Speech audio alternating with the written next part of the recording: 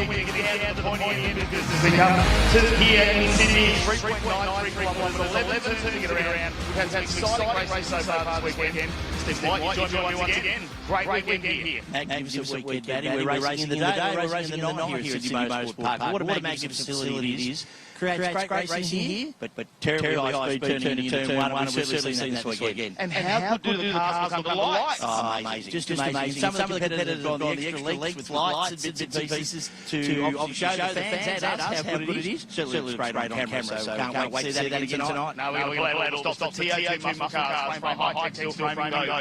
We know that Mark couldn't make this weekend. We put Jordan Cox back in the car, who made an appearance in Darwin. How impressed was he in qualifying? Well, I don't know you can make an improvement on Mark Crutcher, as we spoke about, but Jordan Cox, amazing. Just gets on with the business, gets in the car and does the job. So fantastic qualifying. But he's obviously followed by our regular guns, so it's all pretty close to the front there. Yeah, we'll wait and see how that unfolds. It was a really tough race last night. We'll have to wait and see how they go. As the sun sets at 6 p.m, because we know the sun is in your eyes as you go down turn number one. So we're going to be right on the cup today, come into dusk. Also, we need to look at the Yellow Express RX8 Cup, where Justin Lewis was really well on the park last round. Now he carried that dominance into qualifying, but he went down the little bit in racing. Yeah, obviously Justin qualified on pole, so his pace there. Got roughed up a little bit in racing there, but I'm sure he's going to be well spiraling and obviously probably choosing another sunglasses, so to speak. But can't wait to see the action with RX8 Cup, and they turn it on every time. Not only that, we've got some Yellow Express cars, so we've got a new safety car. Absolutely, the Yellow Express, a Yaris safety car, brilliant little car, and I'll tell you what, the boys are scrambling over who can drive that safety car. Look, it gets used every time we start the TA2 Race and others, but we probably don't want to see it too much tonight. But again, thank you, Yellow Express, magnificent sponsors of the Hi-Tec Series. Talk about some fast little cars. We've got Legend Cars Australia, supported by Yamaluke. Now, they're over here. Huge deal. We've got like 26 of those going around. Always exciting. We saw the 4 wide at a tight track at Morgan Park. They're almost 5 wide in turn 1. Well, you just keep squeezing, how many can they get across? Turn 1 here, but look, all the twist section over the back of the circuit there, some of the south circuit that it takes, magnificent racing from. And look, they never ever fail to impress the Legend cars. So great effort from Tony and the team there to get a great field this weekend and continue the action across the weekend. And one of the new contenders we kicked off Queensland Raceway round number 3 was the AEST Australian Hyundai Excel Series. Now it's round number 2 here in Sydney. All the names there, Joe Boston's back after a big weekend at Bathurst. Yeah, so he's obviously stepped up, come from the supercar to the Excel this weekend. But a fantastic field there, and obviously Brett Peters, who is the category manager of the Australian Excel Cup, puts together a magnificent package, and those competitors follow the Sydney and obviously on the Colburn in a month's time. Yeah, Tyler Collins, he came into this round leading the championship. Wait to see him very strong when it comes qualifying as well. So that's going to be another fantastic one. The Australian Trans Am rejoined us down here. Now that was a very dominant Queensland field, but we've got a couple of other people who have joined us in Sydney, including the Victorian there, of course, Andy Clipson and the Mustang. Yeah, look, again, the guys come from Australian Trans Am, fantastic story. American muscle for us, right? So we've seen the cars about our past, and if you like TA2's the future, but certainly the Australian Trans Am cars are a bit of a salute to the past with modern technology. Fantastic racing with those guys, and some great names in there too. It's not all we've got, of course, with the Australian SuperTT Championship as well, and Stock Cars Australia. Yeah, Stock Cars Australia had a bit of a rebirth over the journey the last year, and had a chance to roll around the NASCAR Thunderdome down there at Colburn Park, so very exciting for those guys. Australian SuperTT, what can you say? You've got a bit of everything in there. Fantastic racing. Michael Ricketts, who gives us the big cars there in that fantastic Polestar, which has the Jordan Cox connection there. But look, some fantastic front runners, Brendan Woods, etc. comes from Victoria. So looking forward to a fantastic race with those guys. Mate, enough from us. Let's check out some of the action from yesterday in the TA2 muscle car qualifying. Thank you. It was really good. We had a good day yesterday practicing, and obviously it's the same thing. You don't know where you're going to be when it comes to qualifying. We bolted on some dreams. I'll tell you what, it's busy out there than flying kite for us. So we had a bit of fun. Like to thank my sponsors, BTC, Chapman Ford covering Celso Steel, SOS Recruitment, Carbids, Orbids, and Elvin Group, Sig and Bond.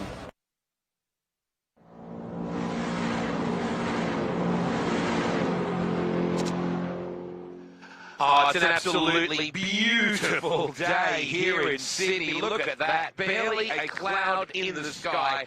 Wade Ornger and Matty Kavanagh joining you for what is going to be a spectacular day for TA2 Muscle Car Series action, framed by Hi-Tec steel framing. We had, of course, our PWR Pole Award for our top 10 shootout last night.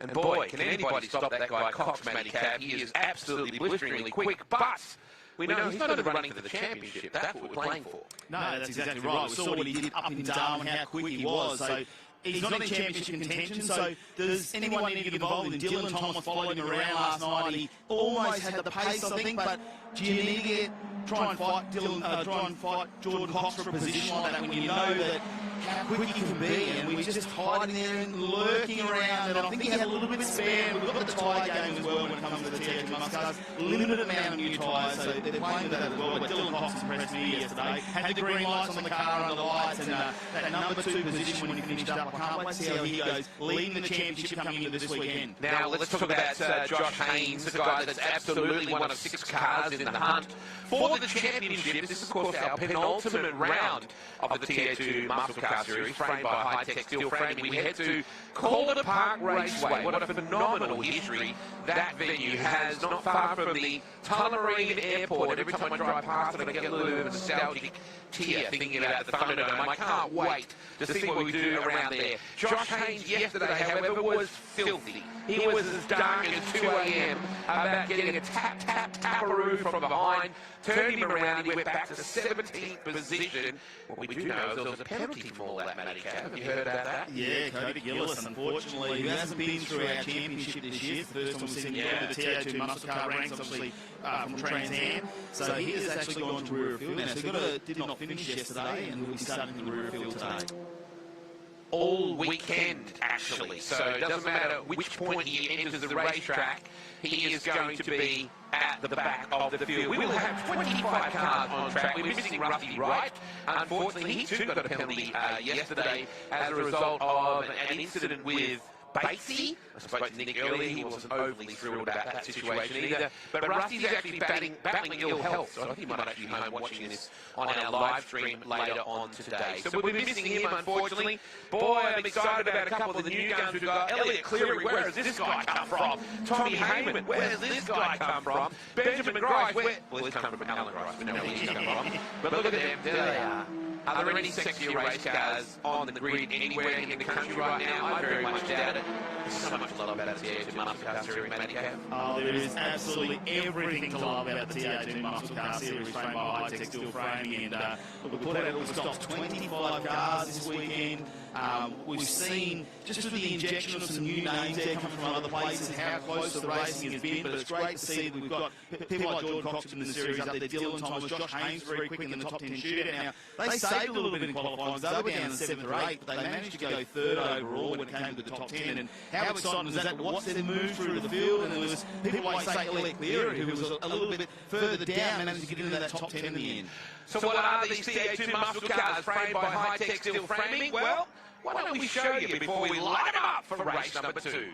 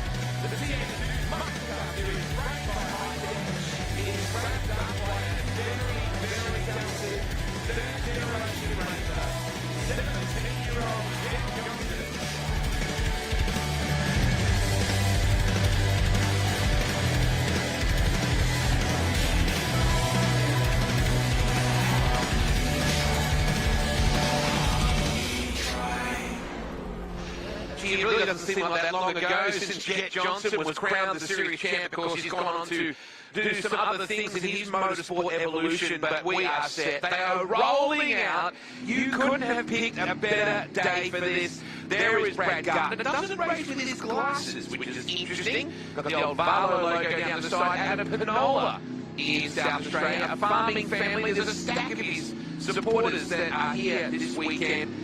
He's a fascinating character. Looks a little bit like the kid you beat up in chemistry, Matty Cab, but he's very witty and he's extremely good on the pedal. So too is that guy we just saw on screen. Matty Cab, there's an enormous field here today. We have, I reckon, there's probably 10 legitimate race winners if somebody can stop Cox. Yeah, and there's probably a couple just outside of that. Zach Lachalpo's done really well this weekend. We saw him with gearbox issues done. We've missed him for a couple of rounds. He's back in the mix there. There is so many of these races, you're right. Any opportunistic moment they could be in that number one position. We'll have to wait and see though. With Jordan Cox be able to stay in front. Now Heyman, where did he come from? He ended up in third yesterday after those penalties, so he ended up being pushed up in third position, so a good start for him as well. Fourth in the TransAm Series, he knows his way around this form of racing. Let's take a look at your lineup. We'll see Jordan Cox in the Mark Crutcher Development Ford Mustang will be on your pole. Dylan Thomas alongside him. Tommy Heyman lines up as a 3. Ellen Cleary in the Racing Academy entry out of 4. Benny Rice and Jackson Rice out of 5 and 6. Carl Gertman and Josh Haynes. A couple of series protagonists right there with Brad Gardner and Zach Lachalpo. That is your first 10. And again, back to Graham checking the AEST Motorsport 11. Matty McKeldin and the Kubota Mustang is back out. Michael Cooler right behind him in the Velcro Mustang. Akamaro, sorry. Chris Formosa and the All-Go. Happy to have him back. The general leader, the big bright orange. Greg King, then it is Anthony 10K and 16. And it's Nick Bates who moved back a lot of position yesterday. Had that incident there. Unfortunately, pushing down the field. Paul Hadley and 18. John Hollinger at 19. We came to a stop in that final race last night. So hopefully they're going to fix Josh Anderson there in 20. Josh Thomas at the TFH Tyre Service. And his dad, Brett, is the main man of Temporary Fence Tyre, TFH. She's making his debut here with us this weekend. Now remember, we don't do a standing start, as it were. The Yellow Express pace car is forming us up. Look at the bright orange entry of Anthony 10K. Now, you mentioned to me last night, we were talking about qualifying Matty Cav, that this is an anniversary for him, and it's not a good one. He ended up with a car underneath him in turn 1 and 2, and basically got the car almost completely airborne. So 10K is back. He said he's been busy with work. He's had crew members that have had their own health journeys. So now he's taking his time. He said, I'm not here to win races. I'm here to have fun racing. So we welcome back Anthony 10K in a car that is bright orange. Now, it's actually the GTXW Surfers Orange colour. It's a colour, and you'll immediately see it to the left. You can just see it weaving to the left of our shot. There's 2 orange cars to the bottom left-hand corner of your screen. Here's the one to the extreme left, and that is a colour scheme. It dates back to 1970. Anthony 10K goes back a little further than that, but that's not the point. A little bit through his youth. Rough Nuts on board too with Jackson Rice. Now, Rough Nuts is actually like a mining and industrial seat cover. So you can imagine they go into heavy earth-moving equipment and stuff like that. Really cool to have Matt Dunlop actually here supporting the 7 car. I wouldn't necessarily call Jackson Rough Nuts, but we can today. We can get away with that. Definitely can today. I also want to welcome Brett Nile, who's come all the way from Western Australia. 3rd in the TA2 Series over there in Western Australia, racing with the Dream Racing Australia team this weekend. Unfortunately, mechanical issues last night, so we saw him come in on the warm-up lap. So we're hoping he's going to push through that field a little bit, because he'll start way down the back today. Yes, he was mentioned as the fact that they call him the King over in the West. I said, I'm not going to call you that, mate. Put you under too much pressure. But he said, call me King of the Outlap. and I thought, you know what, that's got a bit of a ring to it.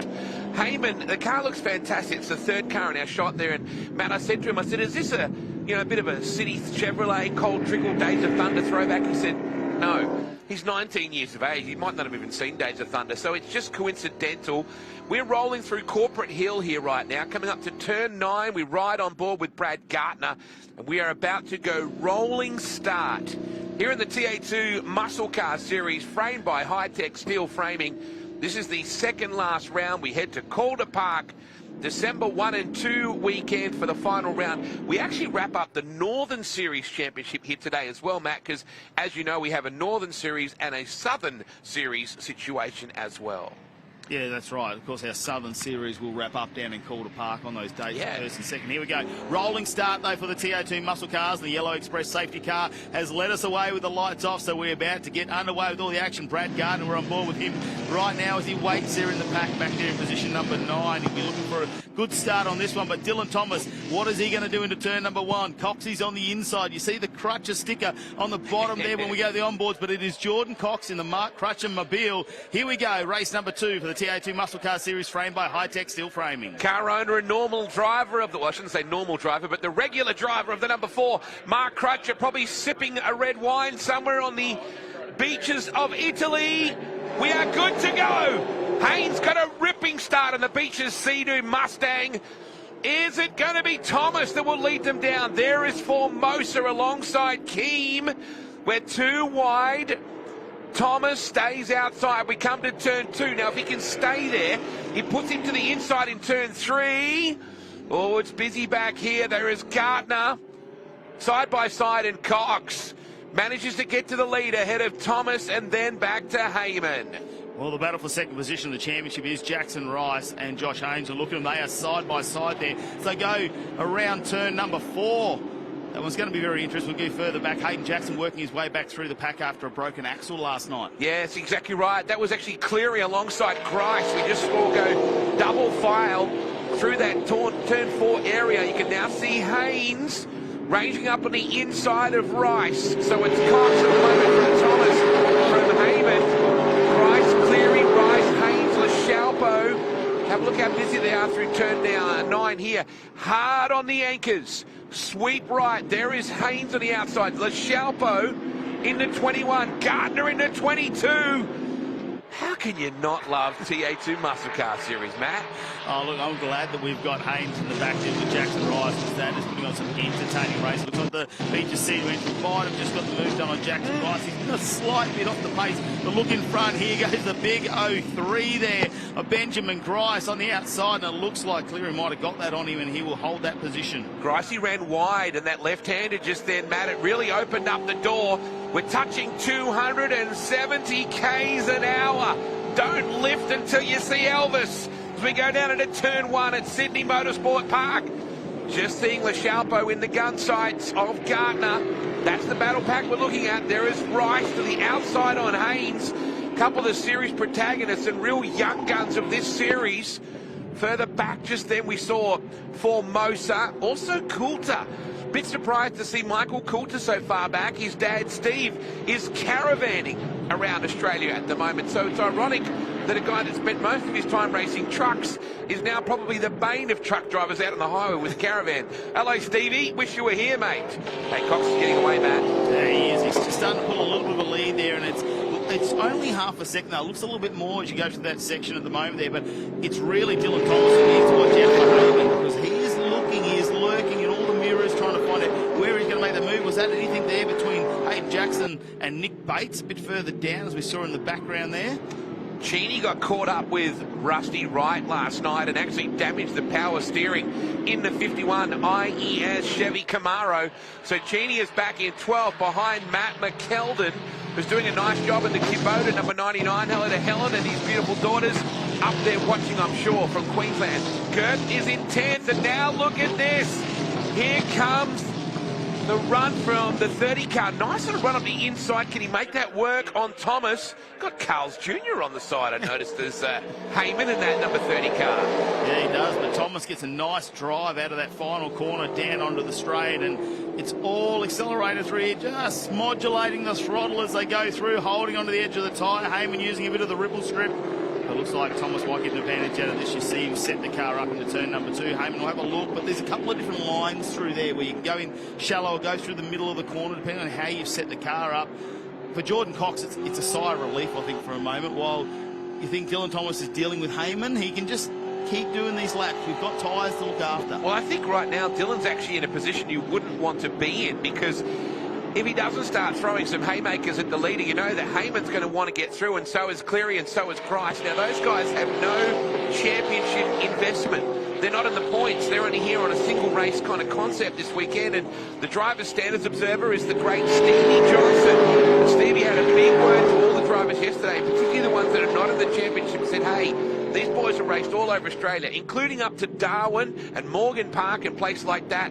Don't screw up their championship by a silly move. And unfortunately, that's what we saw with that penalty being handed out to Cody Gillis yesterday. We'll have a look at this now. It looks like Cleary's going to have to watch out because he's got Ben Grice behind him and Josh Haynes is now on the back. It looks like we've got a three-way battle happening for 4th position behind here, but 2nd position is what we're looking at the moment. Dylan Thomas still holding out Heyman. He's looking for every opportunity he can. He's trying to get this run down the main straight. Maybe he can bump draft him, get right under that rear wing, hold on through turn number 1 and get him on the brakes going to turn number 2. It's where we see a lot of the moves being made. So head down the main straight. Cox still in the lead of this one by just over half a second. Oh, that's close behind too. LaChalpo now starting to make a move on Rice. He's got Gardner right behind him. Nicholas Bates was back in 17th. He's moved up to position 14th now. The Canberran. Wow, pressure is right on. Heyman putting it now. Running very, very wide just then.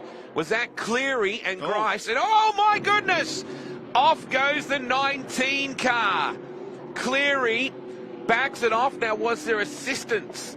The car looped it coming out of turn 2. It's an unusual place unless you really light it up a little too early.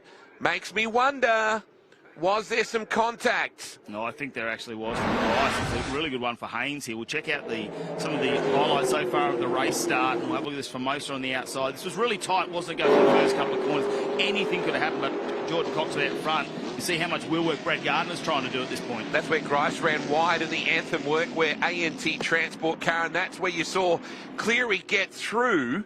Oh, so that's the contact. And you know who benefited from all that? The Beaches Sea-Doo entry, the 37 car of Josh Haynes, who has an enormous support group today, all dressed in their bright white shirts, number 37 shirts. Team McLaren, they have a ton of fans here this weekend. He's got a bit of clear real estate to work in. Makes me wonder whether Benny might be having a chat with Stevie Johnson a little bit later on. LaChalpo is in 8th. Jackson Rice in 7th. Brad Gardner to 9th. Kyle Gerton into position 10. McKeldin, Cheney, Coulter, Bates, Jackson, Thomas, Formosa, Anderson, Keem and Hollinger. Well, I'm actually concerned what's happened to Jackson Rice because LaChalpo and Gardner have got past him. Here we go. The safety car is out. So we've got the GR Yaris now. It's going to zip around and slow these cars down for a moment. So safety car out on the track. It's lap 5 at 12 here for the TA2 muscle cars. So we're approaching the halfway point of this race number 2. And what has caused this, that'll be the interesting part about all this. We have 3 different classes within each race, as you know, Matt. The Pro class for drivers under 50 years of age. We have the Serco Masters class for drivers on the other side of the half-ton. And you've got the Race Tech Seats Rookie class as well for drivers in their first year of TA2 competition. The PWR Pole Award already went to Jordan Cox, $500. Thank you very much. Now, the Bowden's Own Best Presented Award. This is going to be tough to pick, Matt, and you and I don't get to pick it. But I've got to say, the 10K car looks absolutely immaculate. I don't know whether our cameras can get a shot on 10K. I'm trying to work out. He's in 20th right now. Brett Nile in that 19th position, Formosa in 18th. Greg Keem with the great Bobby Holden here with him this weekend. Bob Holden, one of the legends of Australian motorsport. And really cool initiative too. Maureen, who is the wife of Warwick on the Keem team, she's knitting in the pit area at the moment. She's knitting trauma teddies those beautiful little teddy bears that they use for kids to provide them a little bit of just a bit of love and tenderness. She does around 100 a year, does Maureen. And it was good to catch up with Cindy, Greg's lovely wife, a little bit earlier on. So this is the incident. Yeah, well, Benny's going to the naughty box. You know, yeah, Cleary's actually lost a little bit of control there coming out of that corner. He was very loose. It looks like he lit the back wheels up as well. So it's going to be a hard one. I'm sure that's up for our officials to worry about. I'm not sure if I have Alan Grice's phone number in my phone from back in the V8 Ute days, but he'll probably send me a message going, what are you talking about, young man? With an Akubra on. He'll be calling me with an Akubra, but that'll be interesting to see how that actually plays out. There is Cheney, there is Nick Bates, and we might get a shot. The Coulter car is gorgeous too. That's always in the running for Bowden's Own. Best presented. The Thomas car looks mint as well, the temporary fence hire TFH car. There is the 10K car at the very top of your screen, about to come onto the main straightaway. It's got that orange, but it's also got this teal metallic blue right through the car as well. So Coulter, you would think, would be in the mix for Bowden's Own best presenter. Uh-oh. It is the number 2 car. Yeah, Girton. Now, that's not good. The Nouveau entry, the Dream Racing entry. He is always a rocket, that young man. Very, very good race car driver. New to the game, but always extremely quick. So that is devastating for him. We have the Hypercoil Springs hard charge reward. And looking at our results from last night, Matt, I'm not sure that you would necessarily pick anybody at the moment that made wholesale improvements. Well, Brett Niles come out of 24th so far. He's now up to 19th. So he's starting to make the man from the West. It's great to have him over here as part of the TA2 Muscle Car Series. And the plan is to have him here for the Calder Park round as well. So he's going to do a couple of rounds. And hopefully that will lead to maybe a 2024 season with us. Well, we have a Northern Series. We have a Southern Series, as you well know as well. And plus, we have the Western Series as well. They run at the Collie Motorplex and Barbagallo Raceway. And well, it's not actually called Barbagallo Raceway anymore. Wanneroo Raceway as well. So, yeah, there's a lot of action in the West. It's a very popular category. I think there's well over 100 cars, if not more, in Australia in the TA2 Transam format. And they're just a sexy beast. Max Dumsney is here this weekend, the man who provides the Hoosier Racing tyres, the NASCAR and sprint car legend of Australia. And Freddie Baker is here along with his lovely partner Mandy Searle from the All-Star Sprint Car Series. So, Max, as always, arm to the teeth. Speaking of arm to the teeth, Dylan Thomas has the fastest lap right now, 1 minute 36.24. And I was talking to Jordan Cox last night. I said, mate, could you see those bright green headlights? He said, I could just see the teeth. That was the scary bit. Look at all the family. That's actually Josh Haynes' mum standing there with the white shirt on. I thought that was all his support crew. Well, that's only 2 of them. There's about 50, I'm pretty sure, all getting around. You can see them there now. They're spread out throughout the crowd. I love watching. The Caravaner is tuned in. I have no idea whereabouts Steve Coulter is right now, but his guts up in the Caravan watching the call from Huskisson, wherever that is. So there you go. Great calling from you and Matty Cav. Hello to Steve Coulter. I find it funny because that guy raced trucks his whole life and now he's probably driving truck drivers batty with the Caravan. But his son described it this way. He said, he's avoiding being put in an early grave by my mum. He's agreed to go caravanning rather than coming here this weekend. There's the TFH entry of Thomas. His dad, Brett Thomas, raced sprint cars and speed cars as well in Australia and also over in New Zealand. The proprietor of Temporary Fence Hire. Here we go, back after it, lap 6 of 12. Line astern. Oh, boy, did you see then? Was that Hollinger just pulled out of the groove to not run into someone? I think it might have been Cox from Thomas, from Heyman, from Haynes, Grice, LaChalpo. Gardner's up to 7th. Now, where did Brad Gardner start? Out of 9th, so he's moved forward a couple. Haynes has got Grice right in behind him. Oh, Grice was sliding there, wasn't he? Well, there's a fair bit of horsepower. They certainly do lack nothing in terms of horsepower. They sound fantastic. These McLaren Engineering race engines, all the cars are built by Howe Race Engineering in the States. And the formula, there's a door open. Yeah, Heyman's got the door open. So the door is open. It's almost like the Carl's Jr. drive-through right now on the left-hand side. Oh, do you see how the car got unsettled by Gardner then? The hard-charging farmer boy out of Penola in South Australia really slow down. Oh, see how they were squirming under load then. I think that was right. Oh, Formosa. locks up the Allgate number 49. That's a dead end right there. Yeah, probably better to have him there though, nowhere else, as he's managed to get that car off the track. Not quite sure if there's anyone else involved in that one for Formosa, but he's got the family here this weekend too. They're coming down tonight, Yeah, so it's great to see that. Obviously, he's local round here. I love the way he wears his ice hockey jersey, Yeah, with the 49 car on there, with his Super Ute, as well as his TA2. Just looking further back in the order, there is the Rough Nuts heavy duty seat covers, number 7 of Jackson Rice. Guy running very strongly is Heyman out of sort of Charlestown area in Newcastle. Both him and Hayden Jackson are the Hunter Valley representatives. So the door is closed. He probably did it himself, right? Being left-hand driver, probably just leaned over and grabbed it. Thomas closing in the Sensational Kitchens CXC entry. Top 3 have gotten away just a little bit. Oh, here we go. Battle is on now. Jackson Rice taking on Brad Gardner. Side by side here. and they left a little bit of livery on each other last time at Morgan Park Raceway, didn't they, in the final race? So they're all friends. So they've been to the Winton 300 and they actually raced a car together, these two. So they'll be having a bit of friendly fire out there. Man, I think, oh, did you see the crossover then? Can he make it stick? No. I tried some of the jerky, the Mike's beef jerky that Brad Gardner has on the hood of that number 22. I tried the pepper. Oh, really good. The peppered beef, probably the best jerky I think I've ever had. And he works his way through turn 9. Charismatic youngster, Rice tried it on. Cheney and Bates. Now, they're right there as well in this battle. Bates is up to 10th. Now, he started out of, it's a little bit further back than that. He took out of 17th. So he is right in this. Now you got the 111 buying into the argument as well. Josh Anderson, the second of the TFH cars. Yeah, Hayden Jackson, he's another one moving through the field at the moment. They're back up to 13th. So after that, issues there last night with some mechanical issues, they've got the car repaired overnight and brand new parts in it and just walking his way through. Have a listen to these gorgeous hot rods.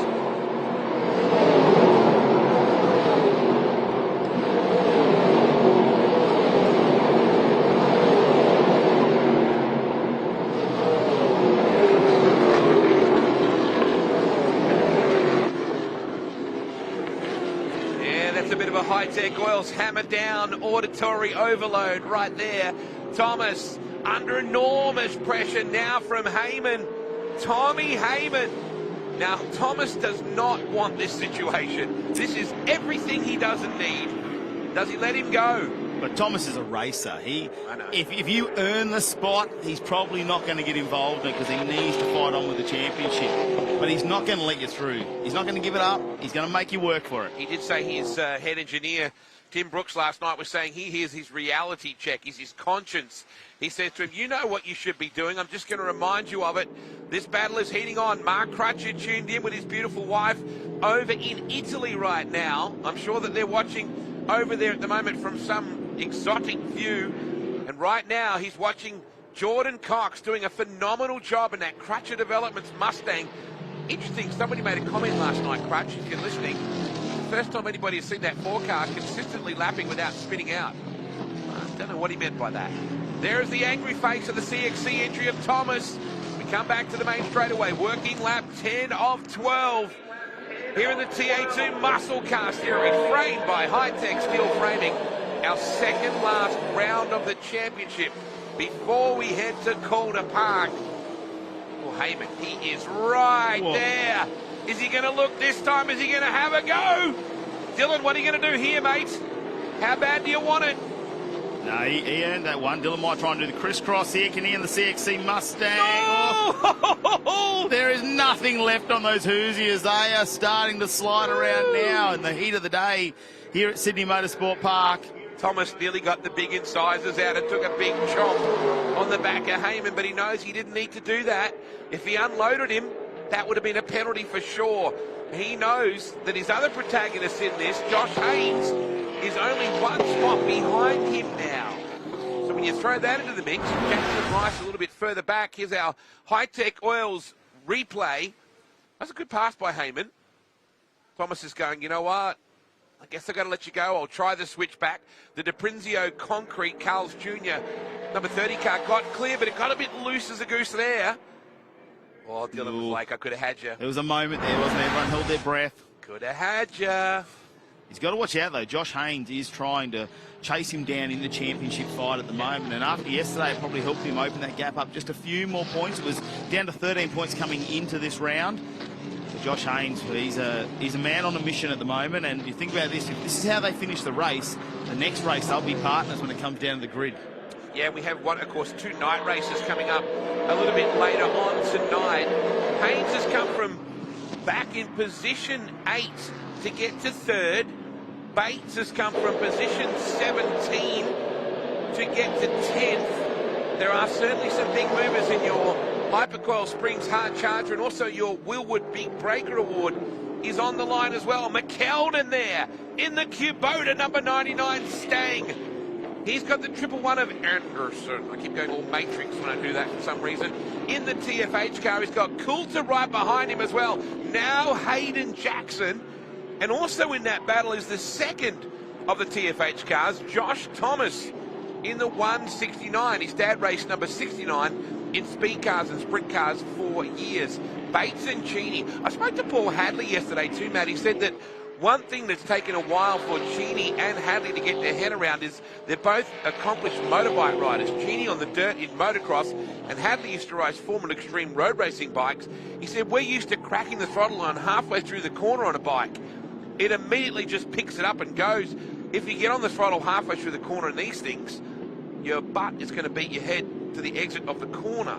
So let's take a look at how they all sit here, Matty. Cox, Heyman, Thomas, Haynes and Grice, your top 5. Yeah, then he goes back to Zach LaCharpo, who's worked his way through the field. Brad Gardner right behind him. Jackson Rice just fighting it out there in 7th, but Graham Cheney and Nick Bates, they have moved into the top 10 now, so that's been a big fight back from them throughout this race number 2 of the TA2 muscle cars. Josh Anderson there in 11th as well. He's just got past Matty McKeldin in that previous lap we saw up on our screen there. Michael Coulter just behind him. Hayden Jackson doing a fantastic job to get the 81 back into some contention there. We'll wait to see how he goes through the next couple of races. We might see him as a top 10 finish for the weekend as well. So there's some really good racing. Brett Niles still back down there in 18th. Pete Robertson in 19th. Back joining us again in the Dodge. We're in the last lap here right now, and the leader is under a bit of duress. Tommy Heyman is coming after him. He's gotten clear of Dylan Thomas. Now, bearing in mind, neither one of these top 2 have any sort of championship to think about. We're on board right now with Cox, and that Crutcher Developments number 4 gets a little loose coming out of that left-hander. Heyman is really putting it to him. Gotta love he can just bang it through the box. The old H pattern. Gotta love that. Heyman is closing in. He's going to run out of time, you would think, as they go over the top of Corporate Hill there. Turn 9. They really get on the anchors. Oh, Cox! It's moving. He is really loading up the Hoosiers right now. Heyman! Heyman is right there. Wow, that thing is squirming like Mark Crutcher in his seat in an Italian restaurant right now. Well, it is very reminiscent of Mark Crutcher driving around the final few laps of most races, isn't it? He hasn't spun. No. Oh, Heyman is coming right at him. This is going to be one heck of a finish. Cox trying to hold on. Crutcher trying to hold on to his Chardonnay. Here we go, the run to the checkered flag. He should hold on. Jordan Cox, well done, but Tom Heyman, Matty Cav.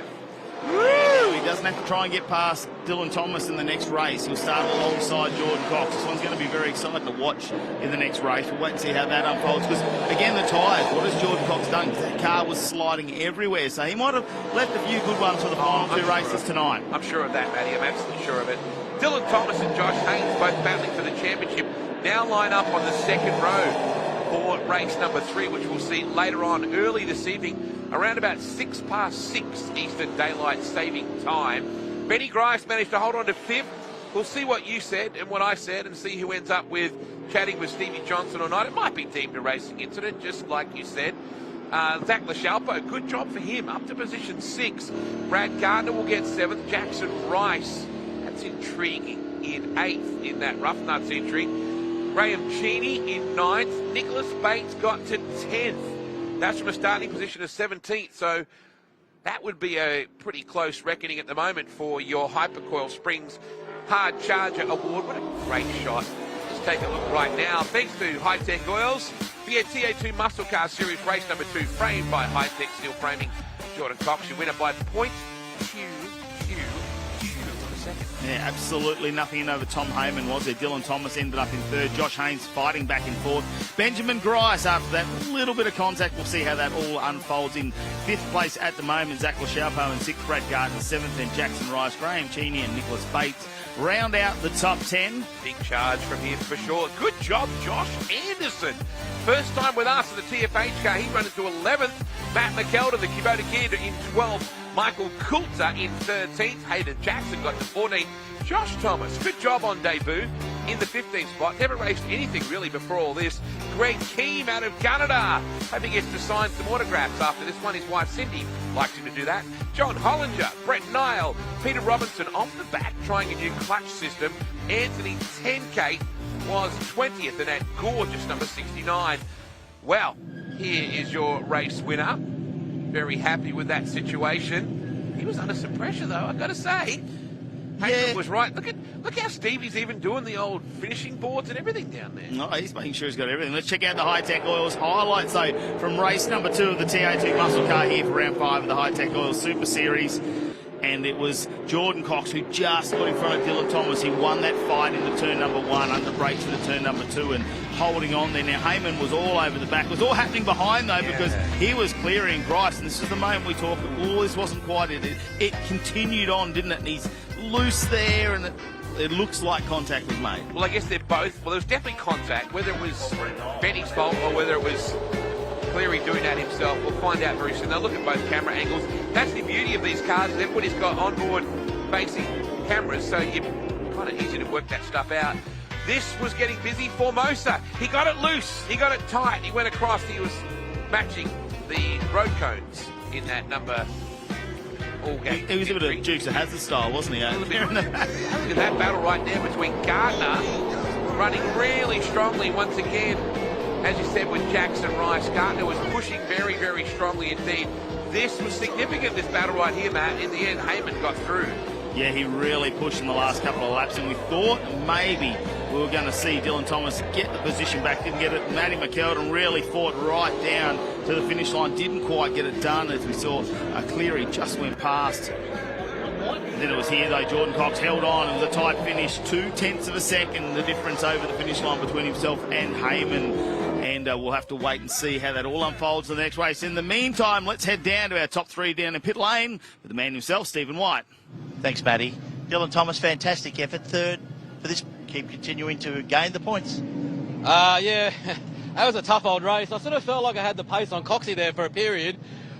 But Tommy was like all over me like a rash. And I'm like, you start defending a little bit, and then Geordie gets away. And then when I defend, I'd hold him up a little bit and I'd get away and I'd go back to Geordie. And it was just a bit on and off, on and off. And then after the safety car restart, I was all over Geordie, and I thought, oh, we could be on for this. And then made a little mistake. Tom got on me, and I was like, and I saw Hainsey drop back a bit, and I went, you know what? Alarm flashing with the heat, the tyres starting to move. I went, look after tyres, 2 more races. Not racing these boys. Would have been a tough old battle to hold Tom back anyway, because he was freaking flying. But yeah, mate, the CXC race team boys have done a great job. You know, Tim Brook Motorsport's done a good job, you know, getting the mentality right, you know. So, mate, we've still got 2 to go, so the job's not done yet. Let's keep working at it. Good on you, Dylan. Well done. Fantastic. Good to see it later on. Tom Heyman, new to this series, but fantastic effort. Well done, mate. Second place. Yeah, it was a great race. Obviously, the car had a lot of pace towards the end, so that's what we're working on. It's bloody hot out there, I tell you, in these cars. But, yeah, no, it was a good race, and could have had some pace for Geordie at the end, but laps ran out. So, yeah, good race. How's your car cope with the heat? Obviously, now that hot race is done. Yeah. Now you go to a bit cooler weather and a bit more pleasant, probably, for the ergonomics of the car. Obviously, looking good for the next race? Yeah, the car's in great condition at the moment, so we've got a good base setup. Obviously, we're back here in 2 weeks. So, yeah, it's really hot out there. The cars are struggling a little bit just on the tyre, but, yeah, we'll work on that and hopefully we can make it faster. Good on you, Tom. Well done. Thank you. See you in the next race. And looking for our winner, Jordan Cox in the Mark Crutcher adorned number 4, but fantastic, Jordan Cox. Well done. Fantastic drive. Yeah, thanks, mate. It was bloody hot out there. So I raced these things in Darwin. I reckon it was hotter here. So anyway, no, it was good. We had to hang on to it towards the end. Tommy Heyman was charging. So, anyway, look, glad to get the win. Thanks to the IEST crew and Crutch again for letting me drive his car. 2 down, 2 more to go. I think he's in Italy. He might stay in Italy a bit longer if you're going to continue to do this. Well, he's made his way to France now, so he's getting around a bit. So everyone told him he's kicked out, so we'll see how that goes when he comes back. Good on you, mate. Well done. Fantastic. Great to see you in the next race. Cool. Thanks, guys. Back to you, Matty. Yeah, great to see Jordan Cox there, and something a little bit different here at the Hi-Tec Oil Super Series. The Yellow Express, well, they've been great supporters so far, and now we're going to have the Yellow Express time test. And something very, very different when you go a GR Yaris, which is very, very quick. We saw one up at Morgan Park, and there's very much similar trim there to racing, taking on the man with a van. It doesn't get much bigger than that, the Volkswagen van, as Jamie McCarthy joins me here. And then the Morris van. That has been brought up immaculately, that van. Okay, They've restored it. What everyone doesn't know is there is actually a mid-mounted twin-turbo LS producing about 1,000 horsepower in that little Morris van. The Lorna May. There's not, I'm just joking. No. But I wish there was. No, look, we had a look at this yesterday, Matt, and it is, I don't know who has restored this thing. It is an absolute credit to whoever's done it, because it's just about every nut and bolt looks like it's brand new or it's polished and refreshened, but it is just a stunning, stunning little motor vehicle. Do not go sideways in it. I'm going to tell you that now. Is that Justin? Oh, I hope it's not. We know how crazy he can be behind an RX8 Cup car. What's he going to do in Lorna May? Well, I don't know. I'm just... He's not short of enthusiasm, is he? I haven't researched the horsepower figures or the straight line speed of a Morris van like that. I'm just... Vintage-wise, it's got to be late 40s, early 50s. I'm gonna say there. There'll be a lot of people correcting me on the coverage now. 26 on the front. Is that when Justin started Yellow Express? I think that's when the Yellow Express was started. It is the man with a van. Not 1926. However, that is definitely a Volkswagen high top, big cube, diesel turbo. I don't know if it's an auto or a 6-speed manual, but the 6-speed manuals go very, very well. My question is, does he have customers' orders on board? Probably. Is this a live test? A whole lot of people in Sydney going, where's my stuff? Yeah. Well, it's currently hot lapping around. I got on the app and I've downloaded it and done an order, but it seems to be going around in circles. Yeah, it's on some motor racing circuit in Western Sydney. Yeah. Yeah, look, these go very, very well. I've driven a few of those, make great camper vans. And, it's... I think Justin does need to do a super van along the lines of the transits and that in Europe that went through Formula One powertrains and that in them, and the new electric one that they debuted at Goodwood, which is genuinely faster than a Formula One car. Yeah, that's absolutely insane. Yeah. I mean, electric motors, we know what they're capable of, but they don't sound good. You don't get the sound out of them. It's not what we're all about. We're about this. Here we go. The GR Yaris, though.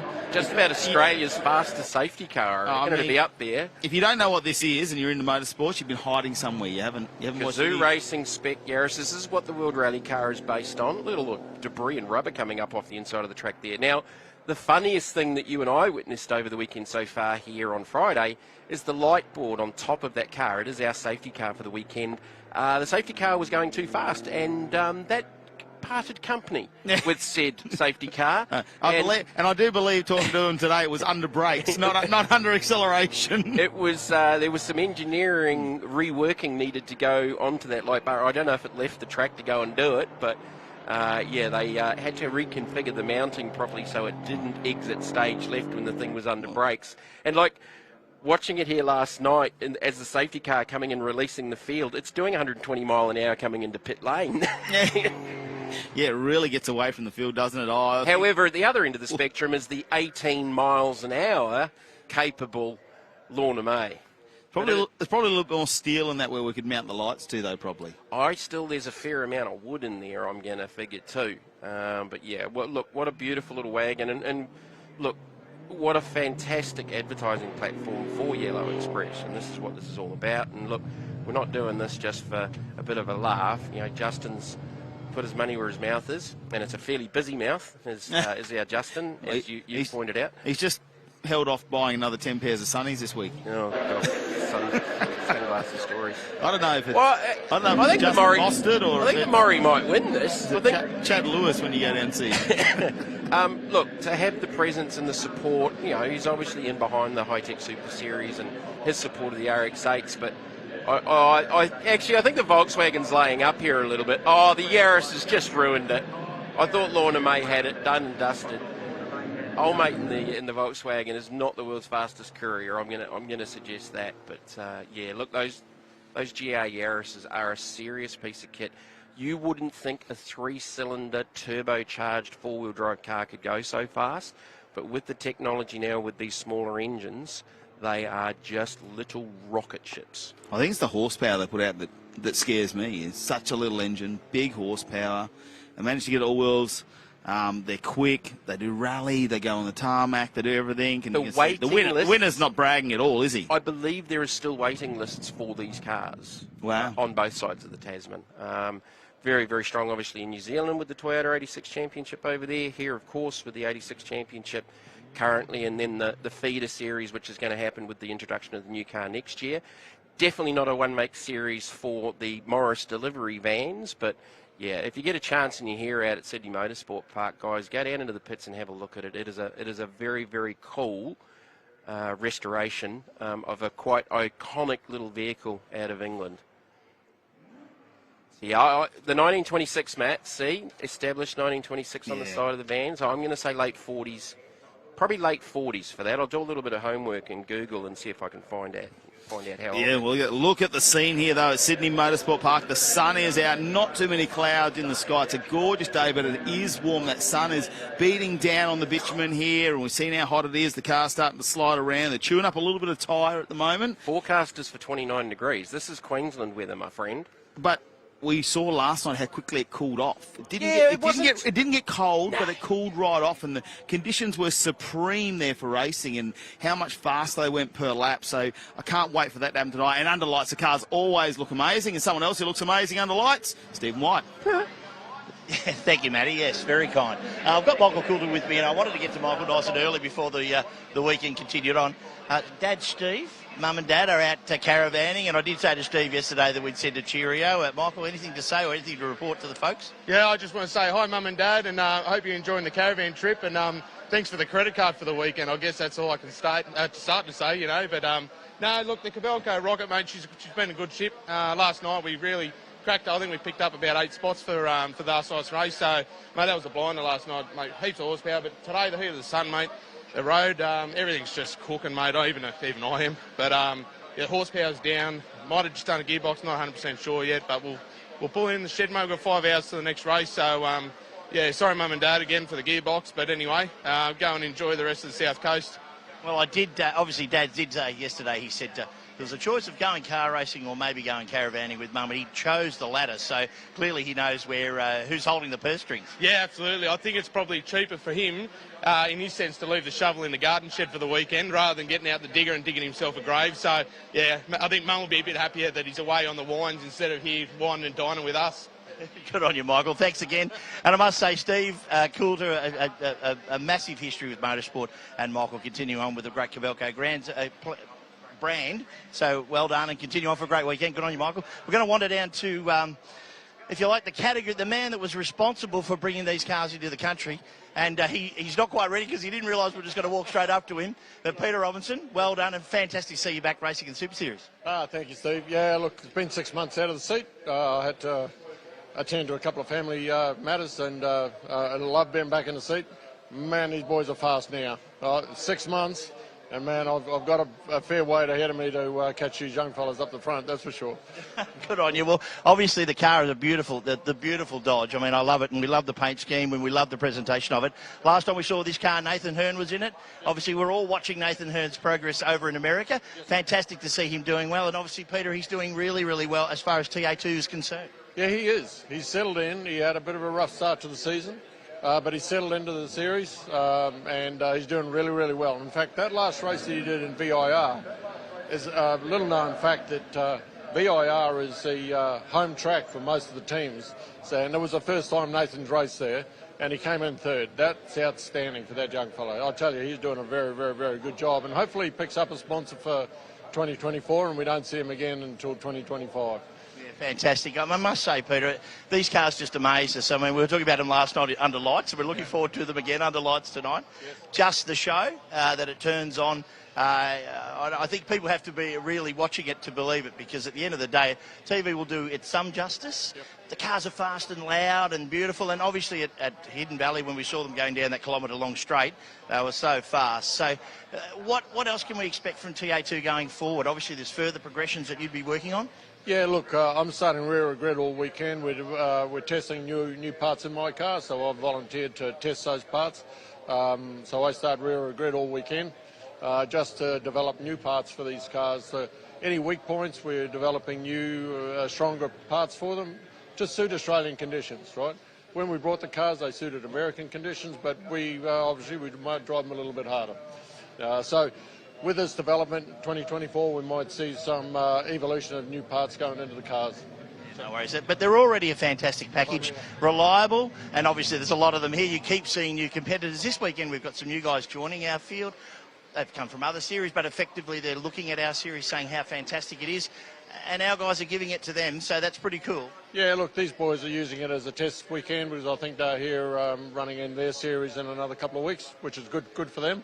That's the beauty of these cars. You can run them in either series. You can double ASA or the other series if you want. There's no pressure. The cars are identical.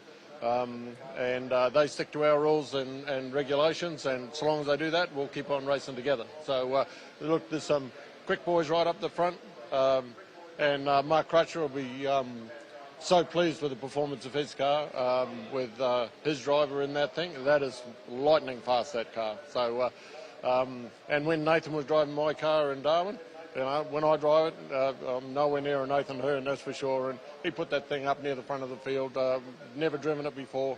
And that's the beauty of the car. They're all the same. It's just how the team set them up, and away you go.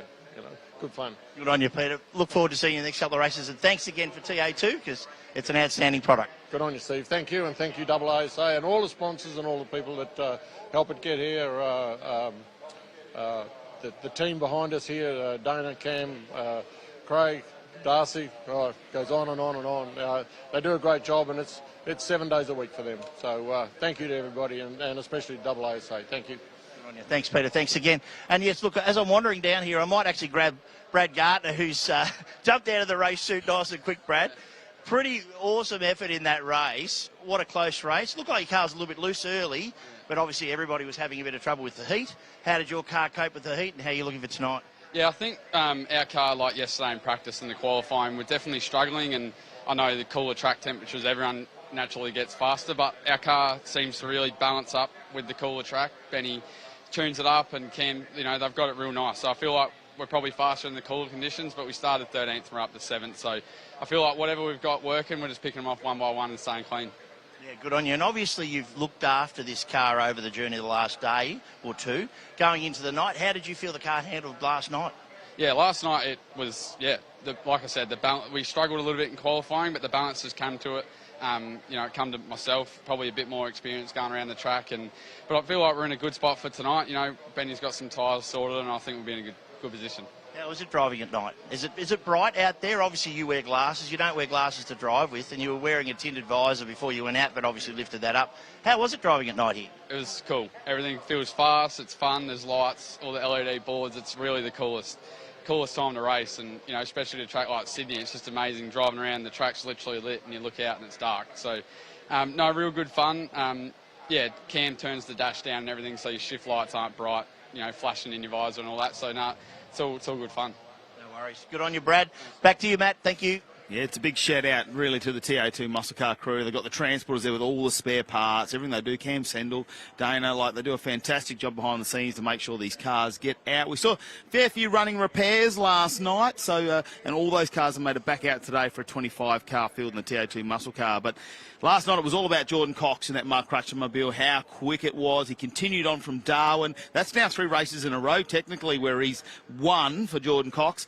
But last night he was our PWR pole position winner, and we'll check that out now and catch up with him last night. Well, the PWR Pole Award here in the penultimate round of the TA2 Muscle Car Series, framed by Hi-Tec Steel Framing at Sydney Motorsport Park, is none other than Jordan Cox, top 10 shootout, impressive to watch, and you've just blitzed the field. Yeah, thanks, mate. Yeah, it was an exciting lap. You know, anytime you do, you've got the whole track to yourself and do a one-lap shootout, it's great. So, yeah, it's funny, the track changes so much because, you know, the temperature and the lack of sun on it, and it probably didn't put us faster than I hoped than quality, but yeah, it was still good enough for P1. So yeah. The biggest question, we all know Mark Crutcher, it's his car that you're driving this weekend. Has he been on the phone to you yet? Mate, non-stop, mate. Like, you know, so we had to hang up on him just before because we had to go do some work. But yeah, no, he's non-stop. He's over in Italy having a good time with his lovely wife Melissa. So yeah, like he's loving life too. Yeah. Hey, great to see you in the number 4. Dana's got the check here from the TA2 Muscle Car Series. Big shake of the hand. Hopefully we'll see you with a few more of those in the future. Yeah, hopefully. Good bar tap to the boys for all their work today.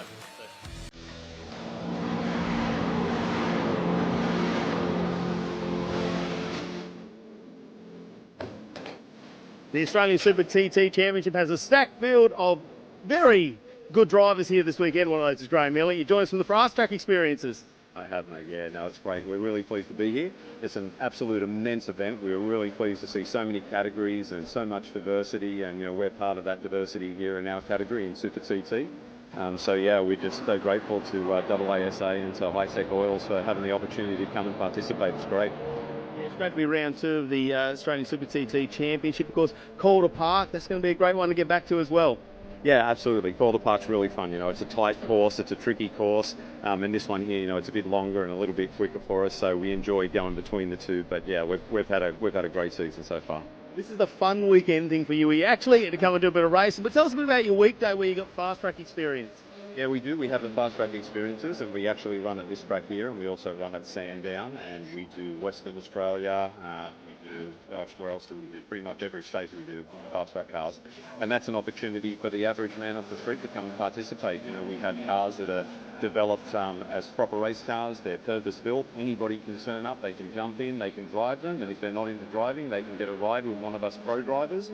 And we haven't seen anyone go away disappointed yet, so it's definitely something to come and have a crack at. The good news this weekend is you're not in the passenger seat. You don't have to hold on to the roll cage. You're in the driver's seat. Good luck. Thank you very much, guys. Thank you. I appreciate it. Thank you.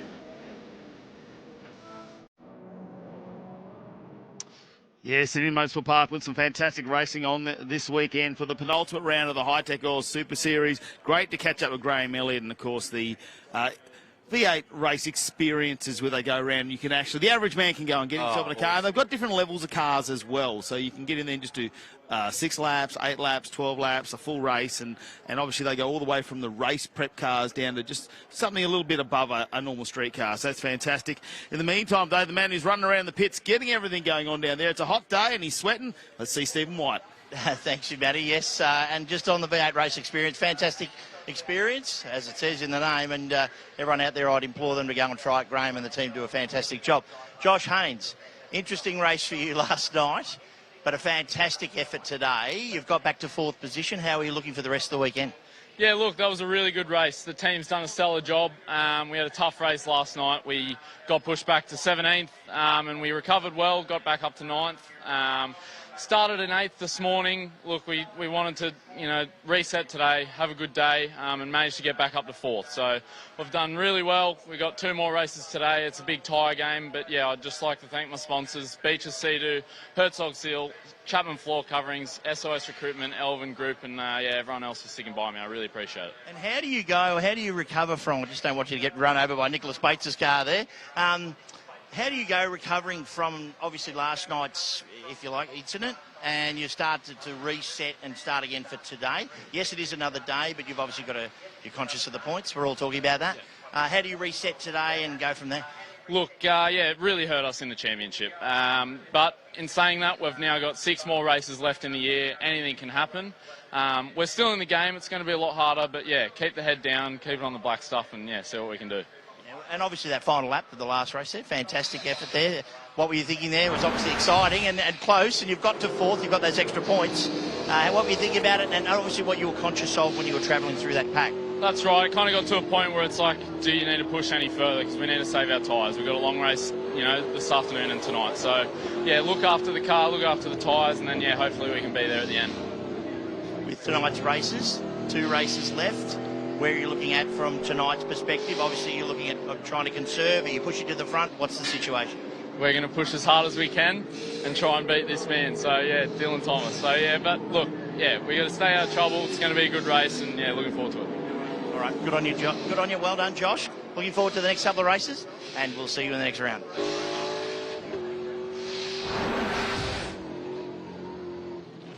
I'll tell you what, some of those onboard shots from the TA2 muscle cars, and they spoke about the tyres there, Josh Haynes, very briefly, and you could see it. Yeah. Towards right at the end of that race, and like Jordan Cox was really, really vulnerable there. He actually lost the front end coming off 7. It had a little snap.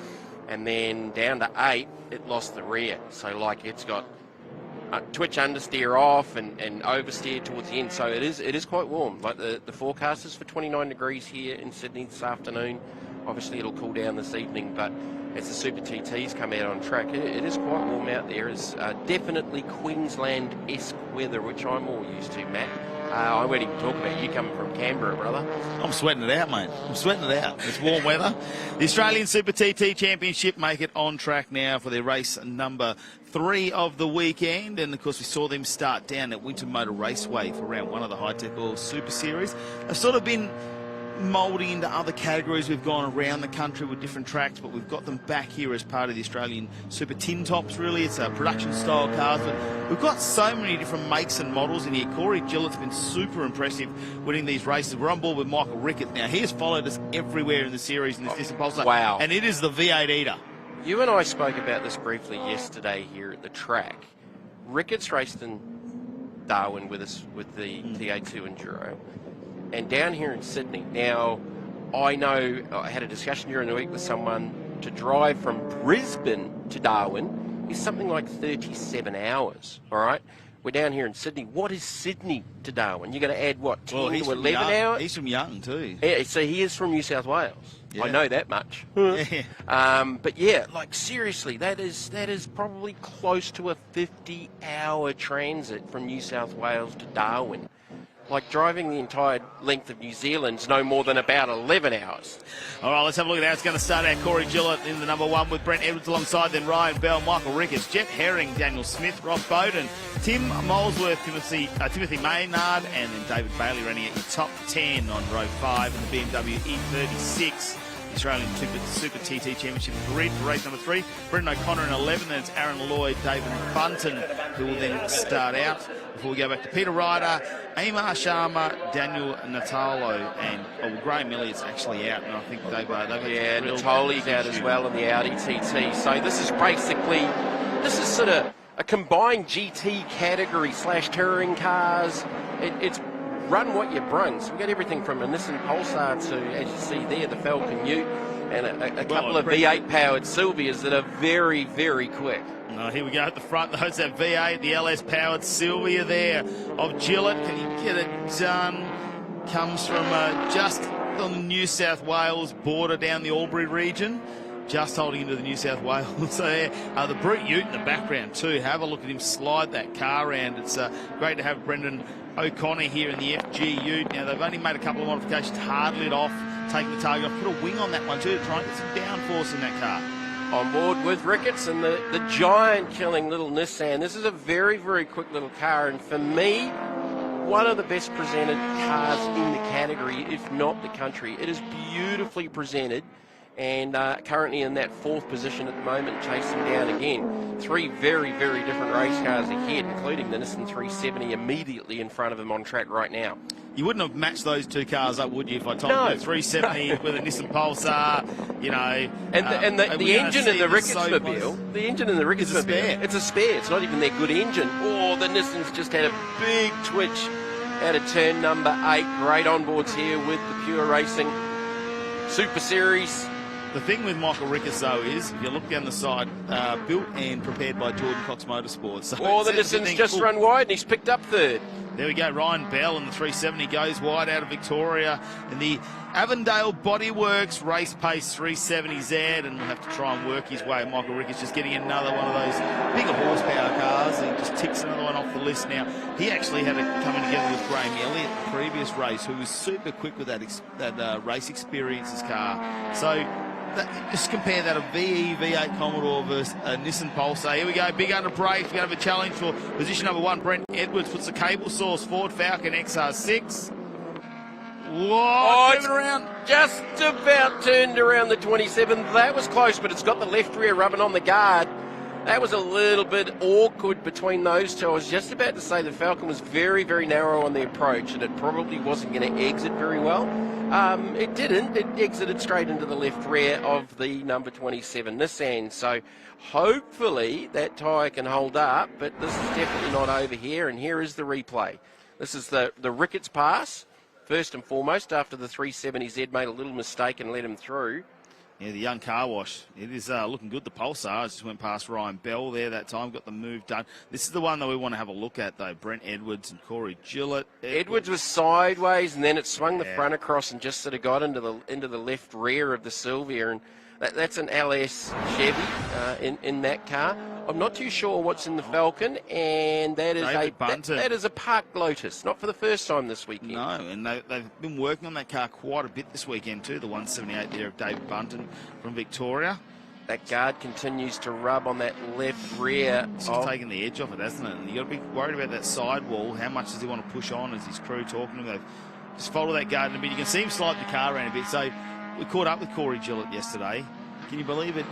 Did a little bit of drifting back in the early days before he became a circuit racer. I'm not surprised, because that style of car, most of them that are still around are probably drift cars with different engine combinations in them as well. So you could tell the moment he opened up the engine bar and go ILS conversion, fair enough, and then you could see the inner guards, the sheet metal work they've done. I'm like, this used to be a drift car. You can tell straight away. So it's good to see him, though. Said he loves the circuit racing, though. A little bit cheaper than drifting for him. So. Well, he won't be going through as many tyres. However, that left rear might be a little bit hurt by the end of this race. The Falcon in second there with Edwards in the 18. Listed here as a Ford Falcon XR6. If that's a 6-cylinder, it's a very, very quick car. But I'm just quietly thinking it may be an 8 as the Yellow Express Yarra safety cars come back out. Now, how many safety cars would be competitive in a category at a racetrack in any given day? We could put this one. It could race in the SuperTT Championship, the Yellow Express safety car. Well, there was a production spec one that dominated until it broke a gearbox. A couple of races. Yeah, that was Morgan the Park Queensland with the production cars. Yeah, cars. Very, very quick. And I spied a cage in this car, so whether this is like a club sport spec or Justin is intending on going production car racing with this car, I'm not 100% sure. I'll let you ask that question, because you'll be down there for half an hour talking to him about it. And 3 sunglass changes. Yeah, probably. All right, so safety car out for SuperTT. Again, just look at the diversity going through the field with BMWs, Falcons, Sylvias, the 370, the Ricketts, Nissan. The 370 managed to get back ahead of now. Was that pass possibly? Maybe if we've gone on a safety car, we've gone back a lap, possibly. May have been around the same time maybe the safety car was called, but we didn't see the shot of the car parked up until not too much afterwards. But needless to say, the 370 has got back ahead of the 41. And then we go back to number 79, Jet Herring and the little Mazda MX-5. That's another little giant killer. That's been a popular little platform around Australia in different categories with improved production. In some states, I think there's still some one-make MX-5 racing around the country. And then you go back to the Brute Ute. Back there, it's not too often that you do see the Utes racing with sedans and sports coupes and things like that, as well as the Lotus is about to be recovered here by our very, very good recovery team here at Eastern Creek. I've got to stop saying that. It is Sydney Motorsport Park. Now, looking at the shot here, Matt, coming down the main straight, what got me when I arrived here yesterday, never having been to the facility before, I've driven past, gone around it, gone to a lot of drag racing events just over the backside of the circuit, never actually got the opportunity to watch racing or commentate here at Sydney Motorsport Park is the elevation change Yes. from one side of the circuit to the other. But even that elevation change coming literally down the hill, off turn 11, the final corner, down the main straight, the elevation change here is really, really excessive. And it's very, very cool. You can't see all of the circuit, but you can see the majority of it from the outside of the circuit. I think you've also got this coming out of 2 where they transition into that turn number 3, goes up and over into 4, even 4 to 5. You've really got to get the car right there, and if you get it right and get the flow right with the change in weight as the car loads and unloads, it's a really fun section of the track, but you've got to get it right to stay fast, because then you go uphill again. If you get it wrong, you've got to go uphill again, and you're plucking gears and losing traction and just going backwards through the field. So here's the highlights so far off the race start, and it was the little Lotus that brought out the safety car starting at the tail of the field. We're going too wide. This is the 27 and the 18 going out at 4 position. Fairly early in the deal. It was before they got together on board here with Ricketts. Oh, he had his hands full there for a moment too. There's the 370 edge exiting stage right. Yeah, so there was nothing there. It's not like there was any contact made or anything between the two while we've seen them change position back. There was this contact one here. there though, yeah. That was a little bit different, Brett Edwards and Corey Gillett. It was definitely, it was just, again, probably more awkward more than anything, because Edwards had actually got sideways, got out of shape first, and it snapped the front end across and back into the car. Yeah, we're going to have to wait and see how this goes. Still in the safety car conditions at the moment. In the meantime, let's head down to Stephen White. Thanks, Matty. I have with us Dylan Thomas's secret weapon here, Timmy Brooks. I actually saw Tim Brooks. I saw him with the blue pen. I thought he was signing autographs, but he's actually doing some work on one of Dylan's tyres here. So if you perhaps tell us what you're up to here, Tim? Yeah, no dramas. So I'm actually working harder than what I normally do when I'm driving. But I don't know what the go is to that there, but just measuring the tread depths. So tyres are key in this category. Try to make the tyres last to the 15 lapper at the end here is obviously what we're looking at doing. So measure the tread depths, try and put your best tyres spread around the car at the spots that you want them to be the best, and driver does the rest, and happy days. Good on you. Thanks, Tim. I thought I just saw that happen. I thought back to racing, guys. Thank you. Yeah, we'll get back underway. Safety car is in, and it looks like Corey Gillett's going to open up a nice little lead into turn number 1. We're only 4 laps down out of 10. We will get some time certainty as we go through the day if we chew up with these safety cars, so we may see a lap dropped off this one. We'll have to stay in tune with race control to find out if that does change, and it's got to be an XR6 turbo there for Brent Edwards there. If it's listed as a 6, yeah, I mean, a Barra turbo is a very, very quick combination. Oh, he's got overlap here into 2. He's going to get it done this time. Sylvia's trying to stay there on the outside. Oh, again, that little snap just brought the front end across. Gillette maybe got a little issue there with the 27 because he's lost, well, apart from the left rear rub end, but he's just lost like 4 car lengths out of 2 there. So maybe he's mindful and not trying to hurt that left rear tyre, especially on that earlier contact. Especially on the right-hand corners. Yeah, Seeing a lot of that.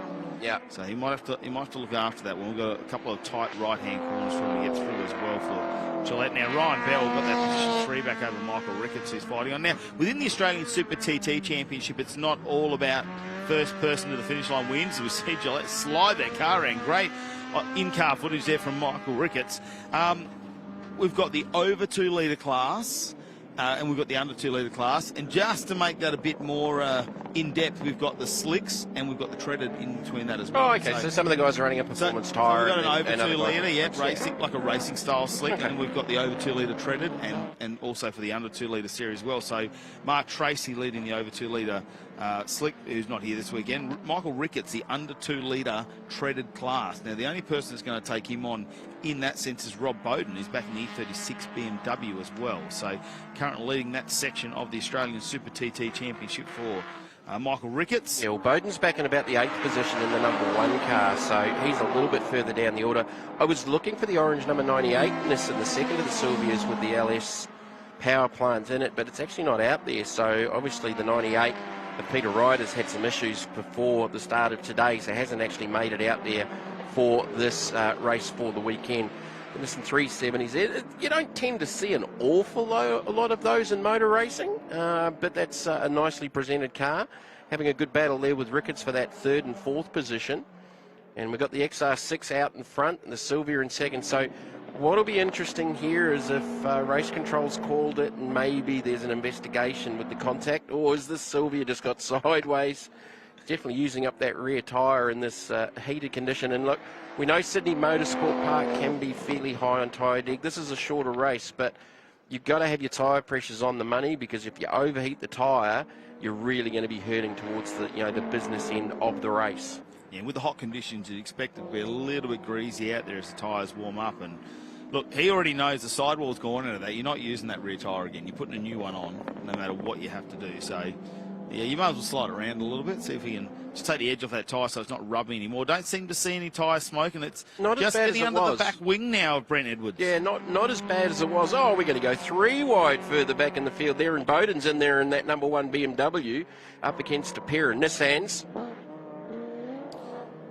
All right, we just had comment from race control. No investigation after that contact. As I said, Matt, I thought it was just probably more on the awkward scale. There wasn't really too much in it, and the Falcon didn't actually gain a position from it. So, okay, no investigation on that one. So it'll be as they cross the line at the end of this one. So there is the number 1 of Bowden in the BMW, battling with another couple of those little Nissans. Yeah, good to see Bowden here. Obviously, this is his home track. Racing in the under 2 litre treaded class as well. And the E36 BMW does a really nice job. Consistent racer. I actually came across him in sim racing during the COVID period. He's very good at that as well. But look at the Pulsars down the main straight. Ricky Bobby team racing with the Nissans, and well, one definitely got around them. Shake and bake, baby. Yeah, a little bit of a bump draft going on there, and poor Pete's going like, where's my BMW buddy? He's a little bit further back there, so who's that in by? I think it's the... Well, it's Molesworth who just went past. Yeah. Maynard has pulled him behind in the number 9 Pulsar. The wheel's off the ground as well. You can see daylight under the rear wheel. It stops turning there for Molesworth. Little bit of smoke out of the left rear of Bowden's BMW there as well. So I think the next one in the queue, the BMW E36 of David Bailey's just off the back of that battle. So this is a pretty good little battle in that midfield, and 3 pretty different race cars, 2 of them similar-ish. Yeah, different lines come through 4 and 5 as well. Some like to tighten it up and really set themselves up for turn 5 and get the run up the hill. And that's where Bowden's done really well this time. He gets a good run as they come through here up to turn number 6. The 401 of Molesworth had a whole heap of exit oversteer. The car just didn't want to get turned front wheel drive, and it was just sledging its way around the corner. Though good exit speed there, they actually might pick off the BMW coming down the hill out of 7. They're going to go side by side. The BMW have the favoured inside line. Can the Nissan live there on the outside? There's that. Oh, that is huge understeer. Massive understeer, and the other Nissans actually had to take avoiding action to stop driving into the side of him. So Bowden's definitely gained an advantage out of that one.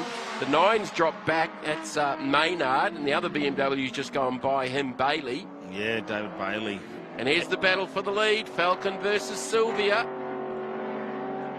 Still says we've got a couple of laps left in this race. As we can see, Gillett now just putting the car in a nice position, tucking it in behind Brent Edwards, who was probably forcing the move a little bit earlier on. He was really getting side to side of Gillett, making sure he knew he was there in both mirrors. Now it's just calmed down a little bit, and Gillett just seems to be getting into the groove. He's been really strong in the first couple of races where he's led out there in the V8 powered Sylvia. I think Edwards qualified a little bit further back, because certainly in the first race here last night he had to drive back through the field and actually got into the 3. The Sylvia, that left rear, it's definitely not smoking as bad as it was earlier on after that initial contact with the Falcon, who continues to lead there out in front and doing a pretty solid job as well. But I don't think the Falcon is the best balanced motor vehicle on the racetrack right now, because it's had a little bit of snap understeer and just skipped the front end across, and it's got on the rear and had a little bit of exit oversteer a couple of times. So a little bit of work to do, but it's certainly not lacking for anything in a straight line. No, definitely not. And I think that tells you it's got a bit of boost on it. That looks like an intercooler at the front of it too, in the front. It's really weird, isn't it, with the Australian Falcon? They detuned the XR6 turbos because they were making more horsepower than the V8 version. So with the aftermarket world, it was so easy to get one like this. Slight modification and make a whole lot of horsepower, and here we go. Gillette's going to have another attempt at getting back in the lead in the final lap and a half of this one. Edwards saw him coming. That is as close to contact, and then the Sylvia got the sideways off the exit. That was close. You sure his toe point didn't get caught on the end? Well, it was pretty close. Just about probably ripped the exhaust tip off. Left a nice red bit of paint across the back bar. I reckon. As I say that, the exhaust is going out the side of the car. Yeah, up at Jamie. Yeah, just about tagged the tow hook off the thing. But look, coming from a drag racing background, both you and I, Matt, you can that some of the horsepower they're starting to get out of those Turbo 6 barrows around the country is ridiculous, to the point the Americans are now interested and exporting engines over to America to run in drag challenge sort of style events. So you're talking up to 2,000 horsepower out of a 6-cylinder turbocharged, locally produced engine here in Australia. And that's not even with a billet block, and they're starting to make billet blocks for them now. Absolutely insane. Let's back up to racing on track, and Daniel Smith, well... I'm glad he's sponsored by Nankang. He's using all of the tyre there at the moment. Well, yeah. Speaking of balance, that has none. That's Brendan O'Connor out of Victoria. So if you're a little pulsar, you look up and all you can see is that big bulge in the bonnet and the wide flares. For a moment there, all you could see was the word Nankang because it was sideways behind him. Oh, as they turn on here, we'll see if he can hold on to this one. He's actually a tyre dealer down there, so obviously gets the Nankangs in and uses that down in Victoria. A little bit of racing, obviously frequenting Winton Motor Raceway. So good to have him up here in Sydney. Last lap, borders out. Can the Sylvia get a run here to 2? Look for the crossover. The Edwards Falcon's going to be pretty narrow, trying to protect. Look for that crossover as the 27 goes in deep. Wipes across. No, he's going to try the outside line this time and come back. It's quite a big radius corner, that one. So the Sylvia's all over the rear bumper. Just a car length in it. LS against, we think, Turbo 6. A little wisp of smoke from the left rear of the Sylvia again with that tyre rub. Oh, look at the two very, very different lines through 4 and 5, and the Sylvia was sideways through the centre of it. The different slides through turns 4 and 5? Yeah. Different lines and different slides. Yeah, it's definitely a 6-cylinder. I just heard the howl then. Oh, a little bit of understeer for the Falcon. It didn't. Oh, it did hurt. It did hurt the exit. Definitely hurt the exit speed.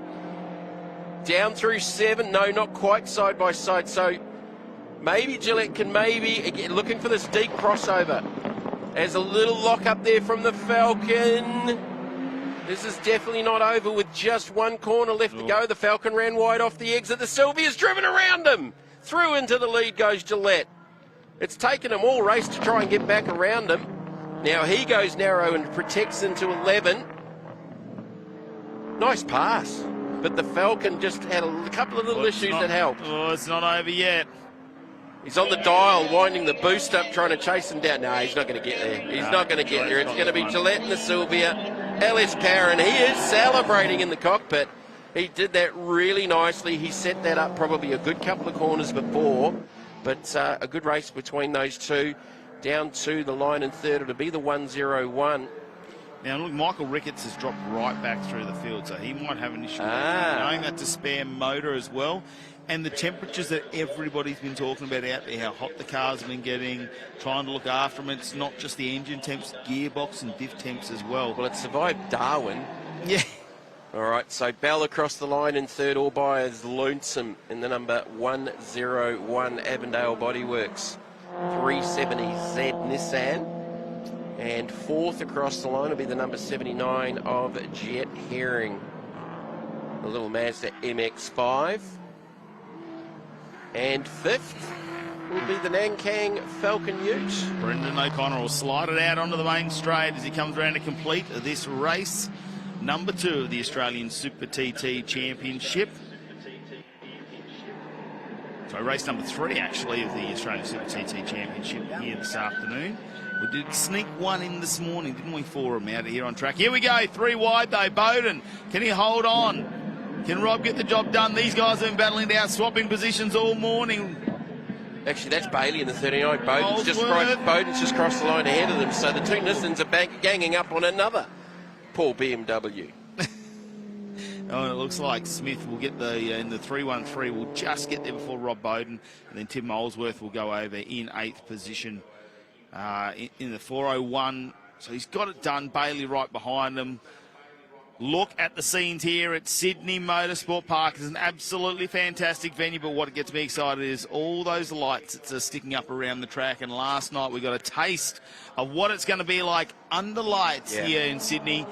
the cars with the liveries are absolutely fantastic. But here it is, the Australian Super TT Championship Race 3 results. Corey Gillett waits till the final lap to get back in the lead on Brent Edwards in the Falcon. That was Ryan Bell in the 370Z before Jet Herring.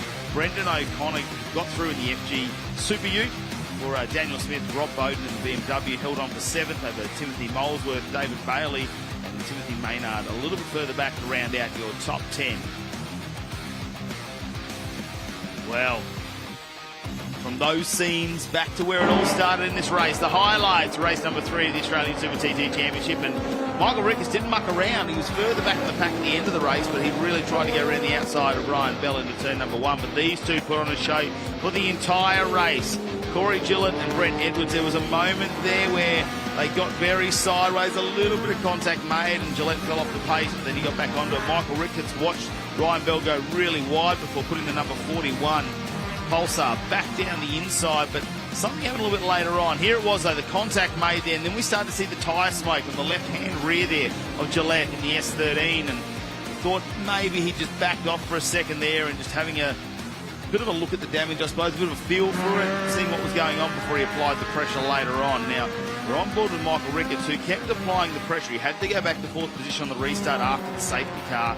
Unfortunately, we did see Dave Bunsen in the Lotus Elise come to the inside and cause that safety car. Some spirited battles through the field with Peter Bowden getting ganged up with a pair of Nissan Pulsars, and that continued down onto the front straight as the two Pulsars decided to draft each other. One got by, and it continued on later. Bowden finally got the better of that battle, and that brought the next of the BMWs to the party in the 39, just in behind them. Yeah, how do you spell understeer? Well, that little Nissan on the outside will give you a pretty good indication of that, because that is about as bad as understeer as you can get. Now, this is the pass for the victory.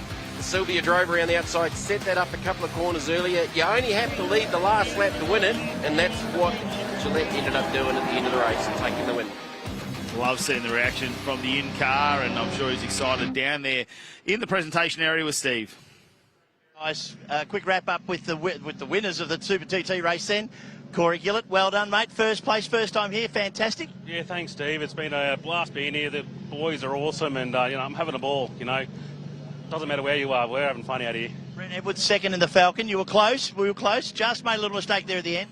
Yeah, going to have to go back to the pits and give myself an uppercut. The cable source Falcon was fast, just made a mistake, missed a gear, and the big fella got past me again. So, and good on you, Ryan. You had a great show to watch.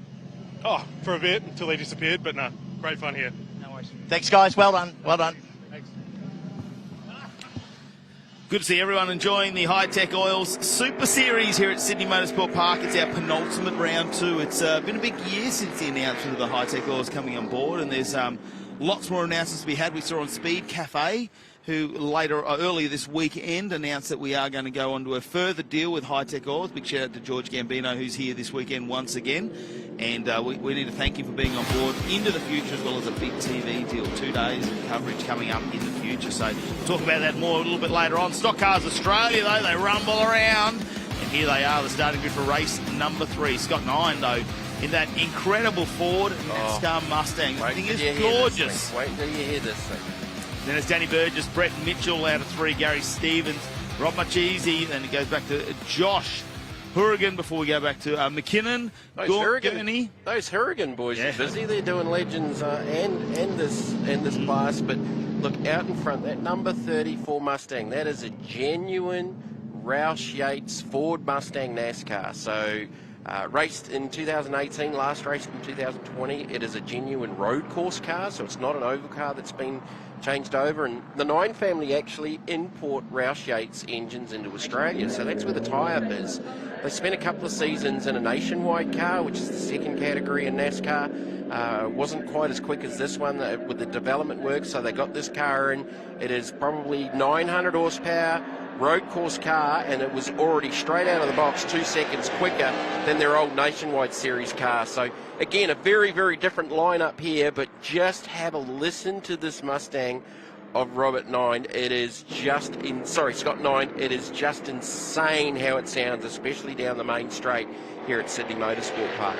Gary Stevens is lurking in that RX7 too. It is they're stock cars really, aren't we? Going back to that era of when they all raced, so it's not all about the big V8 when you've got the RX7 in there as well, but it fits that era, doesn't it, with the big flares? Yeah, that's obviously more out of the sports sedan mould, and you've got the Oz trucks that have been a bit of a mainstay, probably more for me. I saw them up in Queensland racing for a lot of years, and I'm pretty sure that's where Pete Robertson got his start from TA2 Australia as the import of the distributors.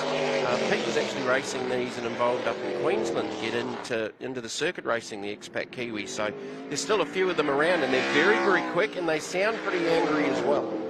They definitely sound angry as we go around. Looks like Scott 9 will be leading this one out, and under lights, that blue just reflects off. It's great to see. It looks like we might get a move done there.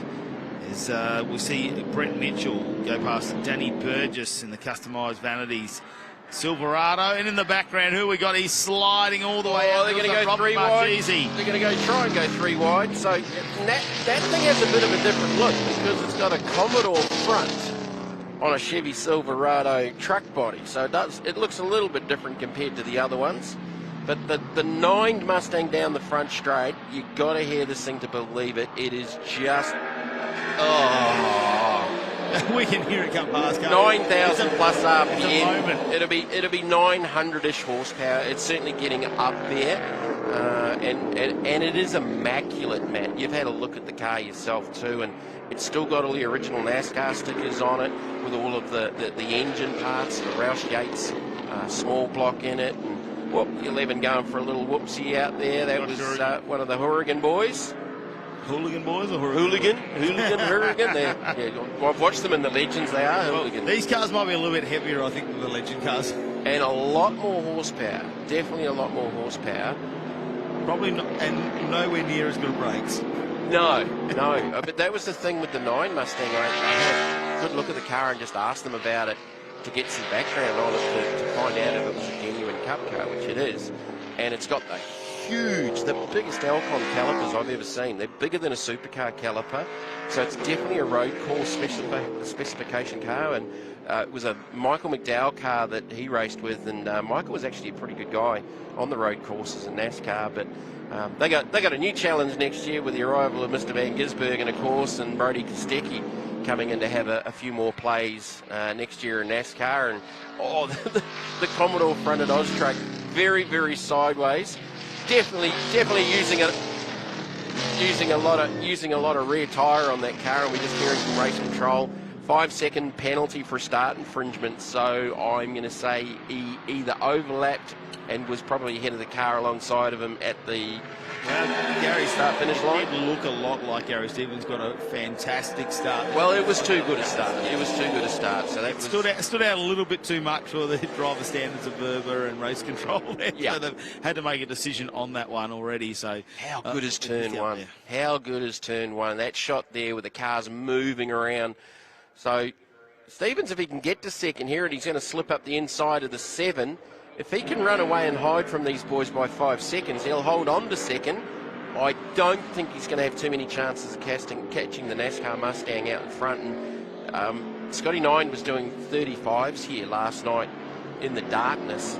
And, it was seriously quick. As I said, straight out of the box, that car's been 2 seconds a lap quicker than their previous car. And it's a pretty good handy relationship to have with the Roush team over in the States to get these cars in. And they're not stupidly expensive. A lot of teams across on both sides of the Tasman have been buying these cars, not necessarily racing them, but taking all the drivetrains out of them and putting them into other cars like central muscle cars and sports sedans and things like that. Quite a cost-effective way of buying an existing package to update your sports sedan or anything like that.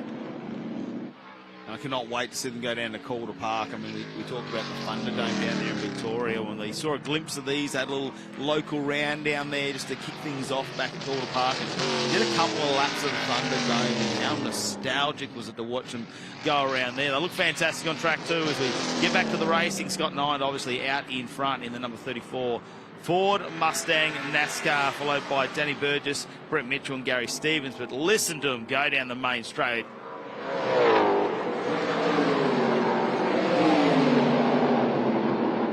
Yeah, that's just cool. That is just cool. And I'm going to say that's the only Commodore-fronted truck in the world.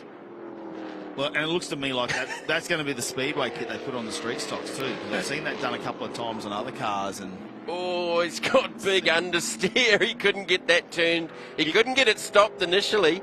And then he's got on the wheel to get the thing turned and gone 1, 2, 3. There it is. It's finally got some grip going. And there's no grip going there. Exit oversteer. So you know you're overusing the rear tyre when it's actually lighting up the rears and you've got tyre smoke coming off the rear of the truck. So, yeah, that is not very well balanced right now, Matt. I don't think that he's out there. part of the Matty Mingo stunt team. No, yeah. Brett Mitchell sliding the car everywhere. Oh, well, look, we're just having fun, get sideways. I'm sort of a little bit further back in the spots here, so let's put on a little bit of a show, shall we? I don't think you're going to wipe the smile off his face after this race. So the 11 of, that's Josh Horrigan in the white Chevy Silverado just in behind the 7.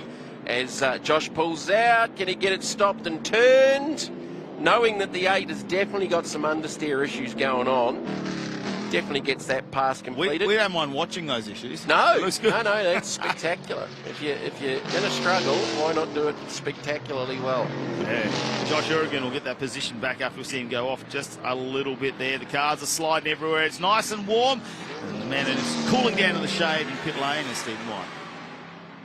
Wanted to grab the, you were talking about the Scott 9 car, the Michael McDowell Mustang out there. What a fantastic car it is. And you're talking about Calder Park. I just wanted to show the speed of some of these cars coming down the main straight here. But that Michael McDowell car, or ex-Michael McDowell car, Roush Fenway car that Scott 9 is piloting is a beautiful piece of work. And yes, I heard you talking about NASCAR and certainly Shane Van Gisbergen, and the whole world seems to be talking about him at the minute. But the fact that we're going to Calder Park next is a really cool thing. And to see these cars in full flight around the Thunderdome in the day was fantastic. But the workmanship on this car here, the Scott 9 car, magnificent. And I think if anyone's here today, you need to go and have a look at it. Well, fantastic. So back to you guys. Just wanted to have a chat.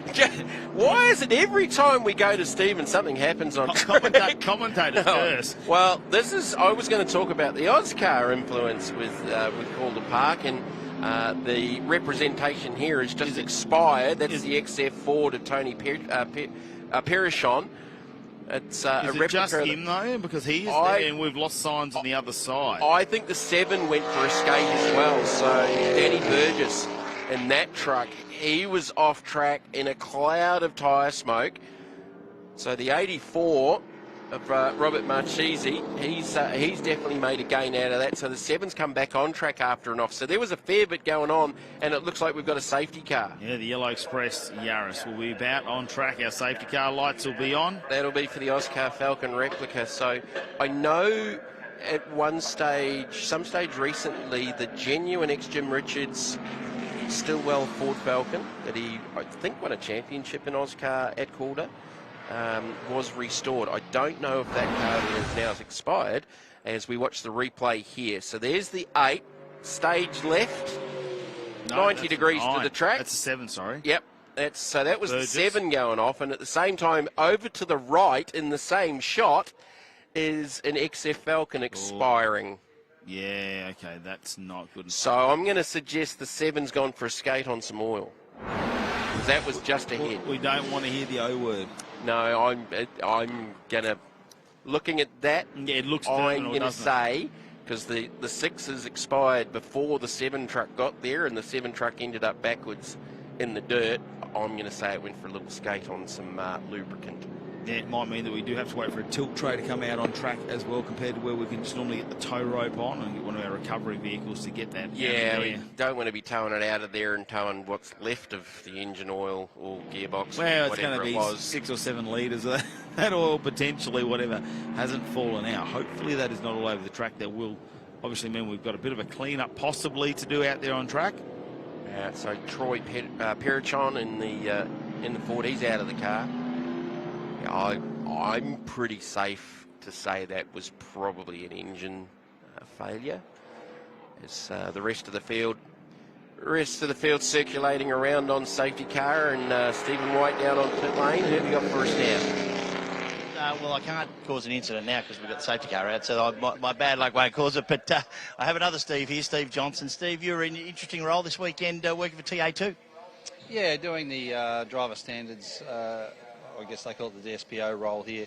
Obviously, Elliot Barber's normally the guy that does it, can't be here this weekend, so just down here filling in for him, making sure that all the rules are abided by and the driving standards are okay. And, there's a couple of things we've had to deal with the last 2 races, but all in all, it's been pretty good. How do you find it on the other side, if you like, of the wall? Obviously, you've been competing, and it does give you a good overview of obviously what you're doing. How do you find that role? It's good. It's probably, for me, it's a relatively easy role because it's stuff that I've done in my past as well, and I understand in that regard, in a racing sense, and what's happening. So I just got to make sure that we stay consistent with the TA2 regulations and what they've been doing all year. Elliot's been doing a great job. To be honest, it's a very unrewarding job. Like you're never really going to have someone that pats you on the back. Everyone's usually always upset with you for giving them penalties. No one wants to get penalties. But we've got to keep the racing fair. We've got to keep the contact part of it fair, so that it doesn't just get worse and worse and worse to the point where people are going out and retaliating for what's happened last race meeting. So all in all, they understand what they need to do and they understand what the rules are. It's just making sure that we all get it. They all make mistakes, and we've all done it in the past. I don't expect an absolutely clean race because people do make mistakes, and it happens in a full professional outfit like supercars. So we just need to make sure that we can nut out all the silly stuff, and then make sure that we can get the racing up the front nice and hard. And rubbing's racing, that's for sure. But we just don't want to obviously see people getting the short back and sides from people that they probably don't deserve.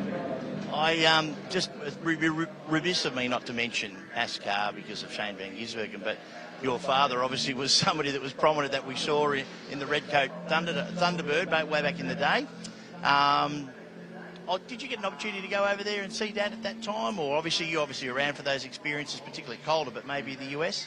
Yeah, absolutely. We went to Calder, watched him there, watched the first NASCAR race that he did there at Calder when a lot of the Americans came out, which was very, very cool. And then he went to America, raced it. Back then it was called Sears Point, which I think is now Infineon or whatever it is now. It's changed about 4 or 5 times, but that was amazing. It was really, really cool. And to watch him, I guess, really show what he could do, especially on a road course, because that was his specialty. He obviously did a few other races since then. He did Watkins Glen, he did Darlington, he was even in Days of Thunder, so it was actually pretty cool, which was actually real footage from one of the races that he did at Daytona. But he said certainly the oval stuff is so different to the road course stuff, and as a driver you rely heavily on, as you do now with these cars, with setup and understanding what they need to do, but the driver can still make a bit of a difference in a road course, whereas on an oval, if you've got an evil car, you're just hanging on for 500 laps. It's obviously relevant now with Shane going overseas and other things, and we look at the TA2 car. It's got some heritage from NASCAR.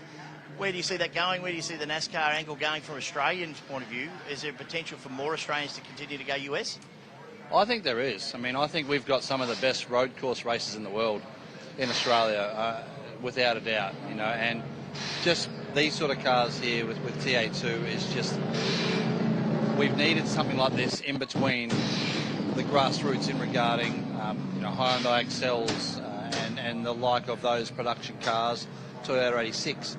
It's very hard to go from that straight to a rear-wheel drive supercar. Even if it's Super 3, they're still basically a supercar. So you've got these cars now which are very good in trim. They haven't got as much horsepower as a supercar, but they're basically the same driving style and rear-wheel drive. No ABS. You've actually got to learn how to race and learn how to drive properly. So very, very cool, and I think it's what we've needed for a long time. Right, Steve, thank you for your time. Back to you guys. Thanks, Steve. I think that was a fairly late call off that restart because I was still watching the safety car lights out and the Mustang just thundered down. Stephen's got a flyer in the little RX7 Sports sedan, and he's actually going to fire it into the lead. Nine's trying to come back at him on the inside. 2 very, very different race cars, and there's a whole heap of different race cars riding behind them. Interesting for him to get that off the start there with the horsepower that we know that Nine's got in their car. But another duck down the inside too. Mitchell looks like he's going to have a look at number 8. That VF Commodore fronted car, but he's sliding all over the place. Yeah, so the safety car didn't really cool the tyre down that much. So, yeah, he's still sliding around. So, that up over the top of the hill, over the back side of the circuit. So, over that side of the circuit is where the drag racing track is. There's some racing over there this weekend as well. It's these Oz trucks. They've had some spirited battles right throughout the weekend, but it's the Mazda out in front, 9 trying to get the big Mustang stopped, and that was just about going to end badly. Josh Hourigan, I thought, was going to be a bit of a pinball effect there, I think, between the 7 and the 8, but managed to pull that one up. We'll wait and see how this goes to the front there, because remembering Gary Stevens carrying that 5-second penalty at the moment after the first restart. Yeah, I'm not too sure about the restart off the safety car either, because he definitely got a flyer. We'll have to wait and see as the 11 and the 7 are side by side out of the final corner. And the 11's using a little bit more racetrack than he probably needed to use. He's just done a little bit of digging there on the outer ripple strip. In fact, it was the 11. It was in there. The Mustang's gone by. Yeah, Stevens, it's just unleashed 900 horsepower. Coming back to the 6 and the Stillwell replica, that is actually the genuine car. It is the genuine rebuild of the Jim Richards car going back from the day. I saw a story on it last year, so it is that car, maybe in need of a new engine. Cut down to 9 laps in this race now with the safety car intervention, so we will lose a lap in this time certain race. So Stock Cars Australia out on their final lap for this race. Number 3 for them this weekend as they slide all over the place. That's what we love about the Oz Utes. Well, not much weight in the back. The wing doesn't do much at low speed when you're going through corners with that much undulation. No. Going a little bit off camber at some points. So 9's got the fastest lap of the race at a 140.35. That was doing 135s in the night conditions here last night in the cooler stuff. And that's only a couple of 3 seconds off what we saw the fastest lap times of the TA2. So look, with 900 horsepower, we know how fast those cars are, but Scott obviously drives it very, very well. Big time sideways under brakes for the 11 of Hourigan, and he manages to get away with it. But yeah, these Oz trucks are definitely hard on the rear tyre. Decent horsepower, probably 600-ish plus I would think minimum. They do sound the part, but they look to be a little bit of a handful around the Sydney Motorsport Park at the moment. As Scott 9 is going to take the victory. And the ex-Michael McDowell, number 34 NASCAR Mustang. Stevens will get second. What's the gap back to third?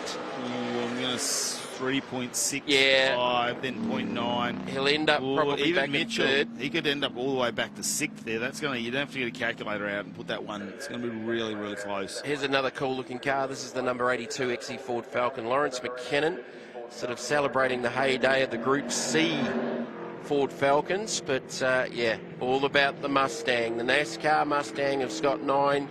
Very cool looking car, and again, if you get an opportunity to have a look at this car close up, it is immaculate, absolutely immaculate.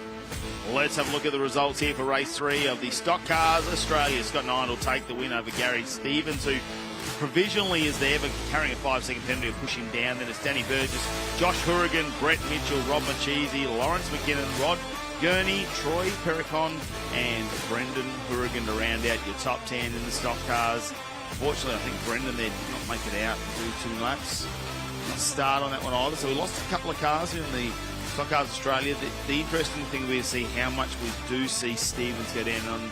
Already looking at it, I think it's going to be 6th position unofficially there. Let's have a look at some of the Hi-Tec Oils highlights here. And 9, well, he left away, and you can see there how quick Stevens was to go in the RX7. It's almost like he was trying to redress that early on in turn 1. That was a little bit odd, that one. I'm just wondering if it was because he was so far out of alignment, maybe.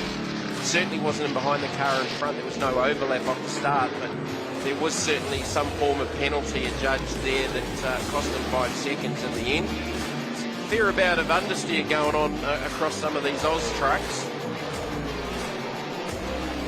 Oh, listen to him go thunder down the front straight here at Sydney Motorsport Park. You can't take anything away, though, from Brett Mitchell. He was putting the show on for the crowd here today sliding the car around everywhere. Hourigan thought he'd have a little bit of a look on the inside. There was a big moment here for the number 7 there of Danny Burgess. We suspect that might be off some oil from Troy Perricon, who had a terminal failure in the XE Falcon. Yeah, that is the genuine XE Richards Oscar. Sadly, looks like it has had a major failure there that brought out the safety car. Stevens got the jump, literally, into turn 1 off the restart and led until the big mighty Mustang went screaming on by, and here was a little moment.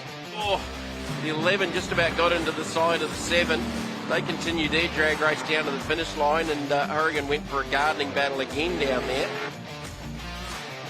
Another moment here, though, you saw Danny Burgess just go around the outside there as Brett Mitchell slid the car out. It's got 9, although that early challenge there from Jerry Stevens at the restart just took him down the straight there. It was never going to be a challenge for the final lap, really. Once you get down there, 900 horsepower, the big RPM, you just start to stretch the legs, don't you? And the big speed it carries going into turn number 1. But something else that looks pretty impressive out on track, and I don't like seeing that dent in the side of Alan Bishop's car either, of the Duster. Yeah, I've missed that. Yeah, just on the left-hand side there as it was coming out, because you really can tell on these beautiful paint jobs on these ones, but it looks like our next cars out are going to be the Australian TransAm, and don't they have a nice field?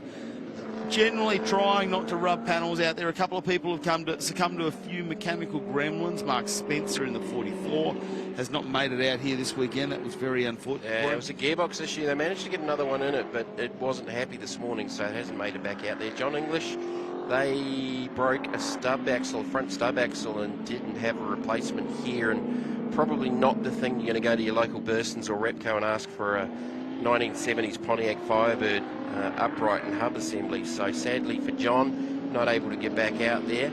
And the Peter Schulte Javelin, which was already sort of one of our favourites this weekend, I believe heard an engine here last night, so unfortunately Pete will not make it out there. So we do have 9 out there. A bit of a spirited battle, I believe, in the second race of the weekend earlier on today between John Prefontaine and the Ian Palmer Firebird. Now, the Palmer Firebird's got some race tape on the right front corner of that car. When I saw it on track earlier on today, it looked like Prefontaine had actually got through to the lead, and Ian Palmer ended up a little bit further back through the field. And then Prefontaine's ended up back through the field, and Sean English took the win in the number 10 Mustang, first car on screen there. So maybe has been a little bit of contact through a couple of the races this weekend. But we look forward to this one. Some beautiful cars out there, Matt. Yeah, the Australian TransAm. Here's how the grid looks for race number 3. Sean English will start with Dean Crossley alongside them. Will be Alan Bishop and Andy Clemson. The Victorian and the Mustang this weekend on row number 2. Trisha Chan will be alongside John Prefontaine. It'll be Gareth Jones and Len Baum. Ian Palmer will round us out there in the final row of the grid with Peter Schulte. Yeah, I don't think Pete's out there for this one. So no. Palmer must have had a drama in... Palmer had a drama. Yeah, didn't do that by choice. Ian must have had an issue definitely in the second race, because he's starting rear of field, and I saw that car leading at one stage. So the beautiful Australian Transams, most of these guys are based out of Queensland. So Sean English is doing a very, very good job. That's a 5-litre car up against the might of some of the 6-litre cars. Alan Bishop in the Duster and behind's definitely a 6-litre car. Look for Ian Palmer to come through this field, and Prefontaine in that white and red number 21 Mustang, as English gets the initial jump down through the inside at turn number 1. The Duster goes through to second. So that Crossley Falcon, have a close look at this car, mate, because it only has 2 doors. Yeah, and 1 quarter window. Yeah. Slightly extended door. So it's quite a rare version. I think it's a South African version of the sort of 1970 Ford Falcon. So it's quite a rare car in its own right. And Dean's been doing a really good job in that car. We haven't seen too much of him this season, but obviously had a pretty good result in the previous race. And this should be a good battle, because Prefontaine's been very, very quick in that 5-litre number 21 Mustang. Sean English has had a couple of wins already this weekend. Sadly, his dad, John, not out there. And look for that orange Firebird of Ian Palmer to work his way forward through this field as well. Bring into account that we've got a 5-litre and a 6-litre class in here, and they go some of the drivers are building other cars out there, aren't they? Because I think, you can take a weight advantage if you only have the 5 litre, and they're still making good horsepower. So a little bit of horsepower difference. Big lock up there from John Prefontaine. Oh, that was 21. massive. That's got to was be massive. hurting. Yeah. It's going to be like having a 50-cent coin, I reckon, on the front of that car now. Yeah, that definitely hurt that Hoosier front tyre. That was a big lock-up from Prefontaine. And look, that car celebrates, going back to the TransAm days in the States with that colour scheme. We saw the Schuldy Javelin out this weekend, not in this race, unfortunately, with an engine damage. That car's replicating the Penske Javelins, the works cars back in TransAm, and obviously we've got Mustangs out there. The Clemson Mustang, that green 75, that car was previously run, I believe, by Brett Curran, who sadly passed away a couple of years ago, long battle with cancer. Brett was very, very competitive in that car up in Queensland with the Transams, and here is this lock-up on replay from Prefontaine. That was carrying a fair amount of track. It went for quite some time, didn't it? The amount of tyre smoke that came off it, and that's got to be not comfortable to drive at the moment, I'd say, with the Hoosier. He'll have a nice big flat spot. Look at Ian Palmer, they're working his way back through the field now behind Dean Crosley, who's in 4th position. So Palmer will try and get the Pontiac down here. Comes over the crest. Yeah, gets that done pretty easily. But that's 6 litre versus 5 litre. Ian's got a brand new Firebird in the build that will contest the 5 litre category. He sees some advantages in a strongly built 5 litre car and the weight advantage. So the 5 litre cars can run a little bit less weight than the 6 litre cars. So they've got a brand new car getting built up. And likewise, Alwyn Bishop in that very unique Plymouth Duster, they're building up a late 60s Barracuda, the big fishbowl rear window version. He's obviously a bit of a Mopar tragic because there ain't too many Plymouth Dusters racing around anywhere in the world, and that's a beautiful looking car as well. As look, all of these cars are just simply sensational. Well, Ian Palmer's going to have a look down the inside of John Prefontaine, and are we going to see the battle back on in this race? It's their 3rd one of the weekend. Yeah, we have only just got started. I'm not too sure who Ian had contact with, but that car's missing the front air dam. That was from the first race with some damage. I saw it go past on track in the 2nd race earlier on this morning with the right front guard flapping around, where you can see that little patch of race tape and the sad face that someone's drawn there with a marker pen. I don't know where that contact was made, but I know he and Prefontaine were having a pretty spirited battle in the previous race for the weekend for Australian Trans Am here at Sydney Motorsport Park. It's unlike Prefontaine to let that pass happen so easily as well. Oh, look, again, this is quite a big, wide-open track, so the 6 litres, I think, will definitely have an advantage. But at the end of the day, all of these guys are mindful they need to try and keep these tyres under the car for the majority of the weekend, or all of the weekend, because they are limited by how many tyres that they are able to use. They're all on the exact same Hoosier tyre, and the cars do move around a bit. They're not running the latest generation supercar shocks or anything. Don't get me wrong, there's some beautiful fabrication that goes into these cars, but they're not stupidly priced. And I love this car, the Ford Cougar of the Mercury Cougar of Len Baum, chasing down the number 66 Mustang of Jones. That car of Len Baum, he's built that himself. It is immaculate. He does his own engines, does his own rear ends, builds his diff centers and everything. He's an electrical contractor in Queensland.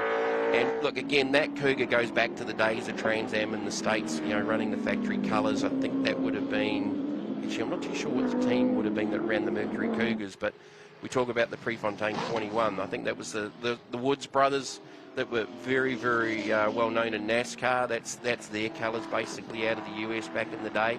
And that is a beautiful little race car as well. And John and his dad Ryan have both got this car going around very, very well over the years.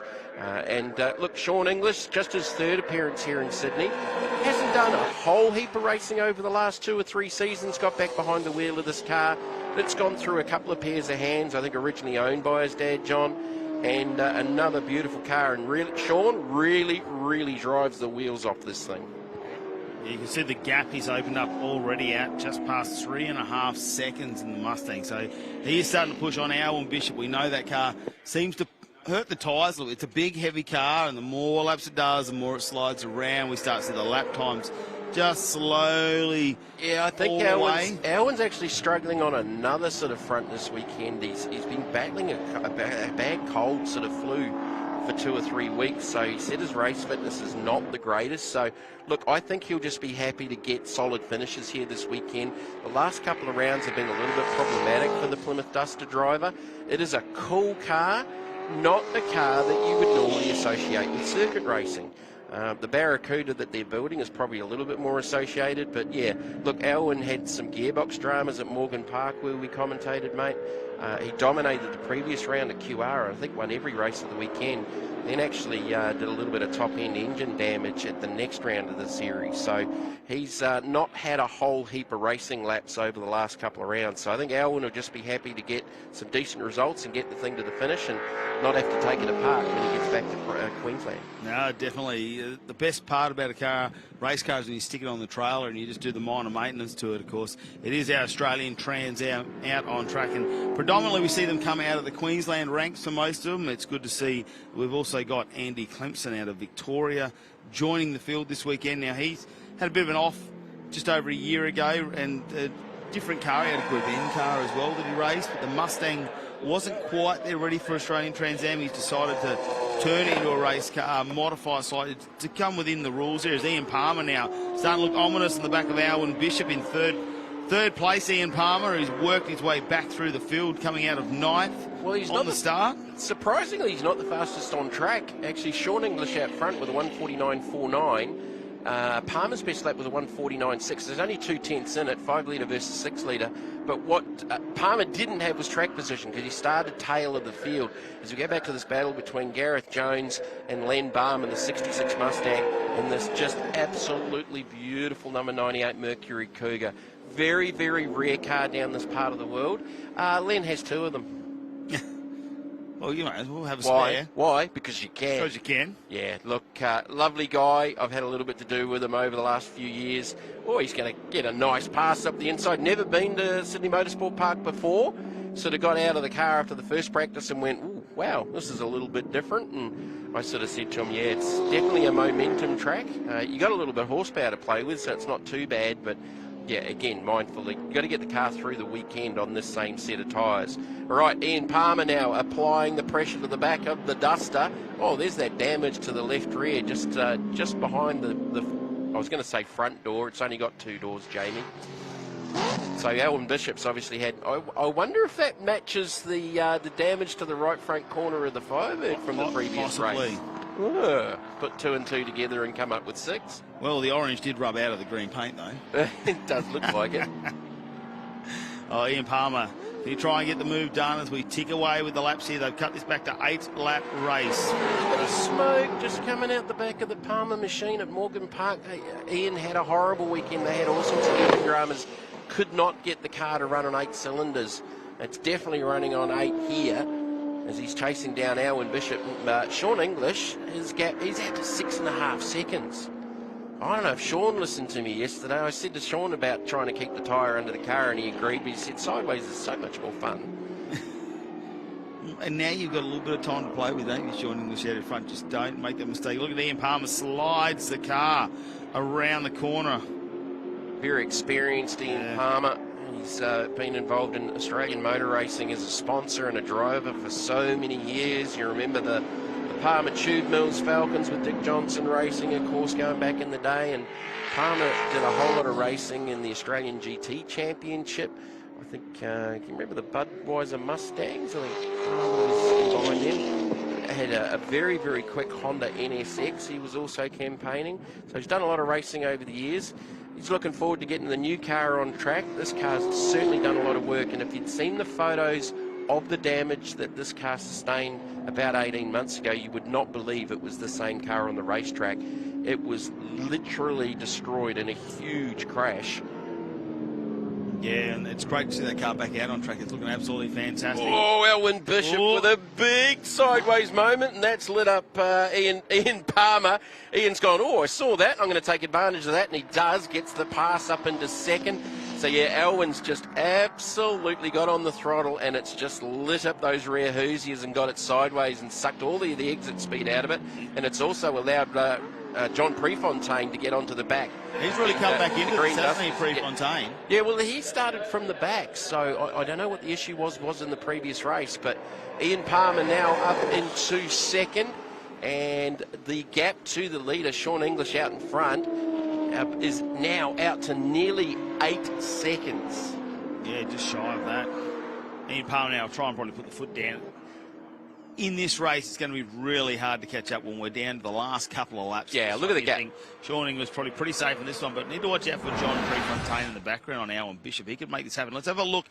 All thanks to Hi-Tec Oars at the replay of this overtake manoeuvre here. Ian Palmer. Alan Bishop slides out the dust. Palmer got a nice sliding. It just kept sliding for an age. Alan's like, come on, straighten up, straighten up. With the weight of that car, it'd be so hard to get back under control. And here comes Uncle Ian and picks his pocket.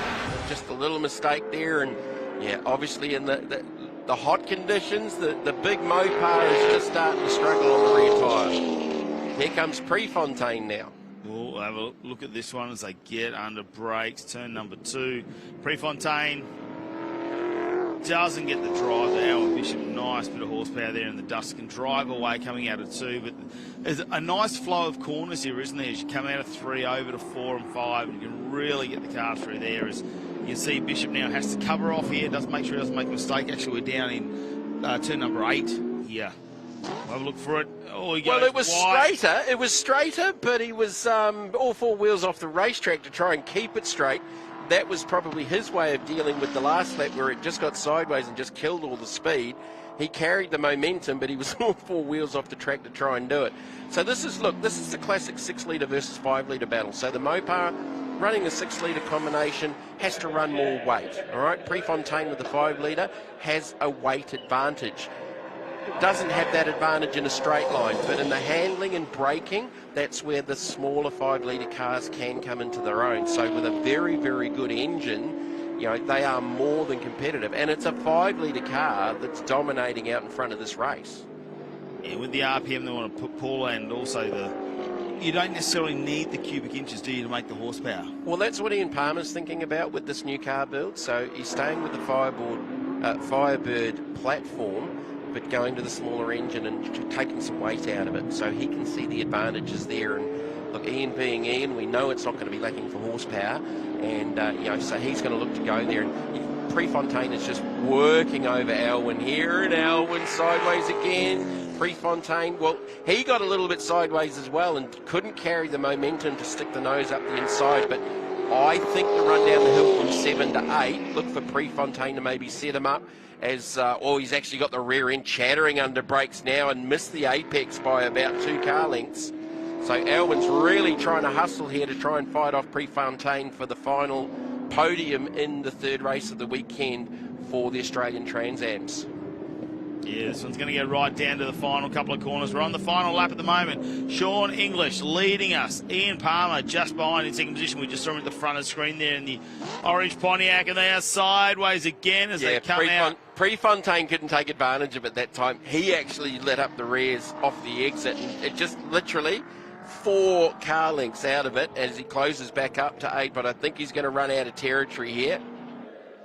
To run onto the main straight to get back to our race leader. Sean English will cross the finish line in position number 1. Ian Palmer worked his way back through the field. The Pontiac ends up in position 2. Alan Bishop looks like he's going to hold on in the Plymouth Duster there for 3rd. And John Prefontaine fighting back in the Mustang to get 4th position. So a couple of drivers having to do a fair bit of work throughout that field to get back into those they'll be feeling it, because there definitely ain't any air conditioning in these cars. Trisha Chant, she's been one of the regulars in the category, the JMC Performance Australian Transam. She's been one of the front runners in 5-litre. She crosses the line now in the 7th position behind Crosley and Clemson in the number 75 Mustang. But Sean English, I'm pretty sure that is 3 wins from 3 starts for the weekend here at Sydney Motorsport Park. Yeah, a good round of racing for him, and we'll be putting the points together here in the Australian TransAm race number 3. Results up there now. Sean English with the win, then Ian Palmer, Alan Bishop, John Prefontaine. It was Dean Crosley who ended up in 5th, with Andy Clemson just behind in that 75 Mustang. Christian Chan in 7th. Len Baum gets over the line in 8th position. It's back to Gareth Jones, and unfortunately Peter Schultz did not get out there and complete any laps for us. He did not start this race, unfortunately for him. So 9 cars left in the Australian Trans-Am here at the Hi-Tec Oils Super Series round number 5, Sydney Motorsport Park. And let's have a look at the highlights, all thanks to Hi-Tec Oils. So Prefontaine was sort of in that midfield. Palmer had to come from the back.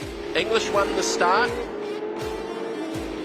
Alan Bishop followed him through, initially by John Prefontaine there, and early on Prefontaine with a big lockup. You thought maybe that's really hurt that left front.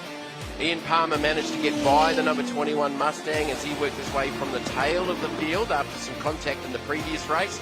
Nice pass here up the inside, the Len Baum Mercury Cougar up the inside of the number 66 Mustang.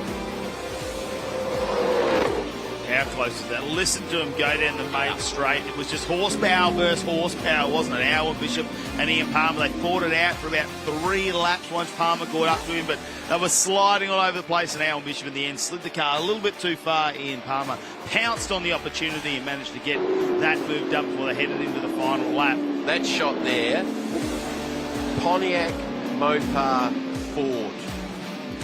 Just says cool. John Prefontaine put a bit of a challenge on in the final few corners, though, of this race. Almost got the drive out of there, but also made a little bit of a mistake there. In the end, that's how they ended up. Sean English, Ian Palmer, Alan Bishop and John Prefontaine very closely behind. You see that little lick of flame. Well, it was coming from the front of the car, actually, that flame under John Prefontaine. So we'll watch this space a little bit closer. In the meantime, let's go down and have a look at our top 3 there with Stephen White. Thanks, mate. Actually, it's not our top 3. I've got our top dozen in here. I'm in with the TA2 drivers where they're doing some camera work, I suppose, with Dewey Jones over there from TA2. And I'm not sure Wade Aunger's over in the corner, and I know he'd have a better eloquent word for this, but what do you call a flock of TA2 drivers? But and remember, it's a G-rated program, guys. So I have closest to me, so the first victim will be Graham Cheney. So, Graham, how are you going this weekend? Yeah, going all right. We had a reasonably good qualifying. Just starting to struggle a bit now, but yeah, we're staying out of trouble, so keep finishing races. How's the tyres going for the next 2 races? It's going to be interesting. The tyre strategies will definitely start coming out in the next couple, but it'd be good to put a couple of new tyres on for sure. The category bosses are over here. We might be able to ask him. So we'll sneak over to the next chair there. Hayden Jackson, who's drawing the short straw because he's next. How you going, mate? You going all right this weekend? Nah, not really. We've had some mechanical issues, but we're climbing our way back. See how we go in the next one. You've got plenty of tyres then if you've had some mechanical issues. Is that a good thing? Or? Yeah, DNS helped us for sure. We're one up on the rest, so hopefully we can make use of it, see how we go. All right, no worries. Good luck for the next race. I do have young Tom Heyman here, who's sitting back in a watching brief. I'm not sure what he's thinking, but great to have you in the series, Tom. You've been doing well so far, and looking forward to the next couple of races. Yeah, it's been a great weekend so far. These guys are awesome to hang out with. It's hopefully we can take it to Jordan up the front, but we've got a couple of tyres left, I think, so it should be a good one. Mate, no worries. And Nicholas Bates, who's looking at me going, oh, God. Yeah, and we're doing the wheels on the bus here, go round and round. So Nicholas been going all right. And the Serco Masters, you be leading the championship there? I think I am. I think I might be. And Rusty's gone home because he's crook, so that probably helps me. And Crutches I feel like I'm dating him here, but anyway, it's either a loving group at TA2. So, yeah, I just got to collect some points, I suppose, and keep going in that and get past Cheney. I've caught him a couple of times so far, but I can't get past him, so I might punt in the next race, possibly. It might help. Well, it's fair enough too. Oh, the car's going well. You were here a couple of weeks ago having trying various things, and obviously at the time you've had a couple of bad runs, but you've obviously had some really good runs this weekend, which is great. Yeah, like I got turned around the first race, which is unfortunate, but the second race was really good. The car's great. Now I'm sort of up probably where I need to be. I just got to try and forge ahead a bit more in the next couple of races and try and look after some tyres to have something at the end.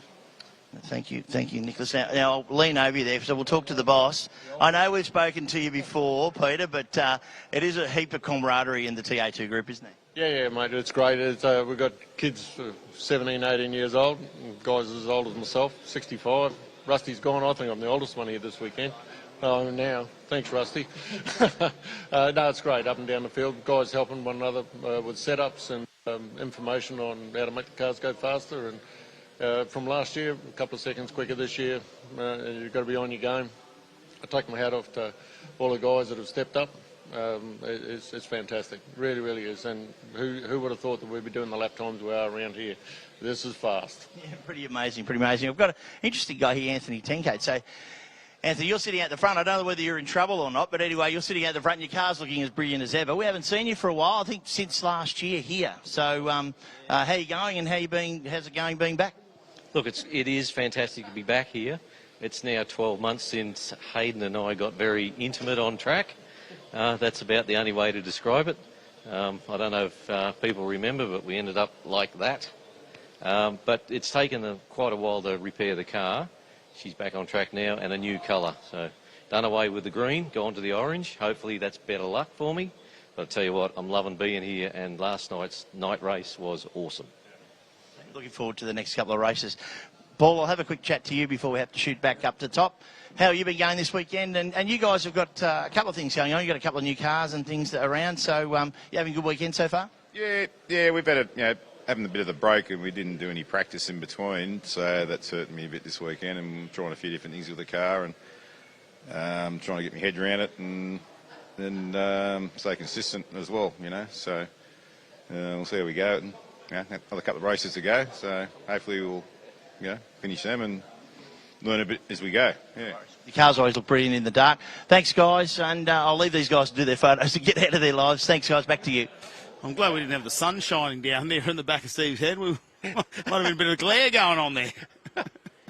He's been busy there doing everything. Have a look at Sydney Motorsport Park. How fantastic. Like, first time you've been here, James. Yeah. It's impressed you. And it's the undulation, isn't it, where you're really commenting and where you can't see, I suppose, from the camera angles. It doesn't really give it justice. No, absolutely. And look, we've got the Australian Excels coming out on track now. Really looking forward to that. They've been super impressive throughout the weekend. And I believe we caught up with Jalen Robotham to have a little chat with him.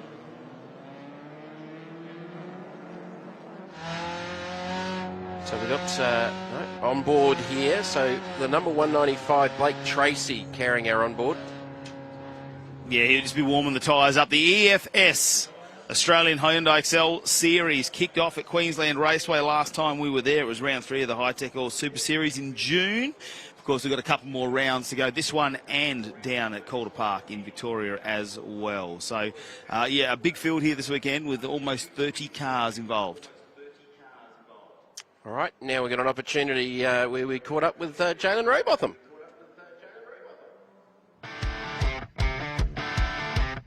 Fresh out some endurance racing at Bathurst, Jalen Robotham joins us for the EFS Australian Hyundai Excel Series here at Sydney Motorsport Park. Welcome, mate. You got a big smile on your face, look like you're having fun out there. Yeah, always fun in the Excel. We had a practice session then, and we're running 3 wide down the straight, bump drafting, all the fun stuff. So, yeah, it's good to be out at SMP. Thanks to B-Pro for having me this weekend, and TPS set the car up. Hopefully, we'll have a good weekend. It's round 2 of the newly formed Australian Series. Obviously, you're up at Queensland Raceway as well. How are you finding the competition so far? Our competition's really good. Yeah, I think I've set second in the championship. It's tight up the front. Like the front pack. We're all very similar pace. It's just who can outsmart the other one and get in front across the finish line. But yeah, we're working hard, trying to get a good car for quality, and hopefully we can put it towards the front. But if not, it'll be fun racing no matter the less. So, yeah. How many wide do you think you can go into turn 1? Let's tell us the truth. Easily 4 or 5, but I don't think all of them are making it through. So it's pretty wide going into one, and then it kind of tightens up through the corner. But yeah, we've run 2 or 3 wide here a couple of times through one, so yeah, it's been pretty fun.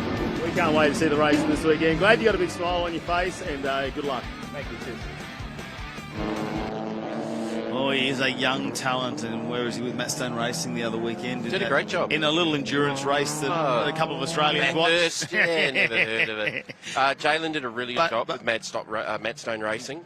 Certainly impressed. It's all about seat time, and it doesn't matter whether it's in a Hyundai Excel or it's in a supercar. Well, you and I have had get out on track. You and I have had this discussion over the weekend as we go on board here with the 195 of Blake Tracy, that Jalen's probably done the most amount of racing of anyone just about in Australia here and over in Malaysia as we go to the grids. Let's have a look at the EFS 4x4 Accessories Australian Excel Series starting grid. Tyler Collins and Jalen Robotham on the front row. Ryan O'Sullivan, Blake Tracy, second row for the third and fourth. And there's Jack Wood, Hugo Simpson, Toby Waghorn from Victoria doing a nice job up there in seventh. George Wood, Jacob Curry from South Australia, and Jackson Faulkner will round out our top 10. We'll go to Harry Tompkins, Joshua Richards, Preston Bruce, Caleb Patterson, Edward Mitchell, Josh Trappett, Liam Hall, Dale Carpenter, Tyler Cheney, and William Wallace. So good to see that Tyler has made it out there as well. Donny Marjovac, and then Trevor Lansdowne will be off the second last row of the grid before we see Marwick rounding out. 23 cars have made it out onto the track. Now, Edward Mitchell, they did an engine change yesterday. They actually are missing a piston in their original engine they made their way down from Queensland with, and they've had to go and purchase another one and put it in the car in the pit area. So they've had a very busy weekend. They were missing a piston? Well, there was a conrod with no piston that didn't come out the sump, so they don't know where that's gone. But Okay, standing start for the Excels. This is the third race of the weekend for the Australian Excel Series, presented by EFS. The first round was up in Queensland. Ironically, I was the driver standards observer for 3 weeks ago, so I've had a little bit to do with some of these guys as we go green, and the racing has been absolutely superb. Even the qualifying session had us biting our nails. Here we go, and look at them, they're going too wide, they're holding onto that turn one, the big left hand there. Who's going to be keen under brakes? Who's going to wait till the very last moment? Robotham pushed to the outside, and that's not where you want to be, as he's now getting overtaken on the inside and dropped a number of places back. Tyler Collins, the 77, came into this round, though, leading the point scores. They go over the ripple strip. That's got to hurt, especially in a race seat, the big bump coming up. Yeah, well, they're not a big car, and a couple of these curbs are pretty big here at Sydney Motorsport Park. So the 2022 defending series champion is Ryan O'Sullivan, the 74. He's right there in the mix in that front part of the field as Robotham's trying to get back into that queue. That'll be Jack Wood to his inside as Robotham runs very, very wide off the exit. They work their way up the hill. Some very well presented cars. That's one of the things I've got out of this weekend as we go back on board with Blake Tracy. In third position, so you're looking at 1 and 2 just in front of him, going through the gears. Oh, look how much wheel work he's having to do. Like, I think, though, we do have a reasonable race on for this one. It's going to be 10 laps, or it's a 30-minute race we've got out there. Half an hour now. That is going to change things up when it comes to the tyres on these cars, and we'll start to see them slide around and understeer a lot more as we go. And so there's a fair bit of time to recover if something doesn't quite go right on that start, as we see the number 12 just drop a wheel there in the background. That is one of the Woods. That's unfortunate. We would want to see him work through that, try and get that. 5-second jump start penalty for car 74.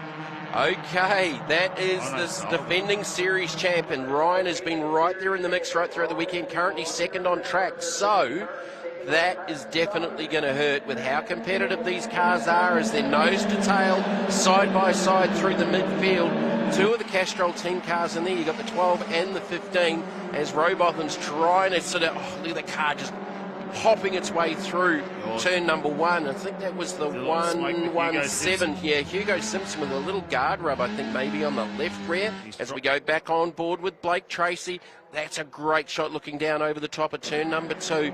And, wow, look, we are just going to basically not stop talking throughout this race because there is so many battles going on right through this field from the first corner of the race. Wood and Waghorn want to keep going for position number 6 at the moment, side by side in the background there. Here you go, Ryan O'Sullivan now gets... What's he going with Tyler Collins? He's just fallen back just a little bit, Ryan O'Sullivan. Yeah, Collins with a little advantage out in front. So he was leading the points after the first round at Queensland Raceway. O'Sullivan's the defending series champ as Blake's right underneath the rear wing. So I don't know if Blake will be aware that he's got a 5-second penalty. Not all of the teams run radios in these cars. The majority probably do. But he's going to have to try and negate that. Rowbotham's recovered back up to 4th as the 117's protecting already early. That's Jack Wood in the 15. Couldn't put a piece of paper between those two. No, there wasn't a lot of room there. That was pure contact. That was pretty early in the race to probably go that defensive for the 117. Hugo Simpson's been very, very quick throughout the weekend. That car, particularly under lights, looked absolutely spectacular. So look forward to that later on this evening with the live television coverage. The 84's just in behind them. That is Toby Waghorn. He's been right there in the mix as well, and another beautifully presented car. So maybe now things will just start settling down a little bit. Are you listening to yourself? No. Jack Wood here in the 15. 30-minute race, and things are going to start settling down now, are they? That's a bit of redemption there. Simpson with the bump draft. So you can definitely get an advantage here with the bump draft. It's a big straight here at Sydney Motorsport Park. You can also get some assistance with the side draft with these cars, and as wide as the racetrack is in most of the places, that definitely can have some advantages as well. So Jack's sort of been solidly top 5 in that Castrol number 15. His brother in the 12, George Wood, is running the car that actually won the 3-hour Enduro at Queensland Raceway. There it is there. That's actually the Alice Buckley car that won with Alice and Nash Morris.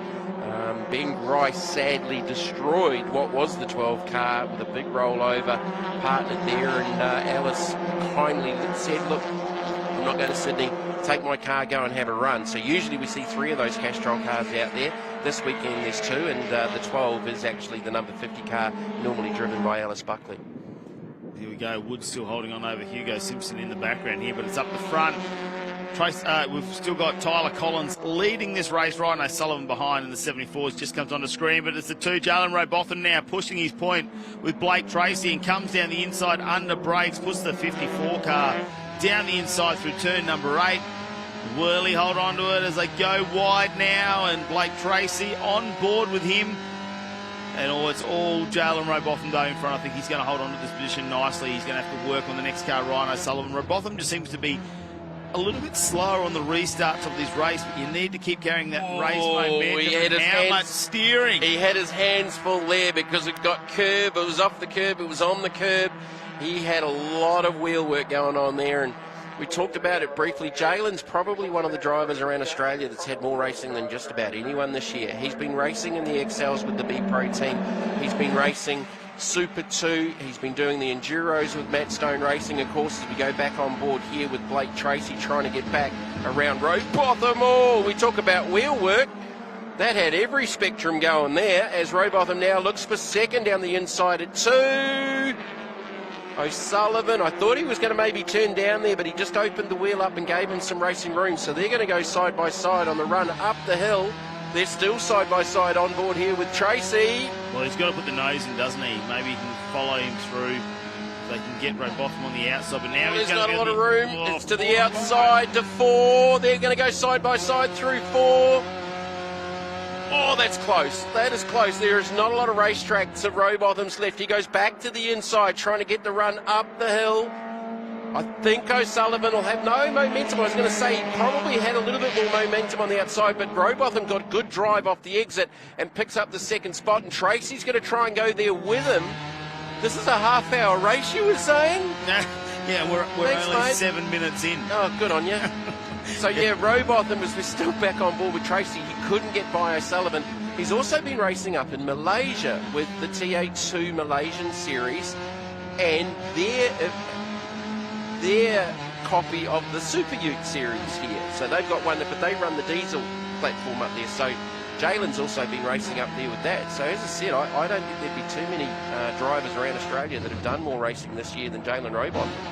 He's definitely getting the money's worth out of that race suit he's got at the moment, isn't he? Definitely. Now, Jack Wood's trying to stay with him. I briefly spoke to Jack as he come off track after the second race of the weekend, and how'd you go? Yeah, top 5. He said, I just can't get to the back of that leading group, and he's not too far away there right now. So with these guys sort of tying each other up, that's allowed the Castrol number 15 to get onto the back of this queue as this battle rages behind the race leader. Collins is out in front by 2 seconds now. as Robotham had his hands going big time again through one. Tracy had a little half look down the inside of O'Sullivan. And while these guys tie each other up, that's allowing Jack Wood in the 15 to get to them. Bit of an escort there from O'Sullivan, I think, just getting right under the back of Robotham there. You see it just lift the back of the car up there and move around. Now, Sullivan's had to back off a little bit, and here we go. Tracy's going to take advantage. Just the inside on the right-hander coming into 3. Giving each other good racing room. O'Sullivan's got the left-hand inside run. He should gain that spot. Keep that spot, he does. Now it's Jack Wood parked on the back bumper of the 195. So we've got a four-way battle for second, third and fourth. There's the gap to the leader, Collins out in front. Robotham's actually gotten away from these three just in the last couple of corners by about 3 car lengths. Then you go back to the 117 of Simpson and the 84 of Waghorn back on board here with Tracy. Look at the wheel work. Wow. Oh, he got the curb. It fired the car back across the other side as Robotham locks up the right front under brakes to 8. And Wood's going to sneak down the inside of our onboard camera car. Yeah, that's unfortunate there, isn't it? For Tracy, Blake Tracy will go back 1 position now into 5th. Wood's done really nicely, patient, I think, just waiting for that moment. They need to have, some of these guys need to have just a little think now, regroup, and hopefully if the guy in front of them is fast enough, just regroup, not tie each other up in battle, and try and work their way back forward to Collins at the moment. So this is where I go back to the karting analogy. Very often with the kart sport, you see the kids get to the front and they'll follow that next one and they'll work together. If you start racing each other and battling, especially at a bigger track here like this at Sydney Motorsport Park, you're just going to cost each other time and allow the guys behind you to catch up, and the guy like Collins at the moment who's out in front to get away as Jack Wood uses all of the racetrack and more coming off the exit of 1, and it's bouncing under brakes with the rear end. He was trying to get that stopped, and Tracy actually reacted and ran a little bit deep himself and cost him a little bit of exit speed coming off of turn number 2. Hugo Simpson is holding out Toby Waghorn really nicely. They've done about 4 laps together now, where you can see the front bar there of Waghorn right on the back of Simpson, so we'll have to keep an eye on that one. So they're about 3 seconds back. They now need to work together. The faster of the two, if they can figure it out between them and have one do the forward, go forward, the 117 might be the faster of the two at the moment. And if they can work together, they've got enough time, they'll be able to latch themselves onto the back of this group, because at the moment now Robotham's got a little bit of breathing space. He needs to get his head down and try and catch up with Collins, as we've got a replay here. So this is the 49 firing up the inside of the 28. A little bit of the Victorian Liam Hall, who's going down the inside of John Marwick in the Oslones Bathurst Auto Parts. Does that nicely. Excel. Does that very nice. Done. So that's a little bit further down if we have a look at this one. So the 49 now currently sitting in the 18th position. Well, it looks like Marwick might have got that move back with his move forward in the timing screen as well. So all right, so Wood's plenty happening all over the place. Oh, there is. I'm just watching the group in behind the two, because that gap is narrowing with the 117 and the 84 chasing this group down. Now, Woods just set the fastest lap of the race in the 4th position at a 155.2626. The leader's doing 155.4s, so Jack Wood's currently faster than Collins out in front. And you know, you've got battle groups right through this field. This is the 84 of Waghorn down the inside, so he's figured he might be a little bit quicker. That's a big move down the inside of the 117 of Simpson. So these two now need to get their heads down. If the 84's comfortable that he's quicker, they can maybe get themselves to that next group of cars ahead of them. And that gap continues to narrow. It is down to about 2.5 seconds. So they are definitely closing in on that battle for 2nd, 3rd, 4th and 5th, which is on screen now. Yeah, Dale Carpenter's just a little bit behind this battle we see on our screen between Toby Waghorn and Hugo Simpson. And then it's all on, well, here we go. They're going side by side and down over the ripple strip. Peterson. Richard just gets the move done. Josh Richards in the 5.57. So that is for 13th and 14th. Josh Richards is one of the quicker drivers out of Queensland. Had a little bit of a tough one. Just paired up with Holly Espray in the Enduro up at Queensland Raceway about 3 weeks ago. But very, very fast young racer. Little bit of contact there off the exit. So these two are probably costing each other time on the racetrack right now. So let's see if the 84 and the 117 can sort of work their way forward. There's that next battle group headed by the 12 of the other of the Wood boys. You got Josh Curry in there in the 27. Sorry, Jacob. A little bit of bump drafting there, right? Give him a tap and go, I think. Yeah, there's bump drafting, and then you don't really want to be bump drafting the car in front of you under brakes into a turn. That's definitely not bump drafting. Bump drafting's acceptable, but done in the right part of the racetrack.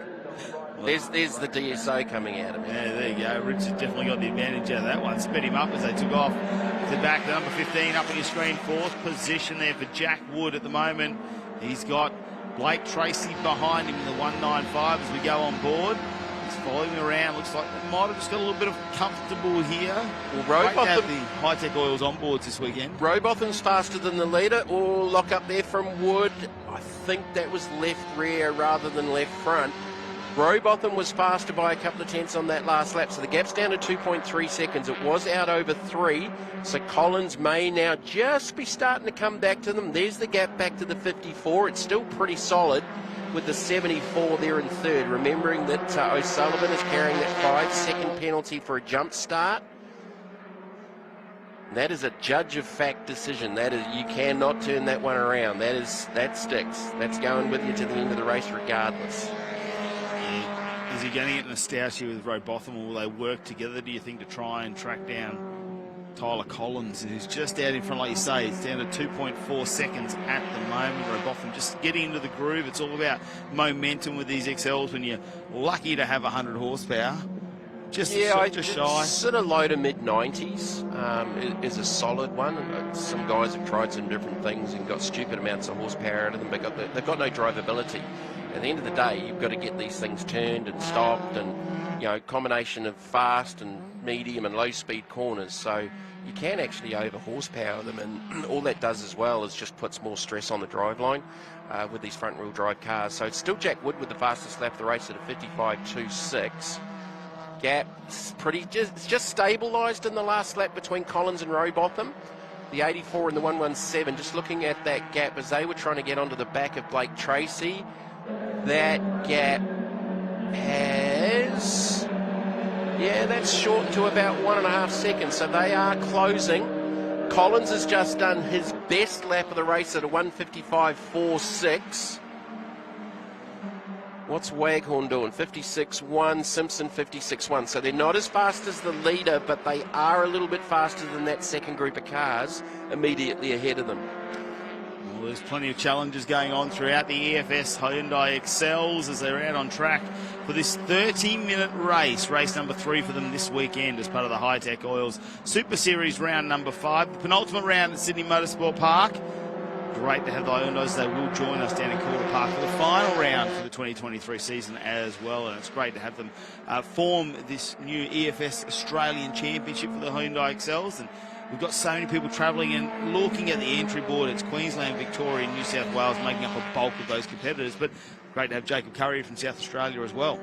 Yeah, absolutely. And look, they're a great class to get into. They're a stepping stone out of kart sport. They're economical to run. There's a lot of second-hand cars around with drivers going on to faster categories after they've gained some more experience. And these young drivers basically all over Australia with the different categories. Very, very strong out of Queensland, of course, with the local TransAm series out of Queensland Raceway. Here's a battle group here. This will be 10th, 11th and 12th. You've got Jacob Curry, the 26, Jackson Faulkner, and the 33 of Harry Tompkins in that group at the moment. So 3 of the youngsters. We've got a 30-second penalty for the number 169 car. Oh, that's not been a good weekend as we got one off. It's the 111. The Bearing Wholesalers 111's gone off just as we were talking about that. Hasn't been a good weekend for Mitchell with an engine change early. I still can't figure out how they lost a piston. We'll come back to that over the rest of the coverage. But yeah, as the 111's gone off, so a 30-second penalty for exceeding the pit lane speed limit at 48 kilometres, which is supposed to be 40. And that's about the speed that the 111's trying to come back on the track, having gone off at the final corner. Yeah, that's unfortunate for Dale Carter coming out of Victoria. He didn't make it to our first round, and they struggled yesterday in one of the races as well. So he seems to have got the car back on track and then just gone off there heading onto the main straight. So these two at the moment aren't making any time up on Collins. So Collins, that gap's back out to 3 seconds. It was down to 2.3. So Collins has managed to get 7/10 back out on them as we go back to this battle. 26, 27 and 33. So Faulkner's actually got ahead of Curry on the previous lap. These guys disputing the 9th, 10th and 11th positions. Carpenter was sort of on the back of that group, in amongst that group, and he's fallen off on the last corner on the previous lap. So Rowbotham has taken a little bit of time out of Collins, but they're all sort of now lapping in that 155, 156 territory. So no one's really making a major gain here right now. Still with, we just over 11 minutes left to go in this half-hour timed race. Oh, Jacob Curry sets the car up, but I think he just covers off there for Faulkner. What they do as they go around turn number 8 here. Lurking in the background, Tompkins. He's just waiting for that moment. Bit of a bump draft here, because we know it's this nice, fast right-hander as we go through 9 before they set themselves up. So 10 and 11, the left-handers. So Jackson in the 26, the I2 Carlone's Excel, just picking up that left rear as Jacob ran a little bit wide in the 27. So some differing lines there. Again, that left rear hiked up in the air. Jackson Faulkner in the 26 actually did the 3-hour enduro at Queensland Raceway with his dad. How cool's that? Dad and son doing some racing together in the same car. So look how much time Curry's lost with running wide out of that last corner. Like Faulkner's gained probably 6 car lengths out of that deal. Yeah, Tompkins didn't get an opportunity there to really take advantage of that as the car starts to slide around. You know, we are 2/3 of the way through this 30-minute race, and now tyres are going to really get hot. That would have had the attention. That would have had the attention of Tompkins. Like, that is full noise down into 1, maybe a little lift in, but it grabbed the front, pulled the front over, and then gripped up in the rear and got sideways after that as well. So that had front end going and rear end going. That was not a happy place to be for the number 33, and that's cost him 2 to 3 car lengths as well. Gap out front has actually extended Collins out to a 3.2 second lead now over Rowbotham, with O'Sullivan parked in behind the 54. Here is your race leader. So Collins looks very, very comfortable out in front. It is not very often that you see one of these XLs run away and hide. Such is the competitiveness of this class. He definitely had the luck that everyone behind him has been stuck in battles. So you see there, it's going to be Rowbotham and O'Sullivan there are not really stoushing out at the moment. They just seem to be doing lap after lap, but Wood in the background is starting to close in on them as well. So maybe he'll be able to challenge Ryan O'Sullivan. How long does he sit behind Jalen Rowbotham before he makes an attempt to try and get past him? He's probably not close enough as they come onto the main straight now to take advantage of that drafting into turn number 1. So he's going to have to set himself up. It's all about momentum in these lower horsepower cars. You need to carry corner speed. They don't have the horsepower to go, especially when we come out of 4 and 5 and you go up the hill. They don't have the horsepower to really accelerate up there the way we would normally see. They need to carry that. Just as you're talking about that, I'm watching O'Sullivan, and the rear just started to slide, and I think that would have had a whole heap of wheel work to get that back up. Didn't actually cost him any time because he's still latched onto the back of Rowbotham, but that leads out to 3.3 seconds. Now, Collins actually just done his best first sector and his best third sector. Not his personal best, not fastest overall, because it's actually Jack Wood's fastest in the first sector, Rowbotham in the second sector, and Hugo Simpson's fastest overall in the third sector. So Collins isn't even the fastest in any of the sectors, but he's got a 3.4 second advantage. And he's just done, I think he's just done his fastest lap. Yeah. His best lap of the race so far. The fastest, though, is Wood. He's pulling that on, and we're talking like hundreds of seconds. Yeah, so Collins has just done his best lap of the race at a 1:55.29. Wood set his the best lap of the race back on lap 3. Collins has just done it on lap 11. So he's got some time up his sleeve to try and just maintain this gap, and he's extended it further. He's out to 3.5 seconds. Does he have the counter on in the car, though? Because you'll be looking at 7 minutes left now. Now, how exciting was it in the first 7 minutes of the race? We didn't think we'd actually make it this far. We might have had a heart attack or something like that. So, but look, it's still going on. Look, wow, Wood. It's that back wheel off the ground again. We'll get on board now, though, with Blake Tracy. Oi. How vicious is it when he hits the ripple strip? Yeah, so that went ripple strip, that went oversteer, that went correction, it went back into oversteer, and then it got the curb on the outside of the exit. So that's as much wheel work as you want to see without the thing actually rotating and going off at turn 1, which is, I'm going to guess, Matt, probably not the best place in the world to exit stage right, turn 1 off Sydney Motorsport Park. No, and it brings out that yellow express car that we don't like to see too much of, especially turn number 1. It's high speed there. There's a fair bit of runoff, but definitely don't want to be going for an adventure down there as we still see Jalen Robotham up on our screens, and Ryan O'Sullivan just can't quite close that gap too much. Collins has just done the fastest lap of the race, a 55.2468, and that was on lap 12. Whoop, we got Josh Richards off in the 5.57. He's parked up off the exit of the track. Now that is 4 and 5. 4 and 5. Don't know how race control will see that. You just said the word safety car. I'm going to record this and I play back. I did not say the S word. I'm going to play it back. I said the yellow express car. Well, you're getting the technicalities now, my friend, but don't want to say the S word. You just mentioned the safety car. Right, Collins in not control. Not a particular word. Now, whoa, what's going on O'Sullivan's dropped right off the back of Robotham just in the last lap as well. Going to be Lansdowne again, or is that Mitchell? O'Sullivan's last lap. So he's had a little issue somewhere there, but yeah, there's a little bit of lap traffic in there. That'll be... Flash of the lights from Wood. Make sure they get out. Blake Tracy in the background. Oh, yeah, it's 159. Yes, that's going to be Lansdowne. That's right. Touring around the back there for Lansdowne. That's Trevor. No sign of a safety car. Queensland. So they may have deemed that Josh Richards is far enough and on the inside of the racetrack that it's not an issue. And there's only 4.5 minutes left here to go. Which is... You know, as they complete this, probably going to get 3 laps in now. So Collins' gap is 3.2 seconds to Robotham. And O'Sullivan's dropped right off the back now. It's just about 2 seconds off the back as we go back on board with Tracy, who's still really got some issues trying to get through 1. And we've got Jacob Curry, look at him right under the back, getting the draft on the 33 on Tompkins. Is he going to put the nose out? He has to think about it going down his fast left hand to the South Aussie. Back wheel off the ground. Carpenter's back with them on that battle as well. So that's 10th, 11th and 12th. Oh, he's got to watch out, Curry. Carpenter down the inside. Got the job done. He nearly actually picked up both of them, but that's a nice clean pass.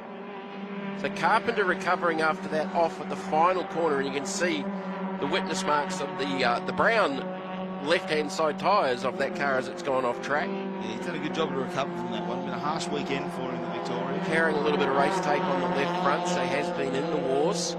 And at least 3 different lines and different approaches there through 4 and 5 across those 3 cars. Collins extends out to 3.3 out in front. We're down within 3.5 minutes of the finish. There's not a lot of racetrack. Runs Curry wide there. He's going to get out in the dirt. Not a lot of racetrack out there to the right for the number 27 of Curry.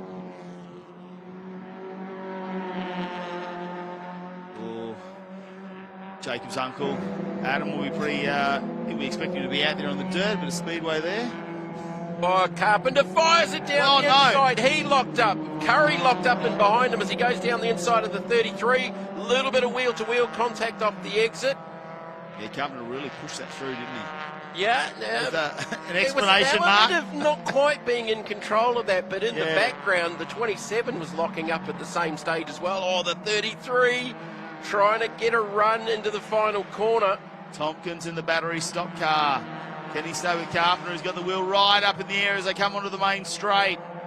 There has been much speed out of that exit. There has been some fantastic battles right through this field. You know, there's 23 cars on track. I think Ethan Mitchell's taken his drive-through penalty for speeding in pit lane, which means he was probably on pit lane during the race anyway with an issue, just to add insult to injury, as the 117 Just goes by the lap 159 of Lansdowne.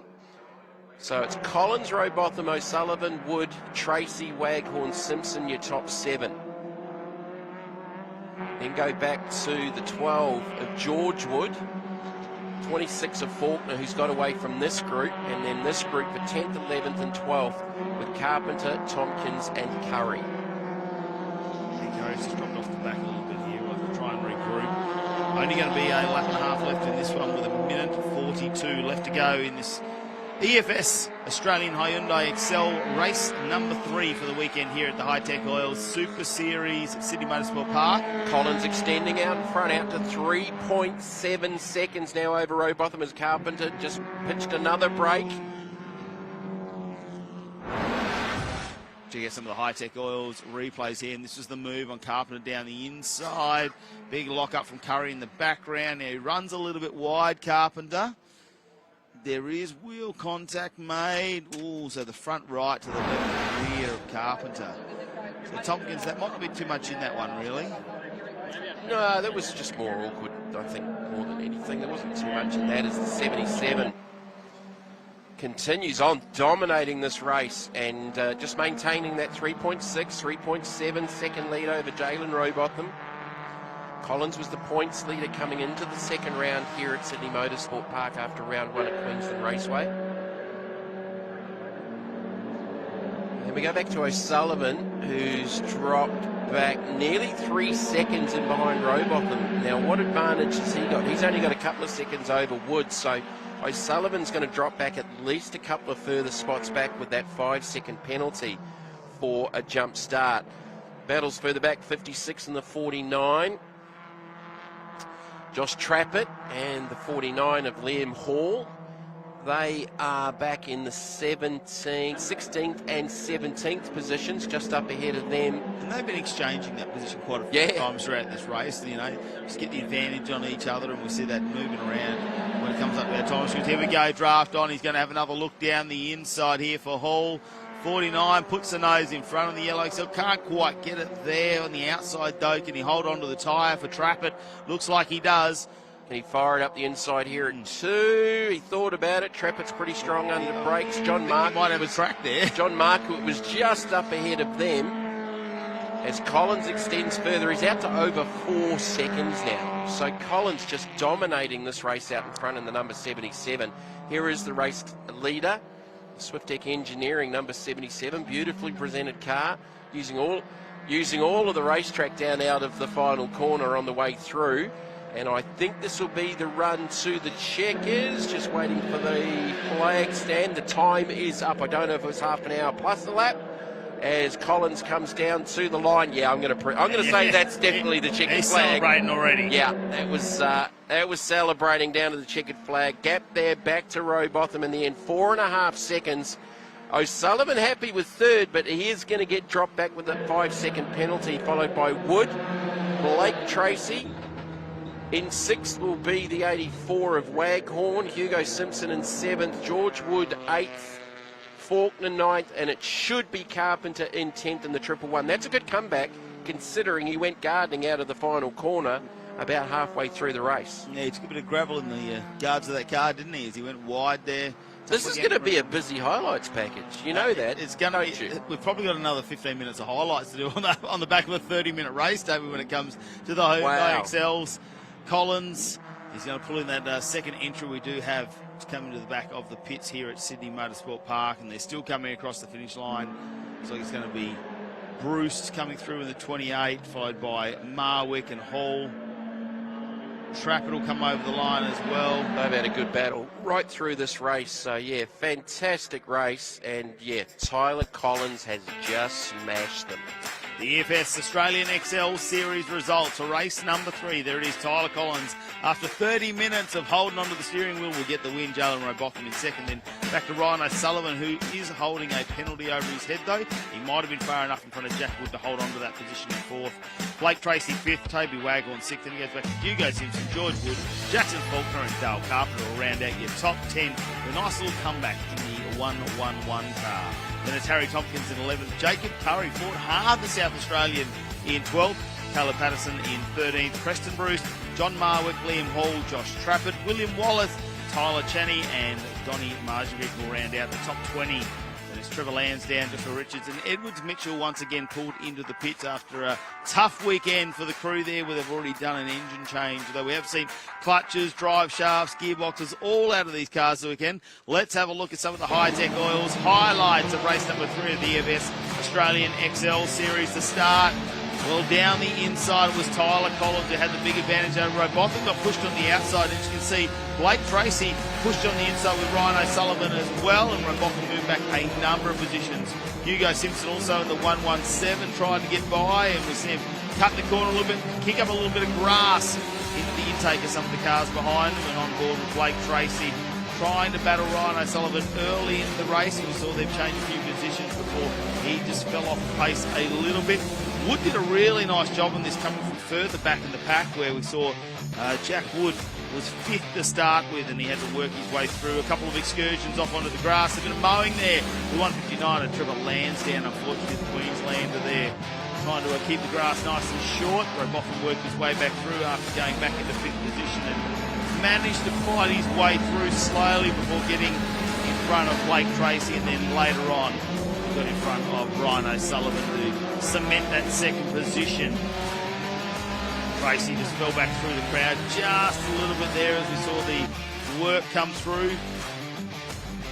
Cars making their way through. For a moment there, Tyler Collins made an excursion there. We thought he may have made a big mistake, and you can cause some damage on these cars with the suspension or the tyres when you drop those wheels off onto the dirt like that. It's fairly rough. Now this excursion here from the 111 car of Dale Patterson, we thought for a moment there that might have taken him out of the race, but he did really well to fight back on from him in the Victorian SE Motorsport car.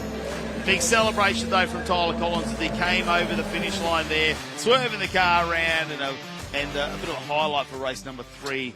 Let's head down though to Stephen White with our Excel Extraordinaires. Thank you, Matty. Yes, I've got Jack Wood here for 3rd place. There was a second time penalty there for 3rd on the road, but you're 3rd place for this race as well. Anyway, how'd you go, Jack? Yeah, really good. We've just been working on the car all weekend. I think we qualified at 8th, so to move up over 3 races, really happy with just dialing that car in. So yeah, happy with it. One more race for the night. How are you looking for that one? Yeah, really keen. You know, I love racing with these boys at the front. I've been looking up ahead and going, oh, that looks like a lot of fun. So, yeah, can't wait.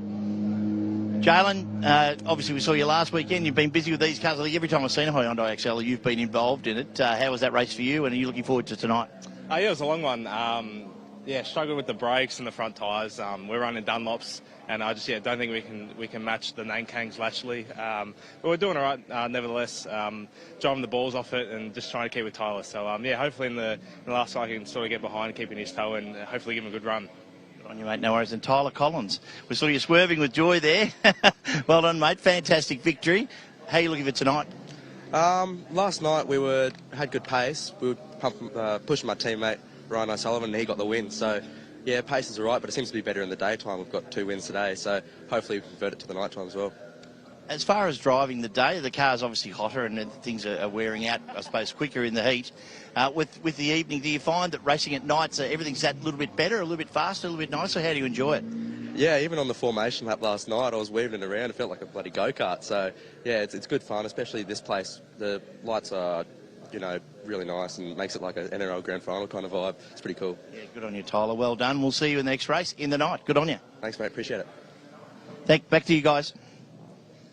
Yeah, thanks, Stephen. No, very, very impressive performance there from the number 77. It was certainly dominating there in that 3rd race of the weekend for the Excels. And as we said during the race commentary, there were battles right through this field, but like Tyler Collins definitely with a major advantage in that one. And it's not very often that you see an Excel driver run away and hide like he did. And it was interesting to hear there from Robotham. So there's 3 tyres that you're able to run across this class. I think the Nankang, the Dunlop and the Federal. And look, I think each of the 3 tyres has advantages at different places and different situations, different temperatures and things like that. So I think the 77 was on the Nankangs, and I'm pretty sure that Jalen Robotham is on the Dunlop, if I got that right. So definitely different across the tyres, and they sort of both acknowledge that. But as I said, Matt, take nothing away from Tyler Collins. Man, that was a dominating performance to win by that margin over someone the likes of Jalen Robotham. And definitely an advantage there, I think, when you see Robotham got pushed to the outside at the start of that race, which pushed him back a number of positions. So they would have taken a little bit of tyre life out of him. He's had to work pretty hard.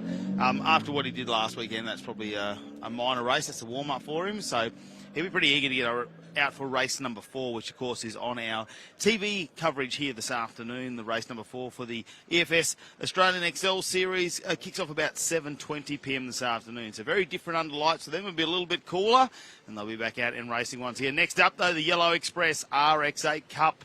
The man with a van is coming out, who's leading our championship. Justin Lewis there. Now, he had a few dramas, didn't he, when it came to the RX8 last night. Had a better start this morning, though. We can see him there. He's going to be on the front row of the grid in second position alongside Justin Barnes, who's fighting him in the championship at the moment, and they're going to be very close when it comes to championship points. Yeah, notably, Luke Webber starting out of position 9 for this race. So Webber actually won the first race here last night under lights. So he must have had a drama going in the second race of the weekend earlier on today. So I look for Webber to probably work his way through the field. A very, very good lineup of 23 cars here at Sydney Motorsport Park. And again, like the Excels, very, very competitive class, good numbers. Look, I don't know how much difference there is across the engines, and I don't think they would be allowed to do anything too radical to these rotaries, but certainly a very, very competitive class. Carrying our onboard cameras here is the 44 of Justin Barnes. He will be one of our onboard camera cars. And we've got a second camera in the number 50 of Justin Lewis as well, with the Yellow Express colours. So that will definitely be exciting to watch, because both of those drivers are in the top 3. In fact, Barnes will be starting off the pole for this one, for their third race of the weekend. And coming into this round, Justin Barnes was just a slim 15 points behind Justin Lewis. Now, remember in the RX8 series, they actually dropped their worst round, so all this is going to change because of championship. It's not going to matter for this race, though. The Yellow Express Mazda RX8 Cup, race number 3. This is your starting grid. The two Justins on the front row. One will have his sunnies on, one way. That'll be Lewis, of course, coming out of position number 2. Jack Panaccia will be in third with Brock Payne alongside, who is very quick this weekend. Terence Lewis, Tom Shaw on the third row. Ben Shaw and Jackson Notes will be out of row number 4. Ben Silvestro and Thomas Derwin will round out your top 10 of Derwin Racing RX8. Yeah, not too much they can do with these RX8 tyres, so very even 13 Bs in there. Jamie Canellis will come out of 11 with Robert Scott alongside. Then it's Martin Lyle and David Grice line up against each other in row 7. Mitch Brooks, who's come out of a bit of drifting, done a little bit of circuit racing from the Advan Performance entry. Now, he's normally on the Spanish, so his first weekend driving the RX8, so he's doing a great job in front of Maisie Place, who comes out of her stable is actually the race car, so she's got 3 cars here this weekend. Bailey Scott in 17 and Glenn Gamble out of 18 before we go back to Freeland and Hills. Now, we will pull them around here. Of course, we couldn't start Justin Lewis off without having the Yellow Express safety car out there at some point, could we? So we'll have to wait and see. They're going to line up standing start here as we are on board with Justin Lewis there, the man with a van. And, yeah, if you haven't caught on already, we know every time we talk to him, he has a different pair of sunglasses. We don't know whether we should call him Justin Mostert or whether we should call him Chad Lewis. Well, we're just hearing a report that the 82 that's supposed to be starting out of grid position 3, so there looks to be a gap out of position 3. Brock Payne has lost first gear and has gone to the back of the field to not put himself into that leading group of cars with an issue. So smart racing there. He's not in championship contention, I don't think, Payne either, so decided not to involve himself in this one. So that's going to promote Terry Lewis. I'm going to say it's probably out of 5 looking at the grid lineup. Well, no, Lewis has come forward in 59, so... Yeah, not too sure what's going on there. But anyway, Brock Payne, who was scheduled to start near the front, has put himself at the rear of the field because it lost first gear on that warm-up lap. So We go green, the 44 and the 50, our two onboard camera cars are going to lead them down into turn number 1 for the third race of the weekend for the Yellow Express Mazda RX8 Cup. Yeah, Justin Barnes this time will get the advantage. Oh, watch out further back. Big dive from the 42 of Derwin as he tries to go around the outside. He won't get the drive out of that one, though, to make it happen. Wow, how far back did he come from to get that outside run? And he's probably picked up 3 spots out of it as well. See if we can pick up the 82 further back in the field. Like, I don't know that they'll be using first gear other than the race start potentially, so hopefully can try and get through the race. A little bit of smoke coming from a couple of cars there. There is, that's the 22. That was so he's in Northern Territory. And what a story that is. He raced up in the Excel Series when we went up to Darwin for round 2 of the Hi-Tec All Super Series. Managed to score himself a chance to get into an RX8 Cup car and made the trip down to Sydney for this weekend. So great to have the Northern Territorian here. Wow, that's definitely the long distance award, I'm thinking. That is a long, long way. So the race leader Barnes just had a moment coming out, I think through 7, sort of 6 to 7, and it had a little bit of snap over understeer going, which it saw a big correction mid-corner. Panache are all over the back of Justin Lewis as well. He is moving over. How's the gap for Barnes out in front, though, on the first lap, though? Like, it's a second plus already. He was due for a good round, really, wasn't he, Barnes? You think of Morgan Park there where he blew the power steering, had issues with that. He was going around really wrestling the car, still managed to keep it in the top 10 and get through the weekend, but he was really overdue for a great run. So Barnes, he'll be fighting back in this one. Justin Lewis looking fast down the main straight, though, but Panache is not too far behind in the number 4. Terry Lewis, well, the former production car Australian champion from the 90s. Terry or Terrence? Well, you know, Terrence. Let's go with Terrence. I just saw Terrence popped up there, and I'm looking at my entry list here, and it says Terrence, and the whole time you've been calling him Terry, so I don't know what he prefers. What do you want to go with? Let's just go with Terry. Terrence sounds too formal. Sounds very formal, doesn't it? Yeah. It can't be formal when you're talking about a Lewis.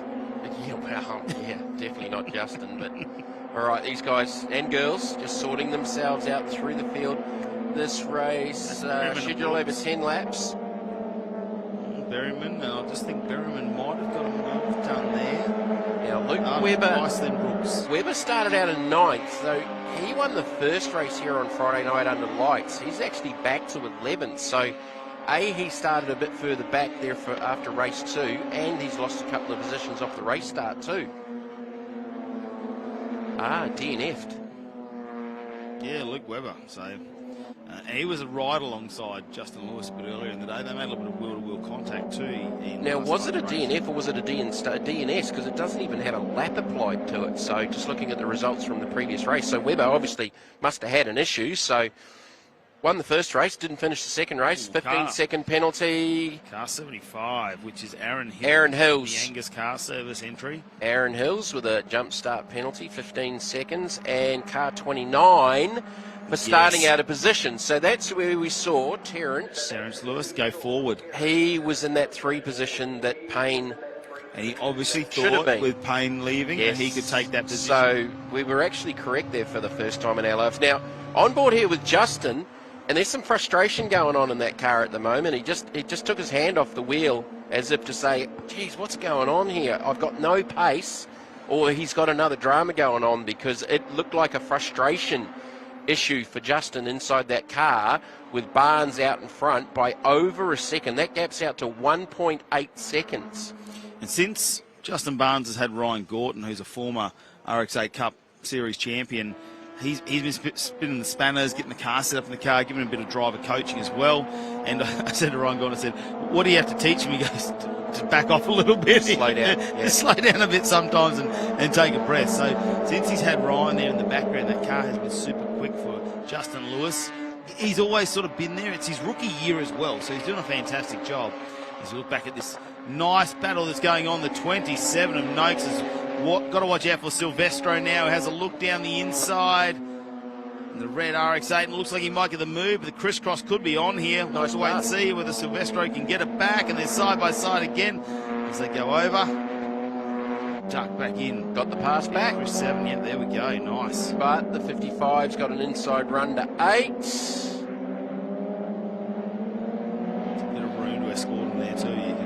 good Make sure you racing just for let them go a little bit wide if they need to go, but that was some good racing out there. You spoke about before how it is to get involved in the RX8 Cup Series. I mean, they're about 10 to 15 grand to build these cars, so they're not super expensive. You can get out there, control tyre. There's a couple of categories out there as well. They do have the used tyre category, which is a little bit of a award they have for people who don't come in with fresh tyres. They're using used tyres. So okay, there's a little bit of I've never heard of that before. So it's a little bit of I suppose, category within the category for them out there to give a little bit of award for those that are coming in on a bit of a smaller budget. Well, they're all doing PBs at the moment, and Terry Lewis has actually just set the fastest first sector of anyone in that 4th position, but he's carrying a time penalty for not being in the correct start box for this race. He actually started out of P3 when he should have been P5.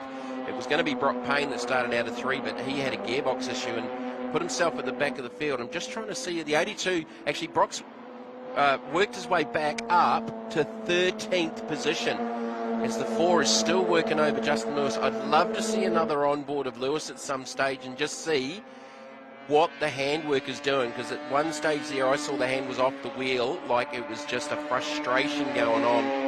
Barnes and hands up in the air, like, what's going on here? I've got an issue, or I just can't close the gap to Barnes, who's just done the fastest lap of the race of anyone at a 150.3187. On board now with Barnes, so let's just keep an eye on him here in a straight line. Well, a straight line for a moment until he gets to turn 8. He's covering off, though, and that's going to be costing him time. Like, at what point does he understand and the frustration from the drive there as well?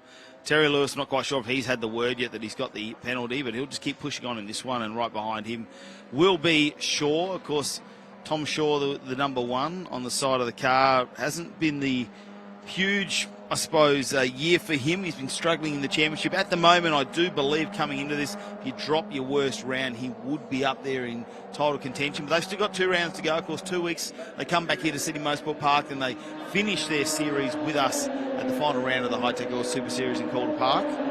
So Brock Payne's back in 13th. He's just done the fastest sector split to sector 1, PB'd the second one. So that lack of first gear is not hurting him during the race, but it certainly would have off the race start. So Payne one definitely to watch in the midfielders. Lewis very, very defensive. He ran it in narrow. It had a little wiggle mid-corner. So he's definitely got his hands full there, A, with the race car, and B, with the chasing number 4 of Pinocchia right in behind him.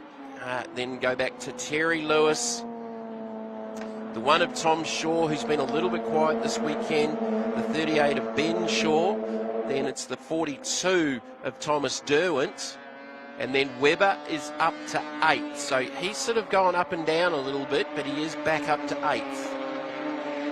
He's working his way through and he's still doing a 150.6, which isn't too far off Barnes, only 0.3 of a second. So considering he's in traffic, it's a good comeback there from Webber. And he'll really push hard. We saw how much he challenged them in the top 3 there come last night's race under lights. And we've still got 1 more to go here this afternoon. Of course, that will be on our broadcast, the RX8 Cup. Well, thanks to Yellow Express, 7:45 p.m. tonight on SBS Viceland as well as Foxtel and KO. It's been some good racing between the XLs and the RX8s. Some very, very competitive racing. So, yeah, Justin Lewis definitely not having everything his own way like he did at Morgan Park, where he dominated the weekend. And look, again, we talked about this yesterday, Matt, in his rookie season. Yeah. Different track, though, Morgan Park. Is very different. You know, lots of corners, getting in and out. You set the car up differently. Here you've got a big, long straight, some fast speed flowing corners. Got to get right on the edge of the tyre. Well, you know, it's a little bit, probably might be not in the realm of where he's comfortable driving. And you see the frustration as we saw with the onboard camera shot. So he'll sort that out. So Luke Webber's up to 7th, and he's just done the fastest second sector split of anybody during the race. And Payne, well, he was back up into about 11th, but he's back to 13th. So I think he's just struggling maybe with a little bit of traffic around him. Gap to the leader is out to 3.2 seconds from Barnes back to Lewis. And then these two are pretty much nose to tail and doing pretty much identical lap times. Luke Webber's just done the fastest first sector split of anyone. in the 7th position. Not too far away behind these guys, but certainly had a little bit of work to do from further back in the field. Yeah, he's chasing down Ben Shaw as well, so we'll see if he can really close that gap up on Ben Shaw. He's 1.7 seconds behind, so he'll want to try and get himself another position. He can probably get top 4 maybe. He'll have a good chance in the next and final race for the weekend. The Yellow Express RX8 Cup, because we're on lap 6 of 10 at the moment. And Justin Lewis is still holding off. Running a very narrow line into 8 there, like he's actually trying to protect. He's got to be a little bit careful there because you don't want to get picked up for being too defensive. But whoa, here we go down the back. Who's the that's got to be Brooks. Bringing a little bit of drifting. Okay. Look, I think it's probably slid out on him. Well, if he'd done that at drifting, he'd get penalised for not being a big enough drifter. Yeah, it's not what you want in an RX8 But he's Cup held car. on to it and not caused any issues, so we like it here. Definitely something different there for Mitch Brooks, and of course got the Advan Performance sticker on the side this weekend. Luke Webber's just done the 2nd sector fastest split in the PB, and PB'd again at a 150.369. So he's only 500ths off the fastest lap of the race set by the race leader Barnes, as the 27 and the 55 continue to go at it here for 10th and 11th. Noakes and Silvestro. Here's Webber in the 26. So currently the fastest driver on track, and he's up into the 7th position. Payne, who started from the rear, he was scheduled out of 3, is back up into 12th. And have a look at Berryman here. Very smart to stay behind Luke Webber and work with him to get through there. They went past the Yes Optus car of Ben Shaw that time. Yeah, Berryman just did his fastest lap of the race as well. So he's actually letting probably Webber do the hard work and following him through. So Webber up to 6th, Berryman to 7th. 9th, 10th and 11th and 12th here on track at the moment, 27. Jackson Noakes had a race-long battle going with the 55. Don't there be enough laps here, though, to catch up to Tom Shaw? There is 6-second gap, 6.2 seconds for Webber to try and get that in, and we are running out of laps here in this Yellow Express RX8 Cup. Race number 3. There we go, the 27, still holding on though. It's a great battle between Noakes and Silvestro. They keep exchanging that position number 10. Yeah, Justin's definitely got a lot more wheel work going on in that cockpit. With those brightly coloured gloves, you could see it there through turn number 11. He's actually had 2 or 3 goes to get the thing through the centre of the corner. So it's not overly happy in the handling department. Terrence is just holding out at the moment on Tom Shaw. He's looking for every opportunity. Whoa, Terry, very experienced racer in the rotary motion entry, covers him off, and Tom Shaw, it's not going to be easy to get by. He's not going to give it to you. It's definitely a cover. I don't know if he's aware that Terry's got a time penalty for starting out of the wrong position. Again, I don't think all of these guys are running radios. Luke Webber's just done the fastest second sector split again. But he's about 6 seconds down on that group of cars there. Back on board with Justin Lewis. Well, here we go, Tom Shaw. The number 1 will go around the outside. Oh, Can he hold on? A little bit of contact there. A little bit of contact, I think, to the outside left front of the 29 of Terry. Yeah, really pushed the exclamation mark there, but looks like it'll be fine. Tom Shaw will get through, so now Terry Lewis needs to watch out for Luke Webber trying to close that gap down, although it has blown out a fair bit. Still 4.7 seconds. It is closing. Brock Payne in 12th has just done the fastest first sector split of anybody.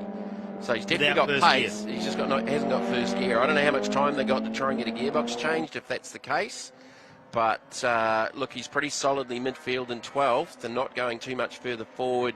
He is only, I think he's within a second of the car in front of them, as Lewis here continues to hold off the 4. And if anything, over the last couple of laps, he has actually extended over the 4 of Panacea. Well, they're going to have about 3 hours from the time we finish this race to the next one. So plenty of time to change the gearbox, and I'm pretty sure he's down there with Maisie Place in the same pit garage, and she's a rotor mechanic by day and works on quite a few of these cars, finding the faults with them when they have dramas. So I reckon they can get that done. Right, so Payne has just done a personal best, but he's still back there in 12th. The leader, Barnes, 2.5 seconds. So that gap has closed. It definitely has closed. Justin Lewis looks like he's struggling with sort of mid-corner exit speed off 1. So it's the high-speed stuff that he's struggling with, and he's struggling to get stopped here at 2 as the 4 gets up the inside on board with Lewis. Panascia really pushed him, didn't he? Oh, they're going to go side by side through 3 on the run to 4 and 5. They're still side by side. Lewis has got the inside line though. 4, can he get the crossover? This is where we've seen varying different lines at this part of the racetrack across the different categories.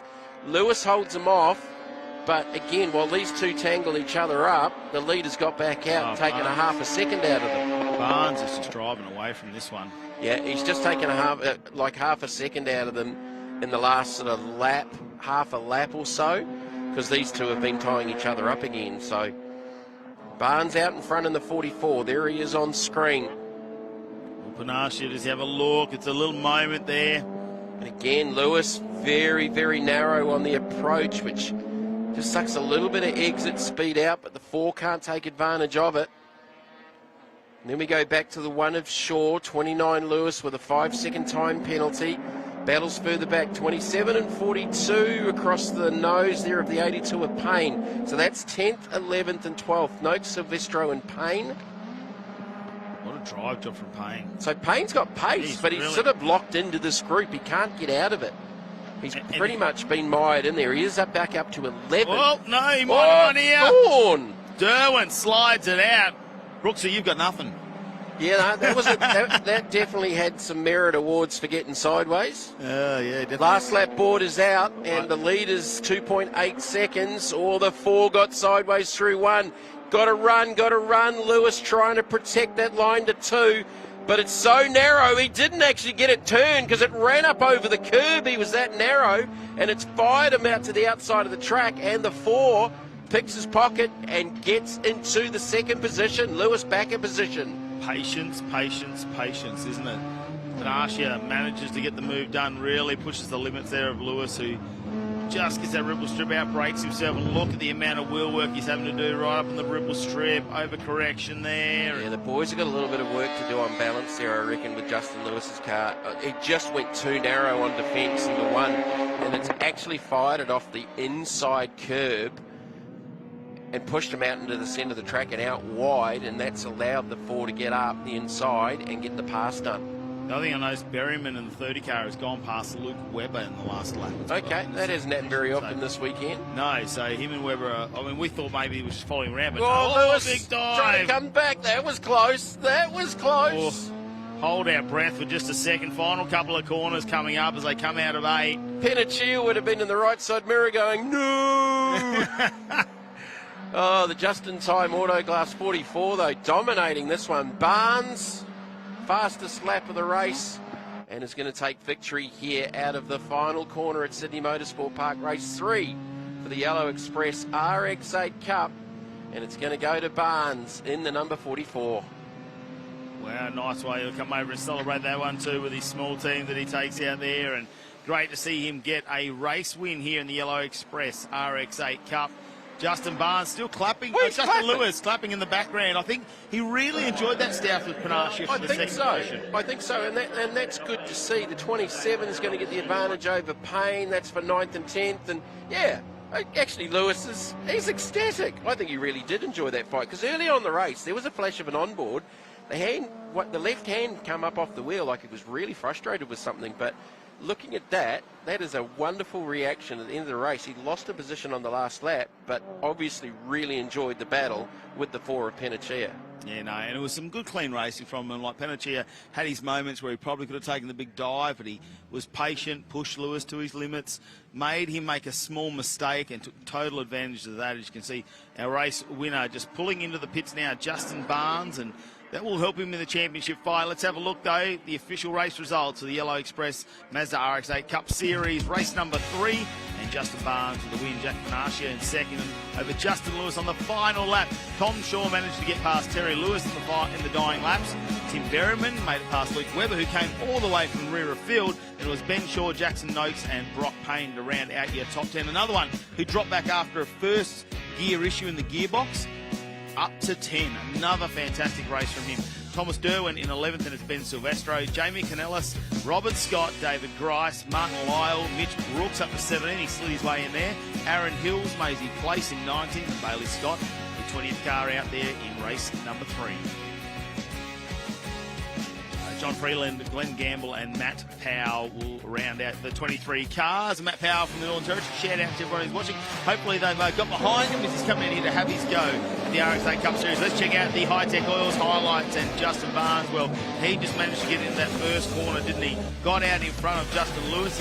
Lewis just seems to be a little bit off pace on that start with the car this weekend, and Barnes took full advantage of that. But then it was Panaccia and Lewis who got stuck in a battle which really started to slow him down. You can see the frustration on Lewis. There was definitely that going on early on in the race for Lewis, which totally changed at the end of the race after a fantastic battle. And the 27 and the 55 went out pretty much the entire race distance for race 3 for the Yellow Express RX8 Cup. There was again some great battles right through this field. The 1 and the 29, so Terry Lewis is up against it, carrying a 5-second penalty for being out of the incorrect start box, and this is the pass and the challenge between the 50 and the 4 in their battle for position. There's probably about 2 laps in a row where we saw the same manoeuvres, and in the end he just pushed him too much. Yeah, that was a slight error. Lewis he pinched it up off the inside curve, and it's fired it across the track and allowed the 4 to get the run on it. But obviously Justin was enjoying this because he then fired it up the inside. Didn't get it done, but didn't make contact, which was more important, as the 44 would take the victory and a dominant win in the 3rd race. And how's this celebration from Lewis after losing a spot on the last lap? He enjoyed the racing that much. Well, if you've never watched the Hi-Tec or Super Series or the RX8 Cup, he is a huge character. Not only is he the sponsor there, but he definitely loves his racing, loves all forms of motorsport. And we could see that when we had the Yellow Express time test earlier today, where he took a couple of customers' packages around in the Volkswagen van, and while we had the still had the Morris van go round as well. It had a big time advantage there, but it was great to see them get around as well as the GR Yaris safety car we got here this weekend. Let's head down with Stephen White now. Thanks, Matty. Justin Barnes with me, winner of that race. How was that race for you, Justin? Oh, that was great. The whole plan was just to try and get a good start and just break the pack, just try and make them chase me. Worked out perfectly. How do you reckon this car's going to go in the cooler weather? It's going to go good. Yeah, it's really well. There's no dramas. We've done a lot of work this weekend, wheel bearings and stuff, and it likes the night. It's got blue LEDs, so she should be on song tonight. Good on you, Justin. No worries. We'll see you in the final. Thank you very much. Back to you guys. He's very animated, isn't he? It's just a Justin thing. Still more animated in the background behind him. He still had a smile on his face. And look, again, for me, that's one of the highlights. You know, Justin was frustrated early in the race, but then really got into a wheel-to-wheel battle with the 4, lost a position in the last lap, and he was loving it after the end of the race. Onto the grids for the Legend Cars Australia, race number 4, Shane Tate starting off the pole, Ryan Pring from 2.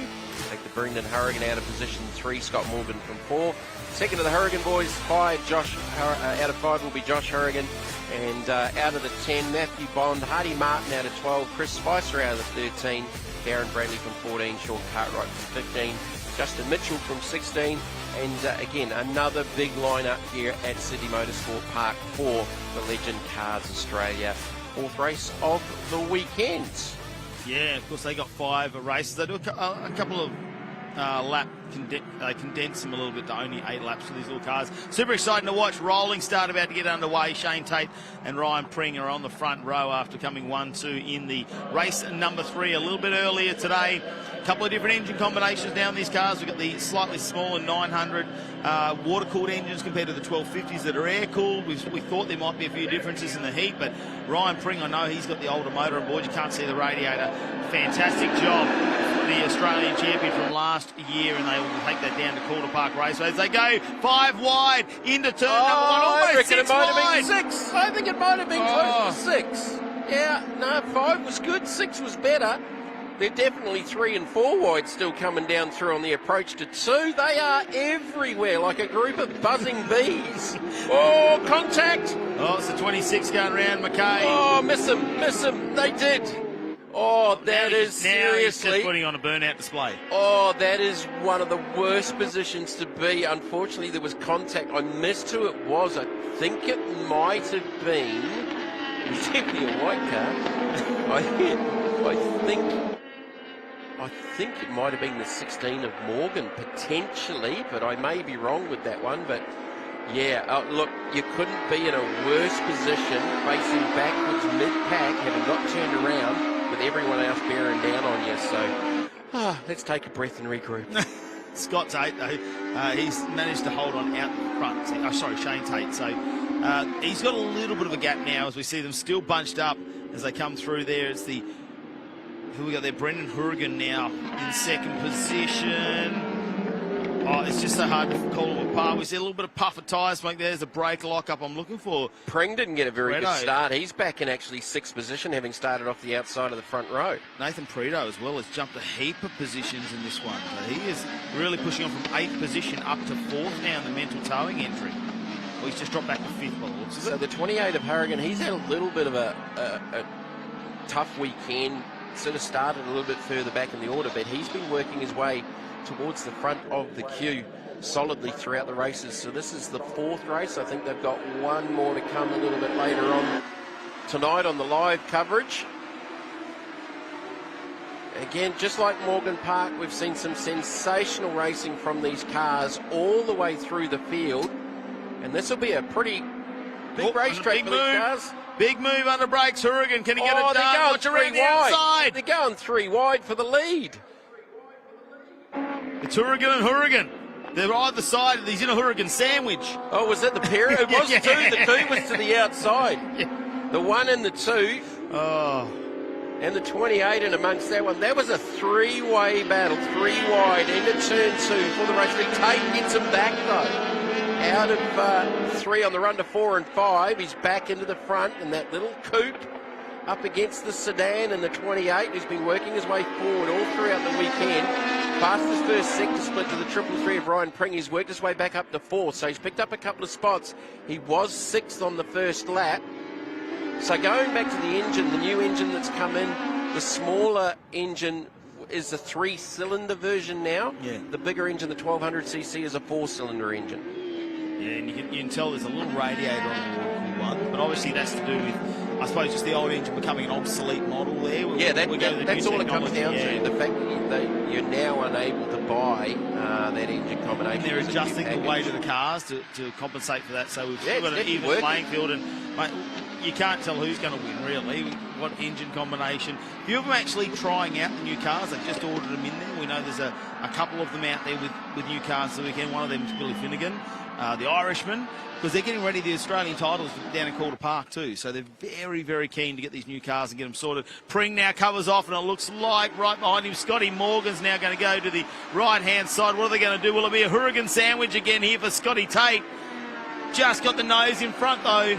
Brendan down the inside, but Tate just drove back around him, and we're going to go 3 wide again under brakes here. Wow, look behind. We're going to try. Pring's getting covered off. Oh, the 16 of Morgan locked a brake and came from a long way back, trying to get to that leading pack of 3. And Pring's right there in that dark black and green 333 as well. And again, it's the same names, the familiar names that we've talked about over the coverage going back to Morgan Park that are at the top of the sheets here at the moment. Wow, how wide. Yeah, so the 2, new race leader. Josh Hourigan, yeah, he's gone really wide there coming out of 4. We've had 3 different race leaders in the last 2 laps. I think it's 3 different race leaders in the last 3 corners almost. Just about. Just about. Oh, Tate's coming back at him. They're side by side, wheel to wheel. The 2 and the 1 with the 28 working back there, and here comes the 16 of Morgan. And Pring's right there with him. This is going to be a 5-way battle for the lead. Surely they can't make it 5 wide on the rundown. Oh, that's the 16 with another lock-up. There's a little bit of contact with the 28 to the outside with Morgan. Pring trying to get up the inside of Morgan. Don't try and challenge him too much. It's not can you, it's we will. We're going to try it. It's a challenge. Wow. Wow. Yeah. Cool race, and we're on what? Lap 2? Yeah. We're going into the 3rd lap. Maybe lap 3. Yeah. I'm glad we've only got 8. All right, now. You never know what's going to happen. the 6 of Goodridge is in there now as well. So the 16's the easy one. So, well, we've got the 33, one of the Weet-Bix cars. Yeah, the Spicer car has turned around there. Chris Spicer in the NJS Haulage and SST Racing Ford sedan. I was just about with the 16, because you got all these white cars out there. He's got the blue guard on the left front, so obviously that's been replaced over the weekend. Oh, so that's Brendan a little bit. Hurrigan, Brendan Hurrigan launches. That was full send. Has he been saving some brakes somewhere? Because I don't know how he did that. He threaded the needle between. He threaded the needle between them. I just don't know how he went between Josh Hurrigan and Shane Tate. Pring and Goodrich. Like, this leading battle now is literally 10 cars. As this is where Tate seems to be a little bit better on the run out of 2 and 3. Be careful though, they not quite closed wheel cars. They do hang out a little bit, and I have seen them get caught up on those front and rear nerf bars on these cars before. Yeah, that's definitely a speedway sort of style deal. That one is the Morgan 16 to the inside of the 2. There's contact. Morgan's going backwards. I think that might have been Pring. No, Pring got through with it. It was the 2. One of the Hurrigan boys was going backwards at the same time, and I think it was the contact between those 2. Well, you could sort of got involved in the end. Yeah, you could sort of see that coming as Tate and the other Hurrigan go at it for the lead, side by side through 8. Hurrigan in the 28, big time sideways mid corner. I'm pretty sure that that was ugly. He did not see Scotty Morgan coming down the inside on that dive. I reckon you'll see that. It was Josh Hurrigan who just thought he had a clear inside run. Came down the inside. Scotty Morgan's there. They make contact. Unfortunately, it looks like Duckworth may have got involved in that one as well, just trying to evade making some contact. So here's the 160 of back, Duckworth. though. So no, it's didn't right. miss out too much. He's 7th. Finnegan in the 86 just up ahead. So here we go. Oh, no, he did see him. He was right alongside of him. They just made a bit of contact. Like I say, the wheels aren't enclosed. Very easy to touch. Oh, there was some eyes wide open with the guys in behind them trying to just scatter. But yeah, the 160 definitely had to take avoiding action out of that. Right, slow down, take a breath. Take a breath. Where are we here? Here we go. Spring goes down the inside of the 06. Yeah, Goodridge will get pushed back into 4th position now. Can Pring hold on that one? Looks like he can. They came very close to making contact, but nice and clean as they went through. They've definitely gained out of that deal the previous lap with that contact as Pring just dropped. We know they can do both bitumen and dirt race. Oh, no, big fire. On fire, Ricky Barbie. Yeah, no, that is a big fire. That is Duckworth actually not a good deal. Mark Duckworth, hopefully he can get over. Tight cars too, want to get out of that very, very quickly. We don't like the cars. He doesn't even want to go to the grass. He just wants to get out of that I don't blame him there, and I'm sure that will bring on a safety car. It will have to. Absolutely. I don't know how close he was to one of the marshals, but like, so we've got yellows and safety car boards and all sorts coming out here, but look, we're all thinking about that driver. That was a big onboard fire, and he didn't even attempt to get off the track. That was just stop it on the racetrack. Oh, he's out. He's out of the car. That's good, Duckworth. ladies and gentlemen. That's Mark Duckworth in the 10. So he's out of the car. That was the first concern, because obviously that fire was getting pretty vicious inside the cockpit because he just stopped and wanted to get out of the thing. On a side note, you've been down there and had a look at these Aussie Legend cars. There is not a lot of room in it, and that is a tall man. Yeah, he is. He's trying to get the officials down there. These cars obviously don't have an onboard fire system on them. But yeah, unfortunately, that's going to be a lot of damage to that race car, and it's still burning out there. So we are on full safety car. We've got the safety crew now. They've pretty much come from probably pit lane. But that is a big fire. That looks like a fuel fire. That is a big fire. Eating it like that. Yeah, hard to say. It wasn't black smoke yeah. Hard to say, but yeah, look at the smoke and the fire extinguisher material. That was a big fire. There's going to be a bit of a clean-up here. This could bring the end to this race, really. 8 laps. By the time we get this car tilt trade off, clean up. We might only get 1 or 2 laps left if we're lucky. Just completed 5. But yeah, that is... that's the most important part. Yeah. Because we do see, obviously, that he walks away, Mark Duckworth. Yep. That's the good thing out of that deal. You can see the mess that it's left on the racetrack, though, as the field are just going to go by that car. So that's through turn 3, the right-hander, over the backside of the circuit, over the backside of the pit area here at Sydney Motorsport Park. But yeah, that car is significantly damaged. But yeah, the main thing is that Mark got out of the thing, and the crew, the safety crew, the fire crew got there as quick as they possibly could, but trying to cool it down. It was in a little bit of an awkward spot. It was sort of in It's between. hard when you've got live cars on the track too. We've got to make sure there is a moment there where race control have to make sure all the cars are not going to cause any safety issues before they send the recovery vehicle and the safety vehicles out on track. So Shane Tate still leading us in this race, followed by Brendan Hourigan, who's back to Ryan Pring, Goodridge in 4th, Nathan Preto in 5th, Billy Finnegan in 6th, Martin 7th, Duckworth, the other Duckworth in there, of course, that's Bruce Duckworth up in 8th, and before we go to Morgan and Bond, obviously Morgan in the 16, got that spin around Scotty Morgan. Bit of a shout out to the number 81 too, which is Scotty Melb, who had a little bit of a race incident yesterday. It looks like he might have hurt his wrist during that accident, so a bit of a shout out to him, and hopefully he is doing well in the crew down there, so hopefully everything is a-okay for him. I'm sure they will be back. And the beauty about these cars is most of that stuff is a bolt-on part, and especially even the bodies, a bit of paint work to do, but everything else, like when they do have the crash I'm going to bars say the and things 10's going to need a little bit more than paint work, just quietly.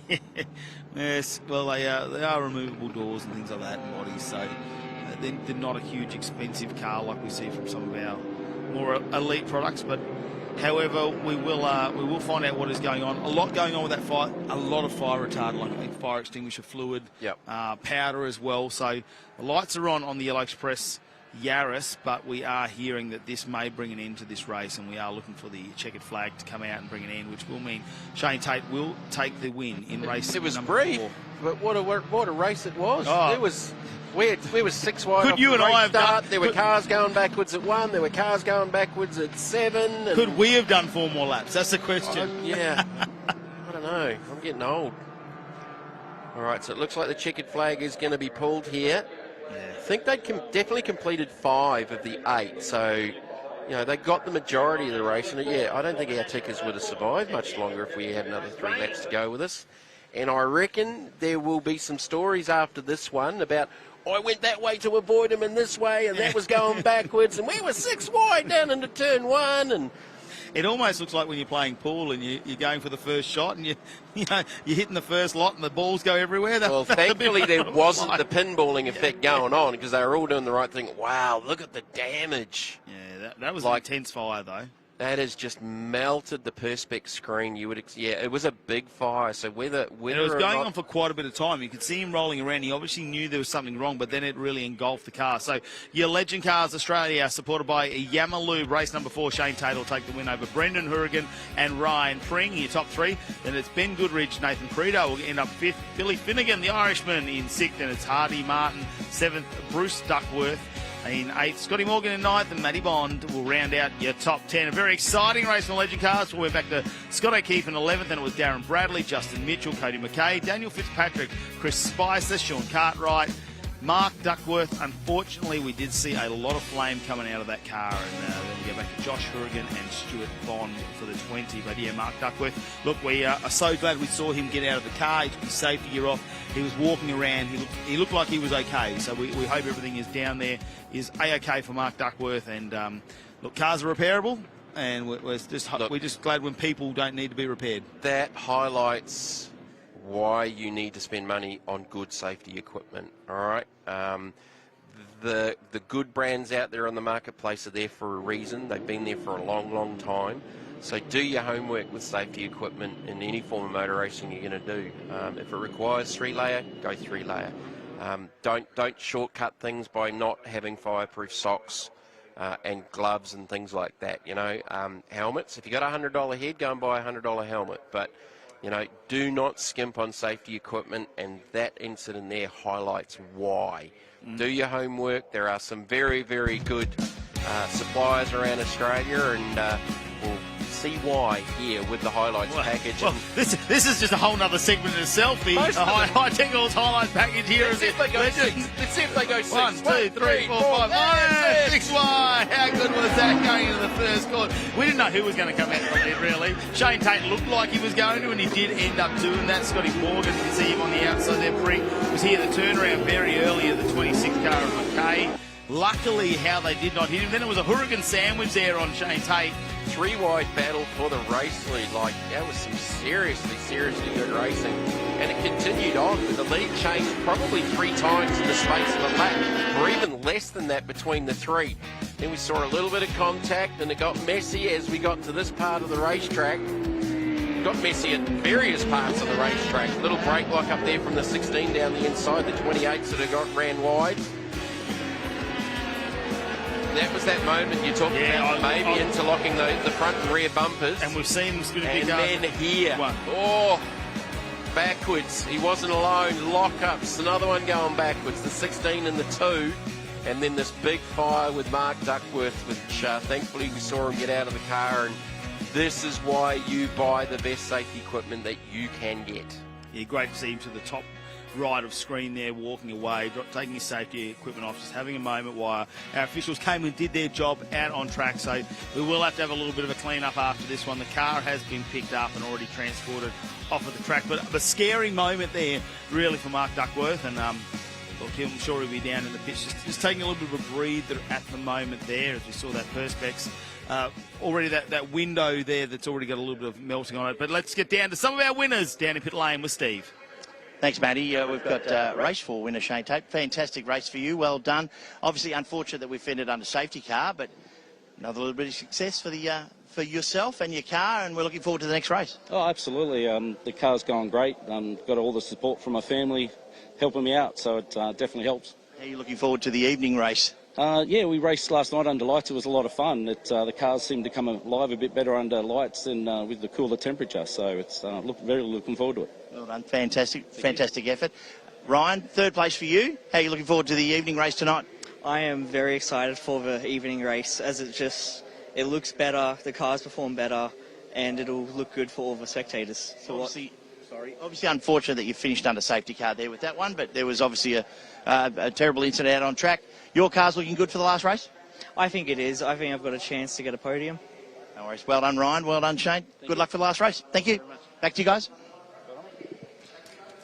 Well, good to see Ryan Pring down there and Shane Tate shaking hands. Brendan Hourigan in the 28 was 2nd in that one. Didn't pull up there in pit lane to have a bit of a conversation with Steve-O. Why wouldn't you want to have a conversation with Steve-O down there as well? He's a handsome man. He is a very handsome man, and he's the guy from TV. So we'll see him later on today. Don't forget, we do change over to SBS Viceland, Foxtel and KO from about 6 p.m. tonight. How cool a shot is that? That just highlights the elevation changes here at Sydney Motorsport Park. We're going to cross back down to Steve. Yes, funny guys, really funny up there, very comedic. Thank you guys for the wrap, but I do have Ryan O'Sullivan with me, who did finish 3rd on track, but 4th, was classified as 4th with a penalty of a jump start in the last EFS Excel race. But as it turns out, you've had your result overturned because of modern technology. Yeah, that's right. Was able to take up the camera to race control and get it sorted out pretty quickly. So, yeah, that's the beauty of it, mate. It's evidence right there, and unfortunately, they made the wrong call, and I was able just to say, hey, look, this is what it is, and yeah, got it overturned. So, really happy with that. I think the most important thing about that is that your category manager, Brett Peters, has brought up the information that effectively all of your cars mandate an in-car camera, and you've got the ability to use that evidence to either A, for incidents on track, or alternatively like this, a jump start. You've been able to revisit that, and the beauty of race control is they've been able to revisit it and fix it for you straight away. Yeah, that's right. Every incident on track is able to get looked at, and the evidence is always there. So the cameras are good, and yeah, they save a lot of heartbreak, like we'll almost witness today. Well done, good on you. Well, Ryan's the current, or the reigning Queensland champion, so he knows how to race, and he won the first race of this weekend. So good luck for the final in the darker times. Beautiful, thank you, mate. Cheers. Good on you, thank you, guys.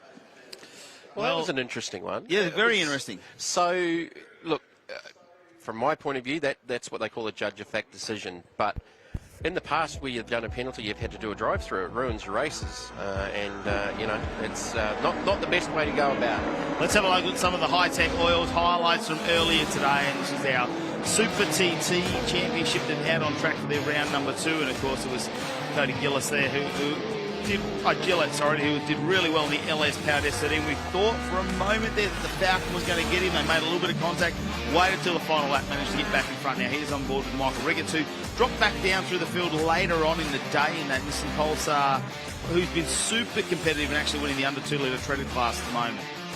You can see that the lose there from the Falcon with that contact, but didn't gain an advantage from it, and race control decided it didn't need further investigation, and in the meantime the Falcon got through to the lead with a nice clean pass, and the 41 continued to go back to work on the back of the 370Z in the Super TT, but as Matt said, unfortunately for Ricketts, he ended up back through the field. Well, the poor little E36 BMW of Rob Bowden here getting sandwiched between a couple of Pulsars out there, Daniel Smith out in front and Timothy Molesworth just behind, and that's how they ended up across the finish line, and fellow E36 BMW David Bailey just in the background there in this race. They exchanged that position a few times, didn't they? Rob Bowden had a bit of an advantage through some of the corners out there on the lap. Bowden got through in the end. That is the biggest piece of understeer I've seen for a little while, and the other BMW sort of came into the equation after that one as the battle for the lead sort of raged, and the 27 of Gillett finally got that inside run and back into the lead on the last lap, and that's the important one. You want to lead, that's where the checkered flag is, and took out the victory in the end for the Super TTs. Yeah, have a look at the fist pumping there inside of the gate. Pretty happy about that one. Had to fight back on getting through after we saw what Brent Edwards did in the XR6 Turbo there. So in the meantime, though, while we get positioned to get back out on track very shortly with our next category, let's head down to Steve. Thanks, Matty. I just, well, I don't know whether he was happy or not. He came down to say good day, Jackson Rice, and I thought, take the advantage. We hadn't seen you all weekend, mate, so we thought we'd better have a chat to you. How have you been going? And obviously, Carl, looking forward to the next couple of races for tonight? Yeah, absolutely. Like, look, in all honesty, Whitey, we've been a little bit on struggle street so far this weekend. Look, we were very fast in practice, and we bolted a green tyre on, and we've just been really struggling to make it work. So, obviously, just finishing super important. You know, we're still in title contention, and just keep chipping away for the weekend. Make sure we finish, accumulate points, and see whether we can work forward.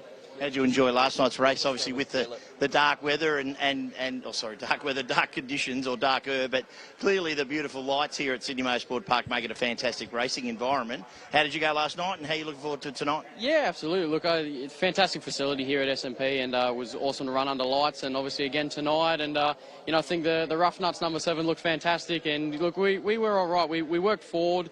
We've got a direction for the car, and hopefully we can just keep chipping forward and work towards the guys at the front. Just on another note, the Excels were just out, and I know you have an interest in one of the Excels there you've been helping out. How's that car been going, and how's it been sort of flitting towards you're obviously concentrating on your program, but you've got another eye on the other car as well? Yeah, absolutely. So, like, one of our mechanics, Liam, is actually competing this weekend in the 49 car, and it's his first race here, back for the national competition here with the Super Series, and he's just building up to it. He's done an awesome job all weekend, and those boys are the same, just working forward, and he's having a ball here, so... Good on you, Jackson. Well, good luck for tonight. Great to see you here. Thank you. Thanks, guys. The Australian Super TT Championship makes its way back out on track behind the Yellow Express safety car, and we'll see them come around very shortly. Race number 4 for them. What I was just saying about earlier, as the Super TTs come out onto the track, Matt, that Rhino Sullivan penalty in Excels, all right? So he was adjudged to have jumped the start, got a 5-second time penalty. What used to happen is that you couldn't appeal it, you couldn't do anything with a judge of fact decision.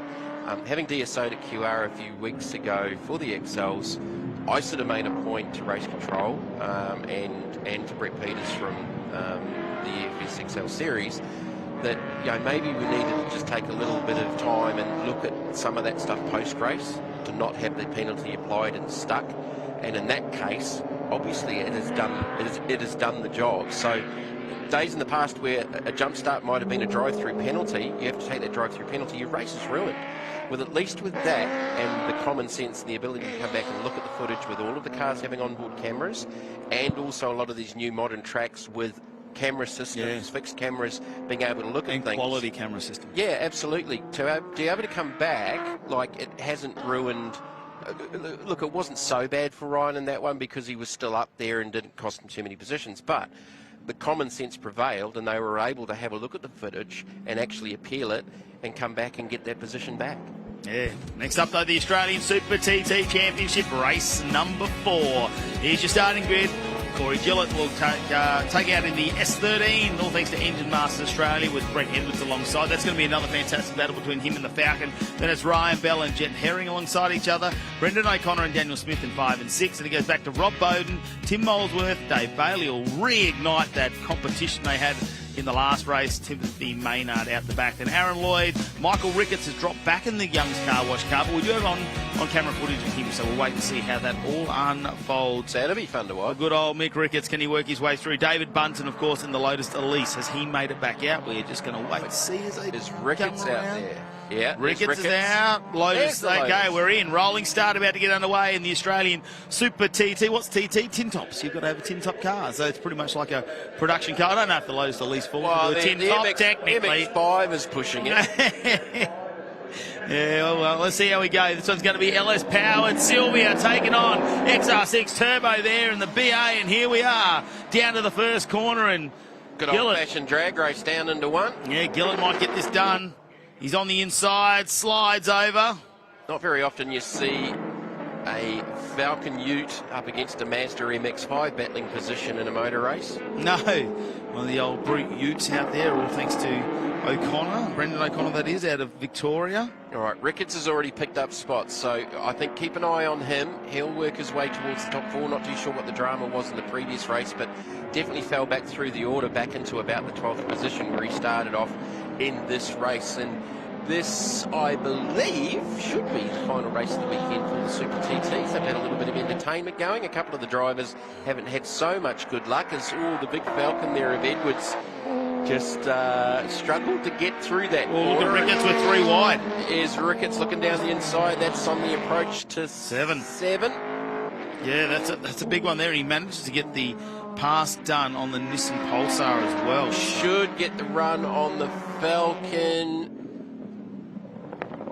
Actually, no, that wasn't 7. That was earlier on in the lap. That was out of 7 there on the run down to 8 now. Yeah. So I've just done the reverse of what you did in the previous race. Yeah. 1-1. Ricketts down the inside of the Falcon. How good is the slide from Daniel Smith in the Pulsar in the background? I missed that. I was concentrating on Ricketts and the Falcon going out at 4 position, which Ricketts now gets. Oh, was that through oil dry? Was that a lockup? Ricketts has gone off there as well. He ran very, very wide. Yeah, there's a little bit of oil dry on the inside of the corner there. That might be from another. Yeah, we did see that possibly. Maybe from another one of the legend cars in the previous race. Maybe. We didn't notice that before. Here's the Lotus winding up in a straight line. Wow. Pouring back a heap of positions. Just needs to keep running. That's like swatting a fly with a Buick. The difference in speed there between the little Lotus. Now that it's actually going in the right direction, you just not on the side of the track. Just need to be tall enough that you can see it in the side mirrors. Yeah, the Pulsar's getting left for dead there. Here we go, it's back. Bowden, he's back there battling with the Nissans. Yeah, where's his BMW, mate? Bailey. Well, right there he is there. He's not too far behind. It's a BMW sandwich at the moment. He's got 2 Nissan Pulsars layered in between them. We'll have to have a look. Rob Bowden now doing a great one. As we can see, our local naturists have just come out from the reserve there. They bounced in for the weekend.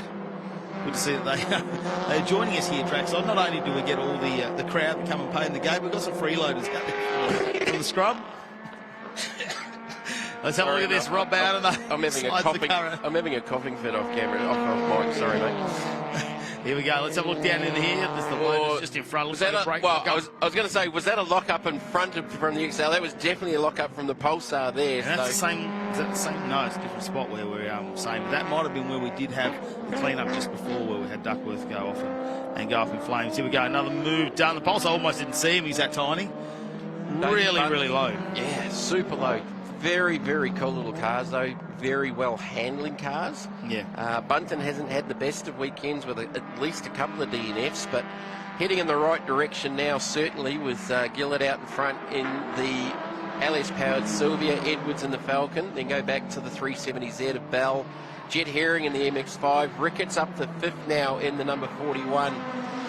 Nissan, and speaking of Nissans, the 9 and the 39 going at it here. It's the 9 of Tim Maynard and the 39 BMW of David Bailey. And again, sort of continuing their battles from the previous race as well.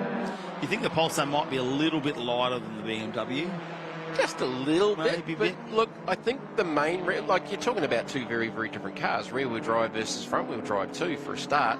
But those E46 platforms are such good handling cars, and you see people putting different engine combinations in them and things like that, and you wonder why they're so popular. They're cheap enough to buy second-hand. They handle very, very well. We know that. You put some of the different engine combinations in them, and they can become very, very quick race cars. Well, we did see an LS-powered one down at Winton Motor Raceway for round number 1. That'd be fun. That was ridiculously fast. That was actually Mark Tracy.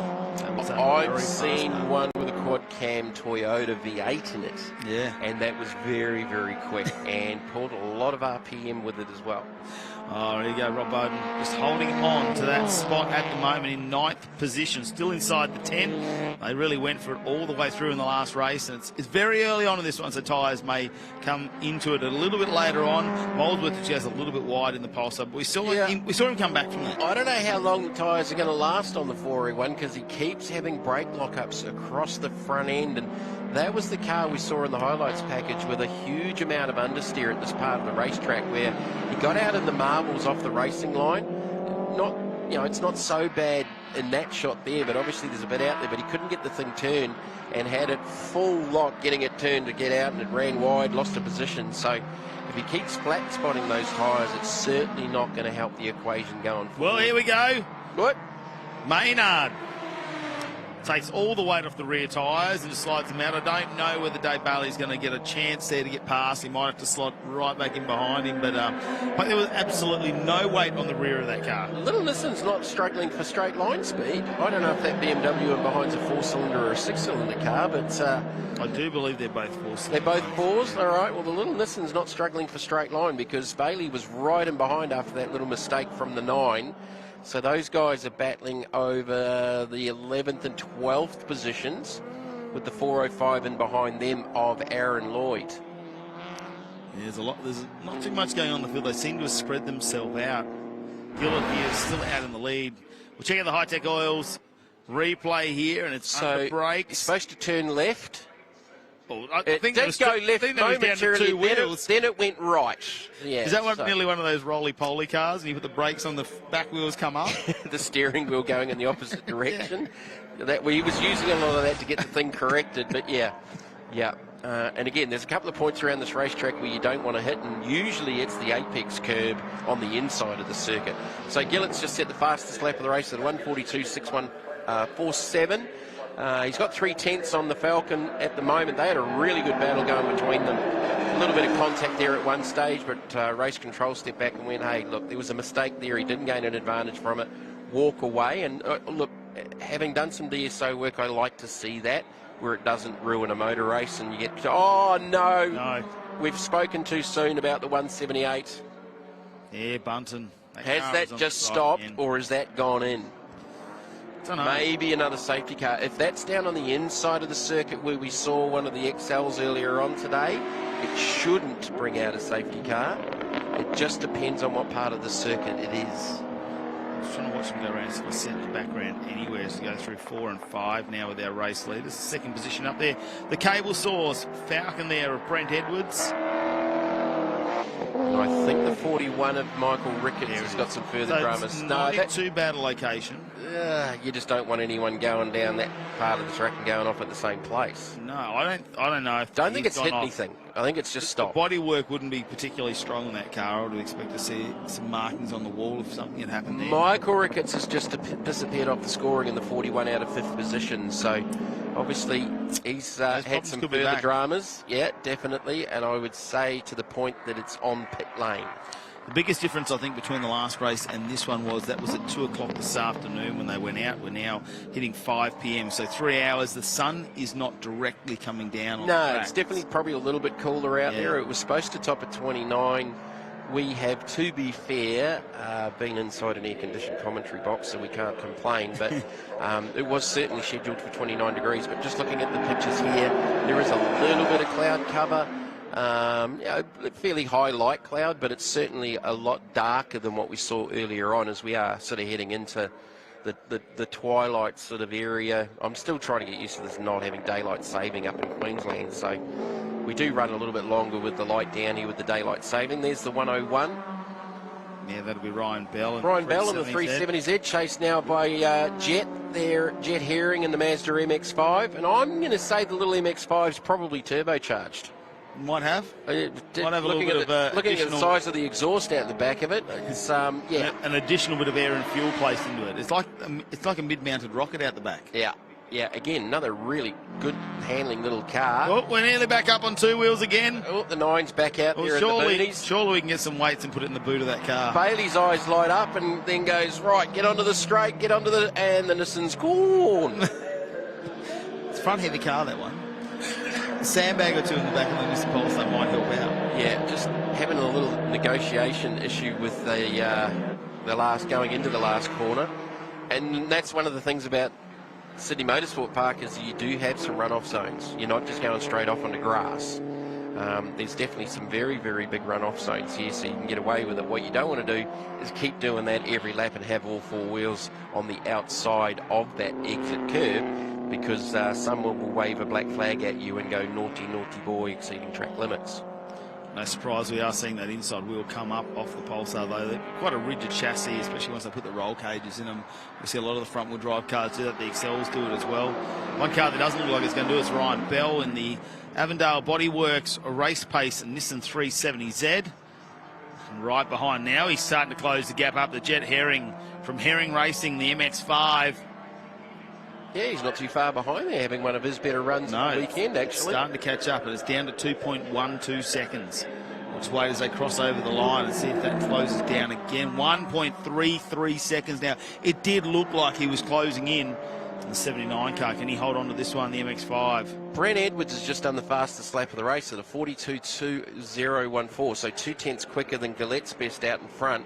And the gap's actually come back down to 1.6 seconds. So with a couple of laps to go here, the Edwards Falcon looked like it was getting better towards the end of the runs in each of the races, other than when Gillette got back around him on the last corner of the last lap of the previous race. So might be a little bit of a battle out in front, but I think the big Falcon's going to run out of laps as we watch this battle for 3rd and 4th between the Nissan 370Z and the Mazda MX-5. Two very, very different cars. The Nissan looks positively huge compared to the little Mazda MX-5. It does, doesn't it? Yeah. Even with the wing on the back of the MX-5, it's not tall enough to get up there. And the 370Z's not a tall car by any means. Not tall at all as they come around this corner. Set cars up. He's looking a lot smoother, though. The MX-5 searching for some road where it's comfortable as he head down to turn number 8. Yeah, Ryan Bell's not using anywhere near as much rear tyre as he was in the previous race. He was having a pretty good battle going there with Ricketts for 3rd and 4th initially in the previous race, and you saw the big Nissan was getting sideways in places as Ricketts was applying the pressure in the Nissan that is now pit-bound, not going any further. And this one is Jet Herring, had a little half look at the back of the big Nissan out of the final corner on the final lap. Last lap board is out.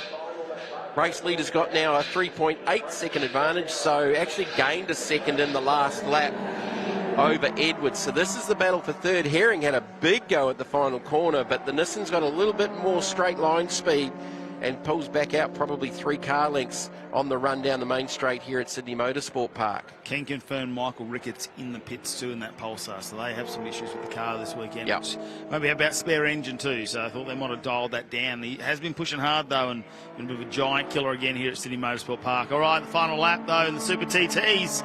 Ooh, the little MX-5's definitely got a run here. He's got a few corners left to push the point. He's got the blue headlights ablaze. I'm going to say that's just probably a tint over the headlight lens, but anyway. Ooh, here we go, out of 5. They'll run up the hill. Does he have the torque to push the little MX-5? Well, he got to run up into the final corner. This is the run. He's got to set himself up, though. He's going to come out of here. He's possibly going to get the long left hand to have a go down into 8 if he wants to have a go under brakes. Here's your race leader, Gillette. So that leads back out to 3.8. It was down to 1.6. So, in fact, Gillette took 2 seconds. There's a little hole in the left rear corner of that car. I don't know where that came from, but he's going to take the win in the 4th and final race for the Super TTs. Well, the 4th and final scheduled race. Also looks like the bonnet there might be just Just unlatched a little bit there for Gillett. Used to seeing that with some of the drift boys. Brent Edwards in second position across the line. Here we go, the battle for third. Who will it be? We don't know. Oh, they're almost side by side. He's trying to get an inside run. I think he's going to run out of real estate. That was a good last corner run like the previous lap, but it will be the 101 of Ryan Bell taking third in Super TT here at the Sydney Motorsport Park, ahead of the number 79 Mazda MX-5 of Jed Herring. So the checkered flag is out now for the Australian Super TT Championship race and for their final scheduled race here of the weekend. Don't forget, we do go live broadcast on TV. It is free for those of you that want to watch it on SBS Viceland tonight, also on Fox 508 and KO for every viewer that does have those services. So continue to watch us a little bit later on. We've still got one more race to come here for our live stream, but it will be from just before 6 p.m. when we go into our TV broadcast. So it is SBS Viceland there if you want to tune onto that one live and free tonight as part of round number 5 of the Hi-Tec Oils Super Series.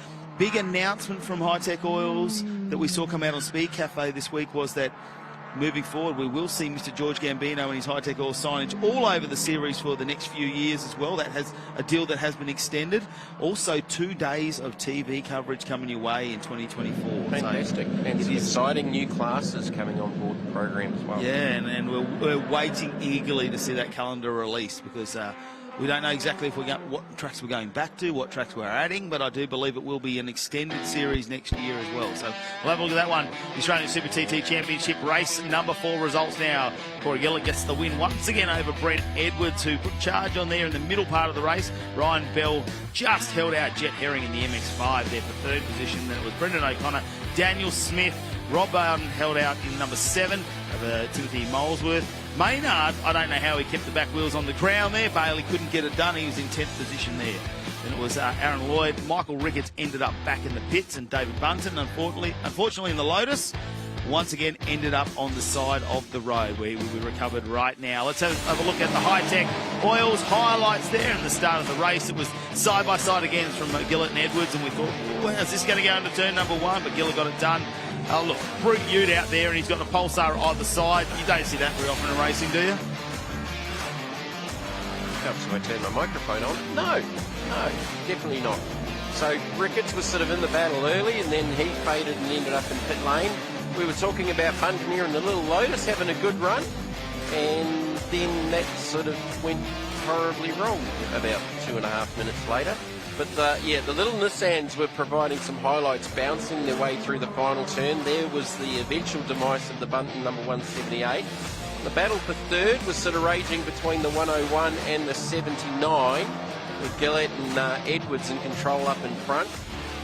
And it would be the LS-powered Sylvia of Gillett taking out yet another victory here at Sydney Motorsport Park. Well, here we go. Let's head down to our winners now, though, with Stephen White. Thank you, guys. A fantastic race, Australian Super TT. Well done, guys. A heavily fought battle, obviously, all weekend. And Corey Gillett, you've came out on top again. Yeah, mate, I've got the clean sweep this weekend. I can't thank me mates enough. It's been a great race, and I can't thank the family. They're all here helping me out, and definitely Engine Master who put the engine in this thing. So I'm pretty stoked. Had a good time. Well done, well done. Brilliant effort for the weekend. Brent Edwards, this category is something you've been obviously following and been involved in for a long time. Your car's got some real pace and real good reliability now. How you been going and looking forward to the next round? Yeah, I'm looking forward to the next round in it. We got a bit of a vibration during that race, so I had to sort of back it off, but I had nothing for the big fella. He's found some pace over the weekend, so congratulations to him. But yeah, the cable source Falcon's been a real good thing lately, so we'll have to tune it up a bit more to beat this guy at the next round. Well, it's a fantastic thing to see a nice Falcon out there for once instead of a Mustang. Everyone talks about Mustangs. How good to see a Falcon out there. Got to love the Falcons. They're the way to go. Good on you. And Ryan Bell for third place. Well done again. Thank you. Great effort. Fantastic to see you here at Sydney Motorsport Park. Yep, great series, great race. I'm pretty new to this and loving it, so I'll be back. Good on you. Good on you. Thank you, guys. Yeah, Ryan Bell, a man of very few words, but he held on there in the 370. It was nice and smooth. Here we go, just having a leisurely feed out there on the hill for us. As an expat Kiwi, this is something I can't get used to, seeing kangaroos at racetracks. We were doing the track commentary last night, looked out the left-hand side of the commentary box window, and there were 3 kangaroos parked So there. you're the reason they're coming in here? Oh, I don't know. just to scare the Kiwis. They're dangerous, aren't they? Or is that the drop bears? That's the drop bears, not the boxing kangaroos. They're fine, so you know. And yeah, wounded lotuses. Big corridor nature reserve next door to where the Motorsport precinct is here at Western Sydney. So isn't one of the Taronga zoos not too far away from here? Yeah, there is too. Well, do you actually know that, or have I got the ex-Darwin boy who lives in Canberra? There is a zoo out the back here in Blacktown if you head out past the pub and that, yeah. So it's not too far away. And maybe they're just coming out from there. I think they're wild ones, though. It looks like next up, though, we are going to have stock cars for race number 4. Will be the final race on our live stream before we head over to our live TV tonight. Don't forget SBS Viceland. And, of course, if you're lucky enough to have Fox 506 and KO, will also be on there. We will be streaming it all out. But if you want to get it nice and free, SBS Viceland. Now, let's have a look at some of the highlights from our previous races here with the Stock Cars Australia, all thanks to Hi-Tec Oils. And it's really Scott Nine in that beautiful NASCAR Mustang really that has been dominating the RX7. We thought in one of our races from Stevens had a real good start. The highlights to me, though, has been this man who's been sliding that VF-fronted Aussie Ute all around the place. It is, of course, the number 8 of Brett Mitchell. We really like watching him. Yeah, I don't know that there's too much rear tyre left underneath the back of that thing, but speaking of tyres, it was the front tyre that wasn't gripping in the 11 on that one with Josh Horrigan, and the Horrigan boys have just got out of the Legends cars and jumping in the trucks now, so they've been very busy for the weekend. And speaking of sideways, there's the 8, right on cue. Oh, Brett Mitchell. And there's the 8.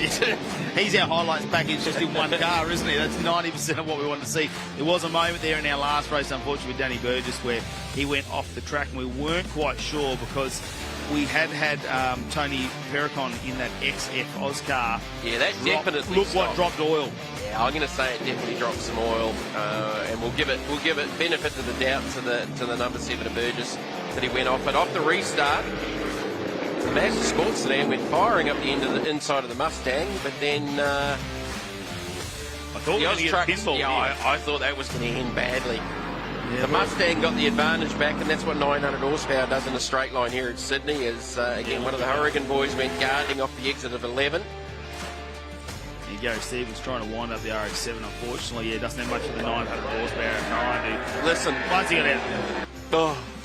There's a moment there, isn't there? Oh. 9,000 RPM, 900 horsepower in the carparts.com Mustang. Come across and got the win once again for a clean sweep so far. They are coming around, though, behind our Yellow Express safety car. It will be a rolling start in the Stock Cars Australia. Are we going to have to talk about this NASCAR Mustang again? Why not? You want to, though, don't Why you? not? Oh, what is this, the Crutcher Developments car? And they are sending beautiful messages over the seas to Italy. Mark Crutcher, the phone has been dialing off the hook every time. Someone spelt chow wrong, or is that right? I don't know. I'm not good at Italian. Jordan Cox stepping in that car this weekend, doing an unbelievable job. A clean sweep so far, all the way from qualifying top 10 and the first 2 races. That's coming up later, the TA2 muscle cars. In the meantime, Stock Cars Australia starting grid for race number 4. Scott 9 and Danny Burgess will kick off the front row. Then it's Josh Horrigan and Brett Mitchell. Rob Marchese and Gary Stevens will be in the 3rd row in 5 and 6, and it's Lawrence McKinnon. And I don't think Rod Gurney is going to make this one out, and this one we'll have to wait and find out. And I don't think Troy Perricon is going to be back. I don't think Troy's out that's there. Terminal. That's the XY has made it back out there. So we've got the XE and the XY. So we've got the 4 Oz trucks, the Mustang. So the Sports of the Mazda's gone. Oh, yeah, and the RX7. That's very unfortunate. All right, so this will be the Oz trucks versus the Mustang. Sort of taking a knife to a gunfight, really. I mean, I don't know what sort of horsepower the Oz trucks are putting out, but I'm going to say it's probably in the 600-ish range. The Mustang definitely capable of 900. I don't know if Scott's got that thing maybe wound back just a touch to get it to live, because those NASCAR engines are very highly strung. They pull a lot of RPM, and in some cases you're talking in excess of 10,000 RPM from a pushrod small block V8, which is very hard on the valve train. There's 2 very different Falcons from 2 different eras. Yeah, Rod Gurney there in the XT GT. Just in the background there. Here we go. Oz trucks all together now, and I'm waiting to see what Brett Mitchell's going to do. I think when's he put the show already, on? Oh, there we already go. sideways. Yeah, so I think... I just want to know whether he put tyres in that car or not. I think the excitement here is going to be the Oz Truck boys having their own sort of private battles, and we've definitely got a couple missing from earlier on in the weekend, and yes, we've lost the Gary Stevens Mazda RX7. How that fits in the Stock Cars Australia class, I don't really know. And we did start the weekend with a BMW E36 in there as well, John Andrianella, but that was on the trailer this morning when I drove into the racetrack. So these Oz trucks, I don't know how many they're down here. I've certainly seen these up at Queensland Raceway over the last few years in not bad numbers. They're quite a cool category, sort of a stock car style chassis, obviously with ute, but very different looking even to the current model NASCAR trucks that run in the US as one of the bigger classes to the main NASCAR category. But they are very, very quick. Yeah, Josh Hourigan now stepping out of the legend cars now into the stock car, the Oz ute. Yeah, well, Brendan hasn't made it out there in the second of the Hourigan Shed Silver Road. I'd like to see Josh Hourigan go somewhere. Oh, yep, exit stage. Did that go left or right? I don't know. That's definitely on the grass. He just wasn't there in the corner. When I looked up, I thought, where has he gone? All right, okay. So that was, we were talking about the other Hourigan boy, and the brother's gone firing off in a different direction. All right, XE versus X. Is that an XW or an XY? You reckon it's an XT? Oh, yeah. I'm only going to buy the entry list, but I'm going to go with an XT. Could be. I would have picked XRXT, and the number plate might give it away. Well, the older car is going to have a go at going by the slightly newer version. And, like, how popular the XD and XE Falcons have become now. Like, you go back 5 or 6 years ago, you couldn't give the things away. No, now, we built them in the race cars because they cost $200 to buy. Now, no, not anymore. Not in Queensland, my friend. You're talking 10 to 20 for a shell now that's reasonable. Yep, granny spec, still with the louvers and the sunscreen on the front of it. Well, and done 100,000 miles on steel wheels. You're looking a bit more than 20 then. 15 to 20 grand for these cars now.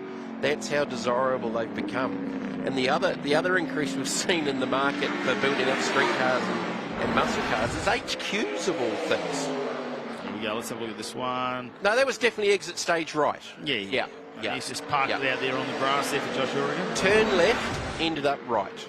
Yeah, so that's... Got to turn right to go left. That's where the 11 went. He's got to watch more of Lightning McQueen. Yeah, no, exactly. Yeah. Exactly, yeah. So it's funny how the market has changed with that type of vehicle not being worth a lot of money 10 years ago to coming back out. Like the HQs, you would have thought they'd have all gone circuit racing and be spread around Australia. Well, probably... That's what's made them more expensive, because now you can't get them now. Well, yeah, but they have become... The XD, those are late 70s, early 80s cars, so we're now starting to push 40 years old. Oh, geez, mate. Thanks for that, Matt. They're older than me, most of them. Yeah, I'm going to say more experience, thank you, my friend. This is a good battle on track, though. You got the... so we're going to go... Yeah, I think it is an XT with the round tail lights. Again, there'll be thousands of people out there that know more than me. Correct? I don't know. It's on the number. It's on the number plate. It's on the entry list too. It's on the entry list as well. You cheated. You cheated. No, okay. You got to use all your resources to your advantage. I think the round tail light. So I'm not sure. It looks like more of an NC sort of spec, but with the D on the door, it's sort of maybe a replica or a flashback to sort of the Bathurst days and that. So I don't know if it's a genuine NC sort of spec classic car, but at the other end of the spectrum, you've got, you know, a genuine... So this car was a 2018 spec NASCAR road course car, last raced in 2020. Michael McDowell, who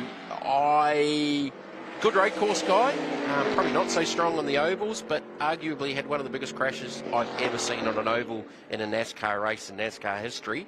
I think he's still racing now, but you know, these things are capable and are still capable in the new configuration around that 900 horsepower mark.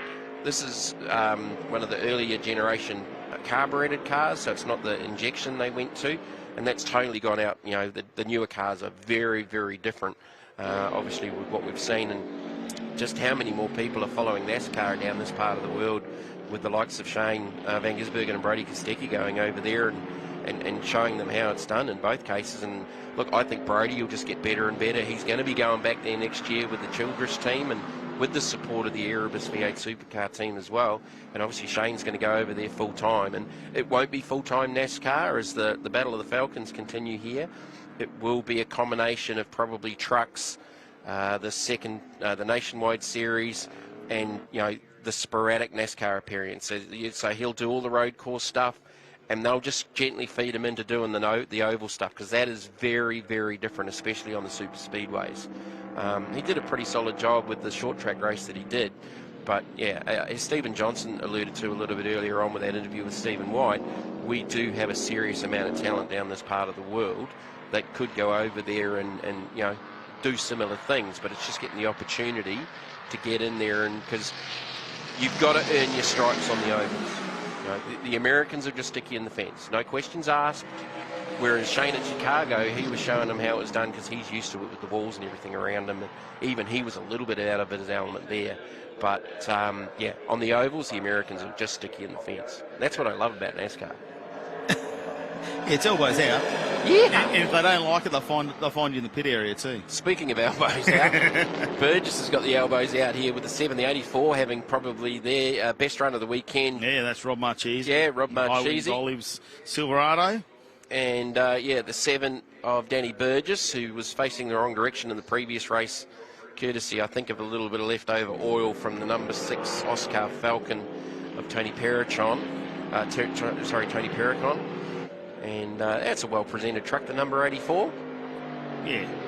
Silverado looks really good there. Scotty 9 out in front, just done the fastest lap of the race at a 1:38.32. Are we really surprised by that? No, but he was doing 35s in the cool last night. These guys are just like, seriously? Let's just go out at it. They got their own race going on. In-house Falcon battle. XE versus XT. That XT is a cool car. I like that. Lawrence McKinnon. It just sits that nice. Do you think he's got the power down the straight? Oh, it seems to be like through 4 and 5. Once we get to that area that we start to see Rod Gurney start to have a bit of an advantage there in the XT. And the XE, obviously, a bit of a throwback to the Group C era with the big wheel arches and the big rear wing. And I can remember as a kid watching Bathurst with Dick Johnson firing through the trees out of Forest Elbow, and then having to rebuild a new car overnight to get out there on track. And that did a lot of damage to that race car. All right, so Burgess here in the 3rd position. Mitchell's got things under control in 2nd, but he's about 5 seconds down on Scott 9 in the NASCAR Mustang. Nice run. They're very even down the straight, though, aren't they? Not close enough really to get an advantage from any sort of aero. They'd be a bit of fun at Calder Park. What do you mean they will be? They are. But in both, like on the oval and... Yeah, I think for the track they get the motor racing circuit, which is it's a little bit on the smaller sort of scale, isn't it? Well, you use the drag strip as your main straight. So the main straight is quite long, but then it's almost like a clockwise track. There is a lot of right-hand corners on there. It's predominantly right-hand down. And it's a very narrow profile, the racetrack as well. So it reminded me of Timaru back in New Zealand, and probably a similar length. A lot of the circuits over there are relatively short compared to some of the bigger circuits here, like here and Phillip Island, the Bend. I don't think there is a bigger one than the Bend because there's about 32 different circuit combinations over there in South Australia. All right, lap 6 of 8, so just a couple left here to go. And again, it's still Scott 9 out in front in the ICS NASCAR Mustang. 1:38.32, fastest lap of the race. And he's only a 1.5 seconds quicker than Mitchell in 2nd. And we're not used to not seeing Mitchell in the coverage because he's been going sideways. He must have actually concentrated here and tried to keep the thing in a straight line to keep up, as the 11 is definitely very, very sideways out over the curves. The last couple of corners before we sort of get to that last one here. I tell you what, there's a fair bit of banter going down the pits, I think, in the Jordan Cox car. Let's head down to Stephen White, though, because he's down there to witness all of it. Thanks, Matty.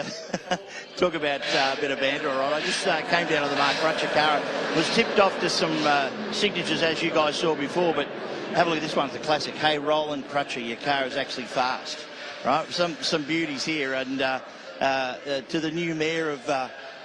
well, I actually can't read that, but wherever he is in France or somewhere, that's where he is, you know.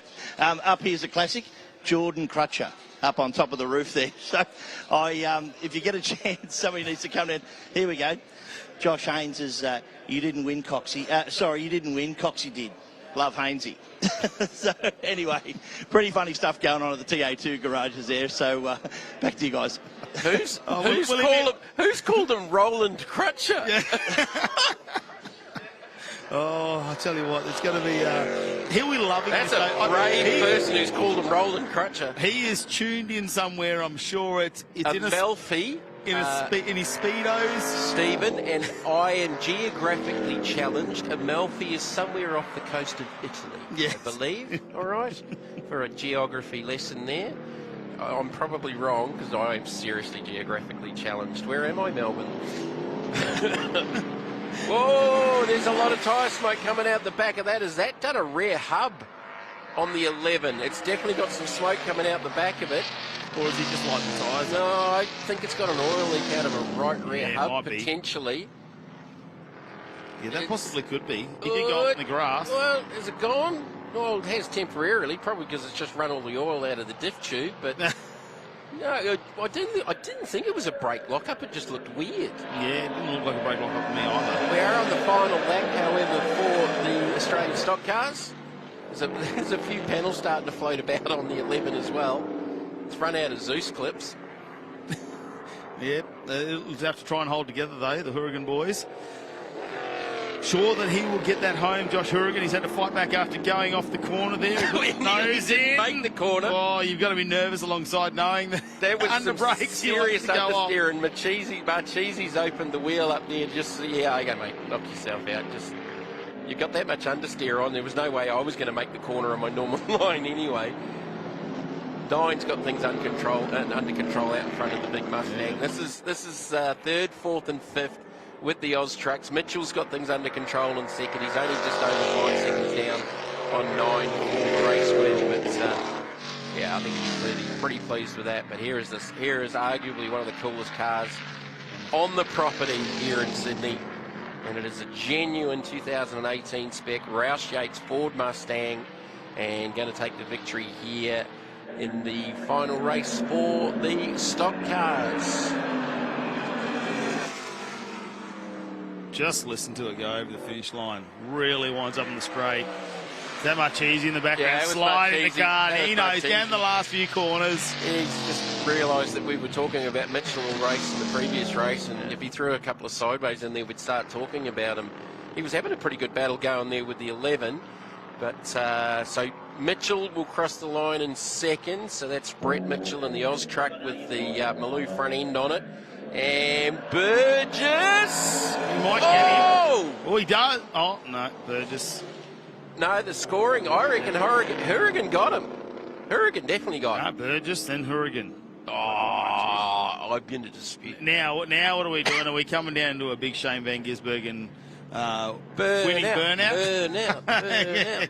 Probably not allowed to do that quite at this point of the race. Probably have to wait till the end of the night. Scott Knight will take another win here in the Stock Cars Australia in the race for results, with Brett Mitchell behind in the number 8 Oz truck. Then it's Danny Burgess. Josh Huragan just got there over Robert Marchese. Lawrence McKinnon in 6th. Rob Gurney in 7th. Gary Stevens didn't make it out on track. And, of course, Troy Perricon and Brendan Huragan didn't make it out either. So they start off with a really good field this weekend. They had 12 cars out there. Unfortunately, we only saw 7 take to the last race. Highly strung vehicles, of course, and we cannot wait to see them down at Calder Park Raceway on the 1st and 2nd of December. For all that information, tune into Hi-Tec Oils, superseries.au, or, of course, the Hi-Tec Oils Super Series Facebook page. Don't forget, we are about to shut down our live stream, but don't forget what we're doing. We're going to live TV. It is on SBS Viceland. That's right, SBS Viceland, Fox 506 or KO if you're lucky enough to have those services, but it is free on SBS Viceland if you do want to watch it. Thank you for joining into our live stream. We're going to have a very small break before we head into the TV coverage in just 20 minutes. Like we said, head to that SBS Viceland, Fox Sports and KO, ladies and gentlemen. It's the Hi-Tec Oil Super Series round number 5, the penultimate round, and we've still got 2 races from the TA2 muscle cars to come your way.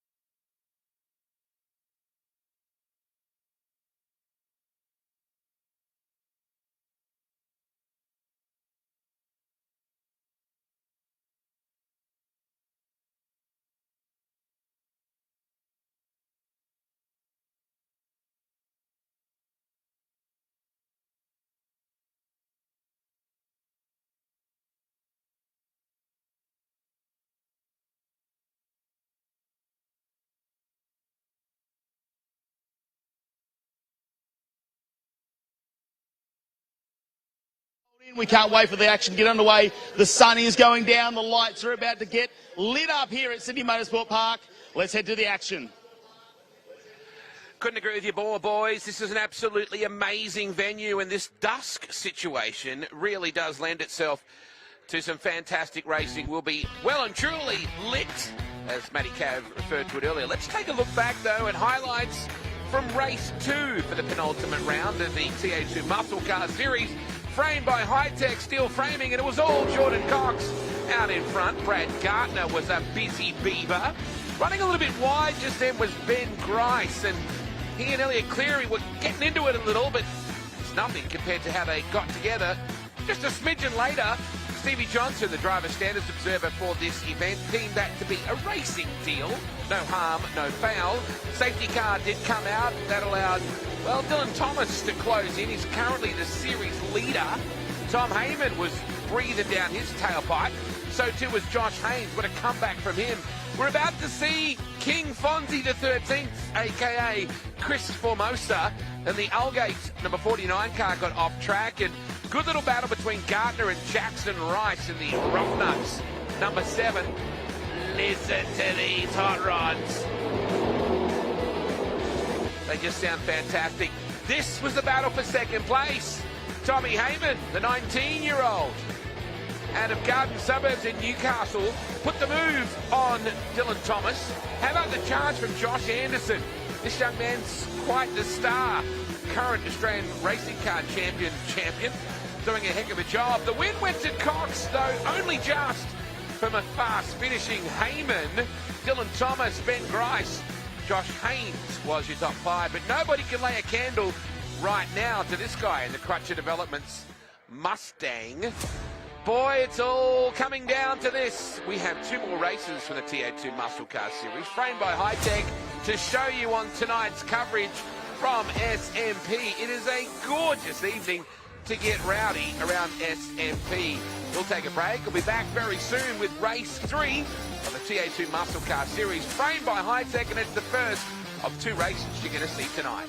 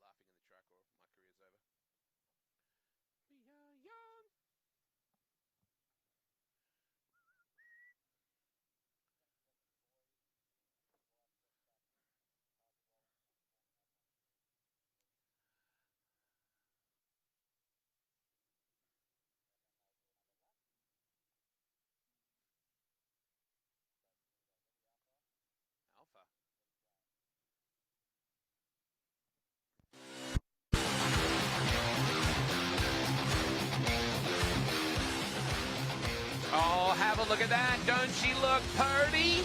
That's Sydney Motorsport Park, baby.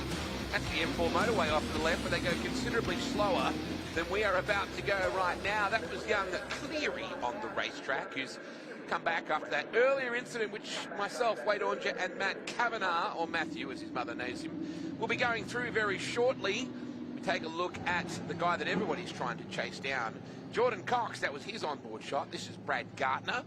Farmer boy out of Penola in South Australia, has a lot of people supporting him here this weekend. And boy, that guy, Tom Hayden, he's been impressing people as well. Just waiting for the Gillis car to make its way around as well. Been a bit of a tough weekend for Gillo. Kind of got a kick in the BU77 from Stevie Johnson, our driver standards observer, for impeding the progress of Josh Haynes, Matt. He has to start from the back, and he starts from pit lane here in this one. Oh, exactly. So he's right off the back when it comes to our racing here. Race number 3 for the TA2 muscle cars, framed by Hi-Tec steel framing. You can see the yellow express pace car we've got here for this weekend, the safety car. How good is the Toyota Yaris? Like, it's a very little quick car, and behind it all these huge cars. You can get lost out there in this field of TA2 cars. I think I prefer to be driving the TA2, but I get what you're saying about the Yaris. So we are rolling away to a rolling start right now, and this is Brad Gardner. He will be firing out of inside 4th row, which means he's on the inside going down into turn number 1. There's been a whole lot going on, Matty Cab, in the pits since we last spoke earlier today.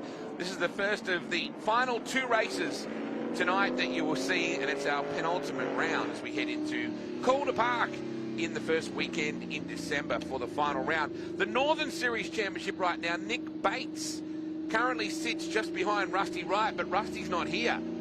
So by the very fact he's not here, Nick Bates is looking down the barrel of successfully defending his Northern Series Championship. That guy on screen right there in that purplish looking car about to roll through now in the very clean entry. You're right on board with Brad Gardner. Southern Series 2, there is Gillis now. Gillis and the 19 car of Cleary, both the C3 entries and Sync Music partnerships, they are going to be starting out of pit lane. Okay. That's going to be so we're going to have Cleary there as well. That's going to be an opportunity for everyone to get through as we get them lined up here. Jordan Cox has been the one to talk about so far, starting out of position number 1 with Tom Heyman alongside. The Crusher Developments car, well, he's put it on pole. He's got the top 10. He's 2 from 2 so far this win. Can he keep that success going? Dylan Thomas out of 3rd with Josh Haynes alongside. He's had to fight back after that incident where he dropped back to 17th position in race number 1. Had to fight his way back. And there he is, number 4. Can he get further up the grid? Benjamin Gryson in 5. And Zach Shalpo doing a fantastic job this weekend in 6th. Brad Gardner in 7th. Jackson Wright just behind him. Graham Cheney in 9th. And Nick Bates, the man you just spoke about, is running at our top 10. Speaking of Brad Gardner, his pa, Peter Gardner, is cheering on from hospital back home in Penola. All the family are tuned in. They've got TV in Penola, you know. They've got all sorts of newfangled. They've got all sorts of newfangled technology they do. Josh Anderson, boy, that guy could wheel. Christopher Formosa showed me a picture. I want you to Google something while we talk. Google a picture of King Alfonso the 13th. It is frightening. You know, everyone's got a doppelganger. It's remarkable. This guy is the spitting image. Folks at home, if you're playing along, get your phone and Google. Yep. Google King Alfonso the 13th. It is remarkable. So the King, he's got a bunch of his subjects, his royal subjects here watching the local hero. Time to get it done. It is race number 3 of the penultimate round of the TA2 Muscle Car Series, framed by Hi-Tec. Oh, we're on board with Gardner. Grice is just in front of him. This rolling start here at SMP. Cox on the pole, but Heyman. Now remember, they all started with 6 new tyres this weekend. They didn't have to carry 2 oldies from the previous round because we've got an influx of TransAm drivers. Everybody needs to be on a level playing field. So everybody got 6 new Hoosier Donuts. Cox is your leader.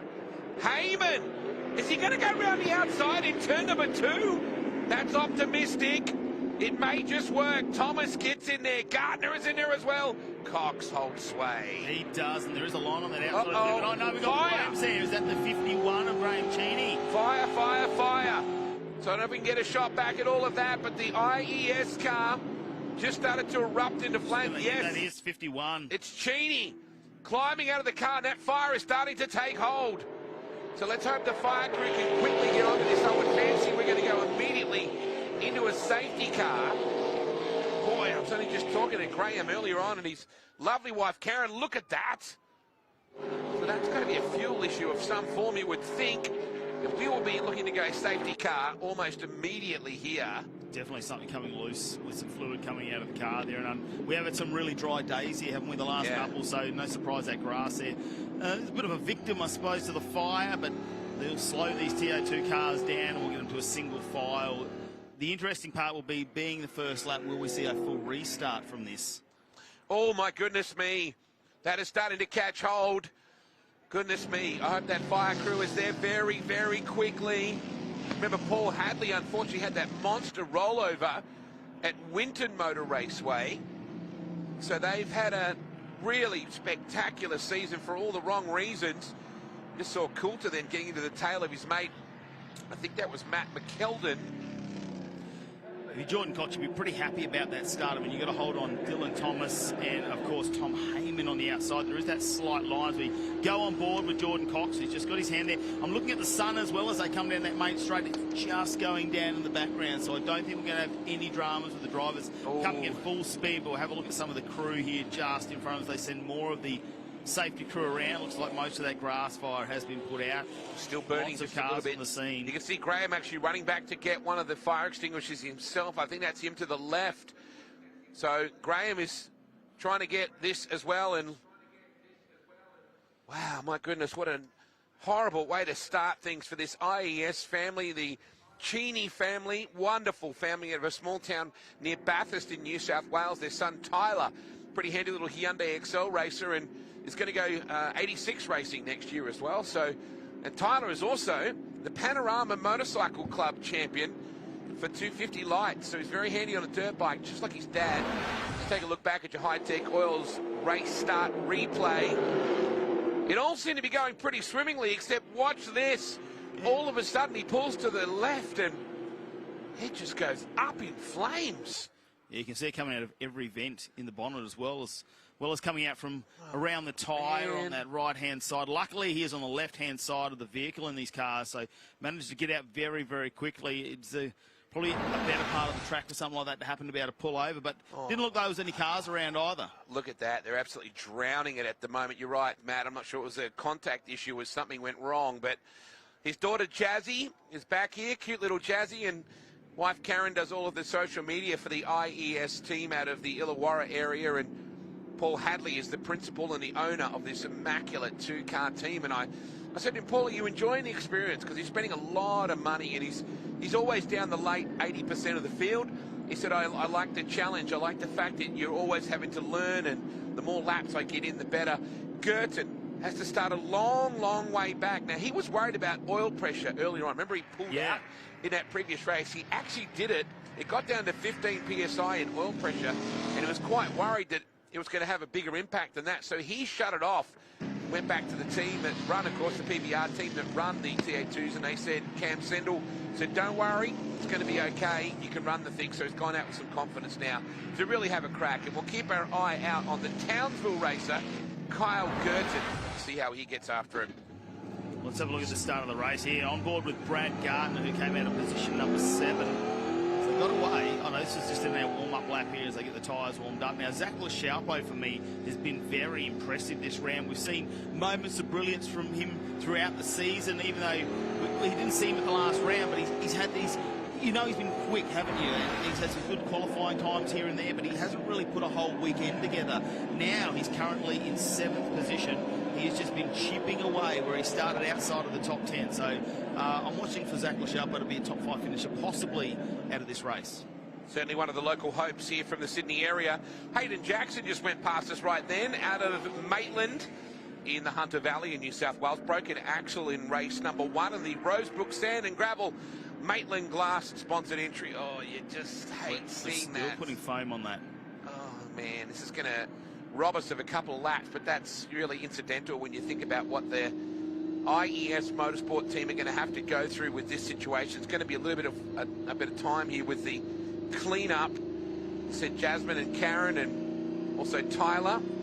Graham will be bitterly disappointed. Imagine, too, Paul Hadley rolling past that each time, seeing his second car now completely covered in foam. Points-wise, as we come into this, I've got paperwork up the razoo here at the moment, Matty Cav, but I know that Dylan Thomas is still clinging to a lead. You too have the updated points in front of you. Josh Hames with that fight back and got in front of Jackson Rice last race means he has actually moved up into second position. So he trails Dylan Thomas by 28 points coming into this race. So take these two into account, plus the 4 at our final round. 6 more to go. You know, Matty, if you had, you know, the old front cover of Women's Day magazine always has like those picture-perfect families. The Haynes family look like they should be on the front cover of Women's Day. Josh has got 3 gorgeous blonde sisters, his beautiful mum, of course, as well. And Dad, I'll tell you what, he needs to be registered as a sire because he provides spectacular-looking children between him and Kylie, his beautiful wife. So, hello, it's good for Josh to have all of his 3 sisters here this weekend. This is a look from Gardner's point of view, trying to put the move on Grice, who's trying to put the move on LeChalpo, who in turn is trying to put the move on Thomas. You got Haynes in there as well, so she's busy. Very busy in that first corner, especially coming into 2 here. Haynes is on the outside as well. They go a bit wide. Grice goes a little bit wide, and Gardner just puts the nose in. He slides the car. Those tyres are still nice and cold. He's got Haynes alongside of him. He's on the wrong side of the racetrack. And look at them both using a whole lot of steering there to try and slide the car and get control back. What's him just grabbing the gears? Well, they don't know what's happened at this point, so they are still in full race conditions, going at it. Oh, he's on the back of Haynes. He's got to be happy about that one. It's a good start there from Brett Gardner. He's busy on the gas, that's for sure. Very proud family in the farming industry. Also a little bit involved in the hemp side of farming as well. He's got Mike's beef jerky on board on the bonnet of this car, and I sampled a bit of the old pepper beef last night. Woo-hoo! Very good, just saying. That's turn 9, what they call Corporate Hill. They're now swinging down to the right, and that's where we get to that safety car situation. I had a chat to Tom Heyman earlier. Stevie White is down in pit lane at the moment. Have you got your fire extinguisher with you, mate? Yeah, thanks, Wado. We need him out there. I've just grabbed Cam Sendell, Series Technical Manager. I've just asked him for a bit of information. Cam, any information that's come through the team just yet? Mate, nothing's come through it yet. I'll try and catch up with the boys and see what's going on. It looks like he may have just bumped off and run off the track, whether it's ripped an oil line off over the one of the ripple strips or something and just started the fire. I don't know. We'll have to get the car back and have a bit of a look at it. So it looked more oil fire than fuel, but we don't know. And the grass is pretty dry at the moment. All right, no worries. We'll keep trying to get an update for you guys. But the beautiful part is Graham's out. Unfortunately, the equipment is damaged, but Graham is out. Cam Sendell is... Bit of Skippy action. I was actually watching Skippy on TV just the other day. Skippy was an amazing character. Fortunately, they're all over on that side of the fence. Cam Sendell is a bit of a combination of Larry the cable guy, John Daly the golfer, and a race car driver as well. He's very much involved in the technical side of our category. Very passionate man, pretty handy racer as well. Has his own car, the number 14.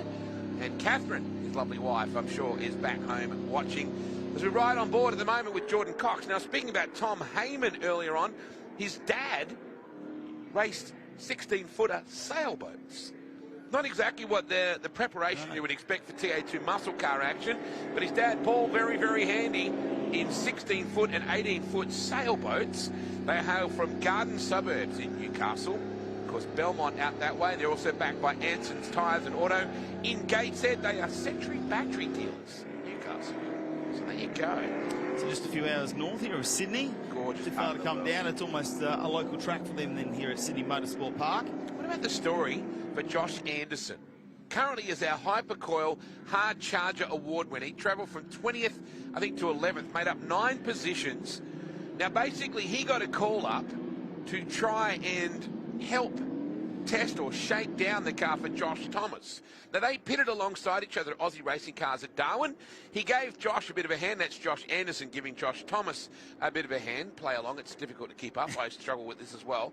And they got to become friends. So Brett Thomas says to his son, Josh Thomas, hey, ask if that Josh Anderson will shake down the car for us on Wednesday. He came and did it. Never driven the car before, ever. And they said, hey, you want to drive the car on Friday? He had to ring work on Thursday and say, I'm sorry, I can't come in tomorrow. I'm driving a TA2 muscle car. I said, did you call in sick? He said, no, I told him, and they were very, very good about it. So the young engineer out of Penrith, home of the mighty Panthers, the current premiers in the NRL. So we're back underway. We're about to drop the hammer, as Cole Trickle would say.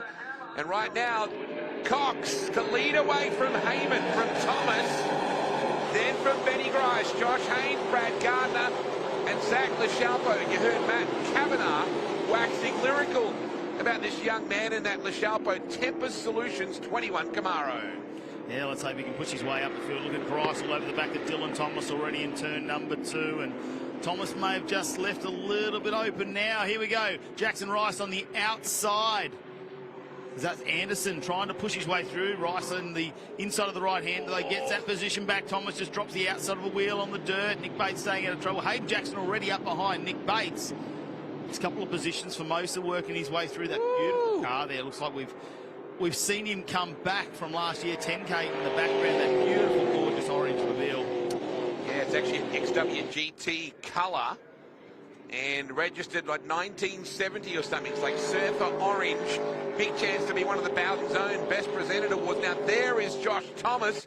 He's battling with Matt McKeldin in the Kubota. Number 99. Heyman is all over the back of your race leader. Just see Gardner in there from LaChalpo and Josh Anderson. Boy, this guy is quick. He's up to position 9. Bearing in mind, it's his first ever time in this car this weekend. Drove a shakedown run on Wednesday. Heyman is giving Cox plenty. Now, I don't know if we'll see it close enough, but if you look carefully, the next time we got a shot on the Crutcher car, Matt, we all got the Sharpie out and wrote some special messages for Mark Crutcher. So, we saw it earlier on the live. Oh, you did? Yeah, we did. So right now, I would say Tom Heyman wants to write something else in the back of the quarter panel that says, "See ya, wouldn't want to be ya." Oh, he's right behind Jordan Cox. This is where it is under brakes. This is where Mark Crutcher's watching going, don't you run into my hot rod. You don't need to hurt it. Jordan Cox is not going to make it easy for him. He seems to be a little bit stronger through this turns 3, 4, and 5 over Heyman. The door's open again. Wow. Second time that's happened today.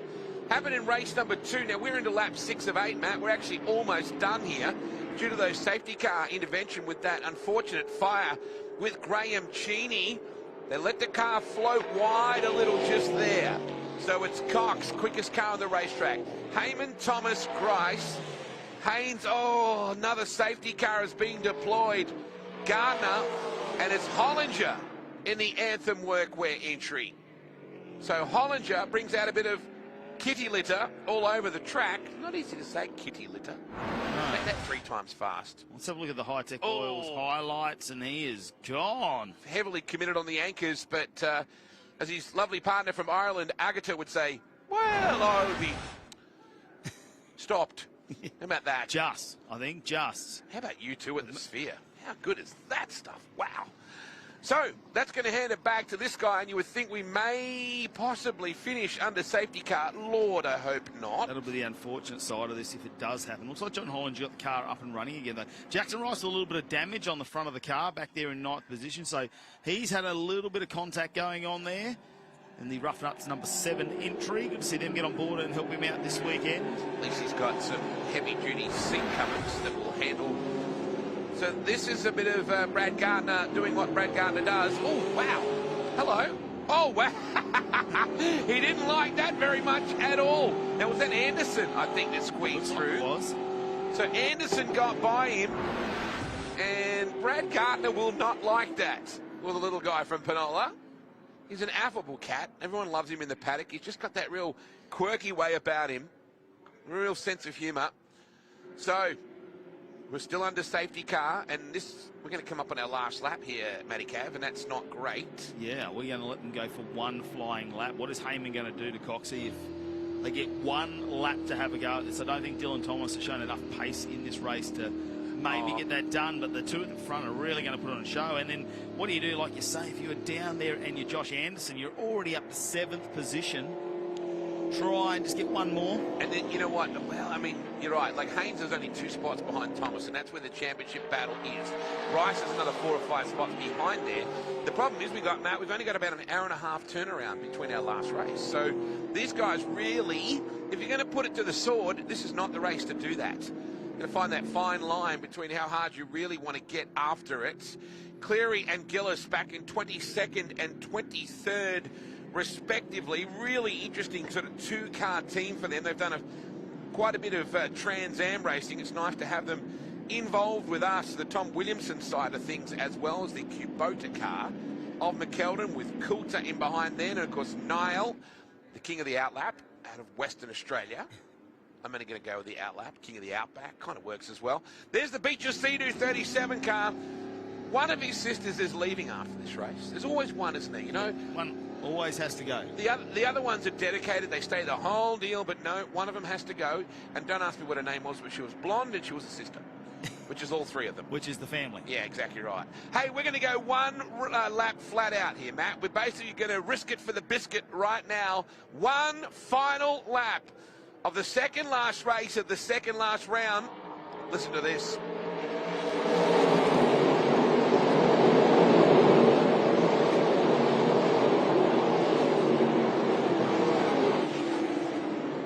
Go through the rumble here at Sydney Motorsport Park. They've all made it through turn number 1 by the looks of it, and Jordan Cox still with a little lead over Heyman. He's got one lap to try and get that position in this race number 3. The TA2 muscle car, they file in behind. Gardner tries to get alongside of Anderson. Can he do it? He's on the outside a little bit, just a little bit of a wisp of dust come out of the aero there as it goes around. The door's open again for Heyman. Well, he's looking to open the door on Cox. Can he get him up the inside? He had a speculator. Cox, the door wasn't quite as far open as it was on the actual car in second, but he definitely thought about it. Final lap, second last race of the second last round. You just see Grice, who's done a good job. He was exonerated for that incident earlier on with Cleary. So good news out of that. Benny's been stout in that Anthem Workwear 03 car. Oh, Gardner wriggling. There's Rice, there is Bates, there is Jackson, there is Thomas, Matt McKeldin. They're not going to catch Cox, I don't think. Oh, geez, Heyman really having a crack. Last couple of corners. Can he keep the momentum out of this top turn? Can he punch a hole in the air? I don't think so. Checker's about to come out, but Matty Cav, if you take out the safety cars, it sets us up for a very delicious last race. I can't wait for race number 4 to see what those two are going to do at the front. Zach Lachaupe went back a couple of positions. Anderson and Gardner both got him in that little stoush at the end. Be interesting to see where that damage came from on Jackson Rice's car as well on the front. There's been a moment somewhere out there on the track. Wouldn't it be a show? Well, imagine if we could do like a special series round where the TA2s had to go into the drift pad as part of a lap. We could go into the figure 8, yeah. I mean, you could imagine the carnage. Cox will get the win, and Crutcher somewhere in Italy downs yet another red wine, I'm sure, and edges a little closer to the seat. Oh, Heyman, he has been coming. I got some coin on that young kid. His old man was very, very good in sailing. Oh, look at that. The Hollinger car has a left front down. It is dropping all sorts of sparks on that 23 car. It's down on the rim. Is there even a tyre on it, perhaps? Not much more than that, and I wonder whether that's actually just the rim moving around or whether that's locked up. Either way, it's not a good result for Hollow. You don't necessarily see that many sparks. Here we go, the TA2 muscle car. Race number 3 result. Jordan Cox and Tom Heyman out of 1 and 2. Once again, Dylan Thomas in third. He goes back to Ben Grice, Josh Haynes, Josh Anderson all the way up to the 6th. Brad Gardner followed him through on the overtake manoeuvre on Zach Lachaupe, who ended up in 8th. Jackson Rice back to 9th. Hayden Jackson making his way back through the pack. Yeah, he's starting to look better and better. Nicholas Bates, Mr. Consistent in 11th. Josh Thomas got to 12th. Matty McKeldin, 13th for him. Michael Coulter, son of the Grey Nomad, in that 14th spot. Kyle Gurdon got to 15th. Brett Nile, the West Aussie on debut, up to 16th. Chris the King Fons, Formosa, 17th. Greg Keem, man who loves to sign great autographs, out of Canada in 18th. Anthony 10K in that gorgeous looking hot rod. Paul Hadley, the only one of the IES cars not up in flames. Peter Robertson, Elliot Cleary and Cody Gillis. We had DNFs from Hollinger and Cleary. Let's take a look at some Hi-Tec Oils highlights. And there are going to be a few of them. Not all good. No, only a few laps under race pace out there, but they were very entertaining to say the least. And it was the start of the race here where all of a sudden in the distance there we saw Graham Cheney go off in the 51 IES Motorsport car. The flame was already coming out before he went off onto the grass. Unfortunately, that dry grass goes up and some fluid of some type under that engine bay definitely coming out to cause that much carnage. We saw how much the bodywork had bowed, the heat that was put into that. They got that out, got the race underway again. It wasn't long until we got another safety car. Yeah, unfortunately, it was a spicy affair in some ways. Hollinger, I think, was the one that fired off the racetrack here. Maybe it was more than just a lock-up of the brakes, because he went in pretty hard. Gardner, very busy. All of a sudden, Josh Anderson says, hey, I hear you wear glasses. I hear you're a farmer. Get out of the way. Kind of did that. In fact, we had to restart one final screaming lap to round things out here at Sydney Motorsport Park. I can't wait. We've got one more race to go later on under lights, and Heyman, he is not going to be happy till he's put a number on Cox. No, definitely not. He's been fast enough. He's been fast enough, and what tie bank have they got left for this weekend? That is the question. And the last race, you just go after anyway, mate. Yeah. You just risk it for the biscuit. Nice job for Cox and the Crutcher Developments car. Another lap without a spin. That car won't know what to do with itself when the boss gets back to the Calder Park. I can say that. He's not here. And he wouldn't be watching. He's now a mayor of some town in Italy. We've changed him from the unofficial mayor of Young, the car owner of that number 4. Let's rip down to Victory Lane, where our very own Vin Diesel, Stevie White, is standing by. Yeah, thanks, Wade. I'm actually standing with another Vin Diesel who can drive. So, well done, Dylan. Fantastic. And you just keep chalking up those points. Yeah, it's pretty good. I mean, the front two are going pretty hard. We had a little vibration on the front on the warm-up, and I was like, I was a bit concerned about that, and it was like, the boy said, well, just drive it. If the wheel falls off, we'll deal with it later. So, yeah, unfortunately, I saw Cheney's car afire, so I hope those boys are okay and the car's okay. Good job to Geordie and to Tom, driving good, and we're still stacking points against the competitors in TA2, so thanks. Good on you, Dylan. We'll see you in the next one. Young Tom Heyman, another sterling drive and a real good battle with Jordan Crutcher. Jordan Cox. I'll get it right because I'm reading his car. Well done, Tom Heyman. Fantastic drive. No, thank you. It was a good race. Obviously, we didn't get a chance to show what we really had for Jordan, I don't think. I think we had a really good car in that one. But hopefully in the next race we can have a bit of a battle and hopefully it goes well. Good on you, mate. We'll see you in the next one. And I will go over to Jordan Cox, and if... although it's the wrong side of the car, you'll see everyone's drawn all over the car and said Jordan Crutcher.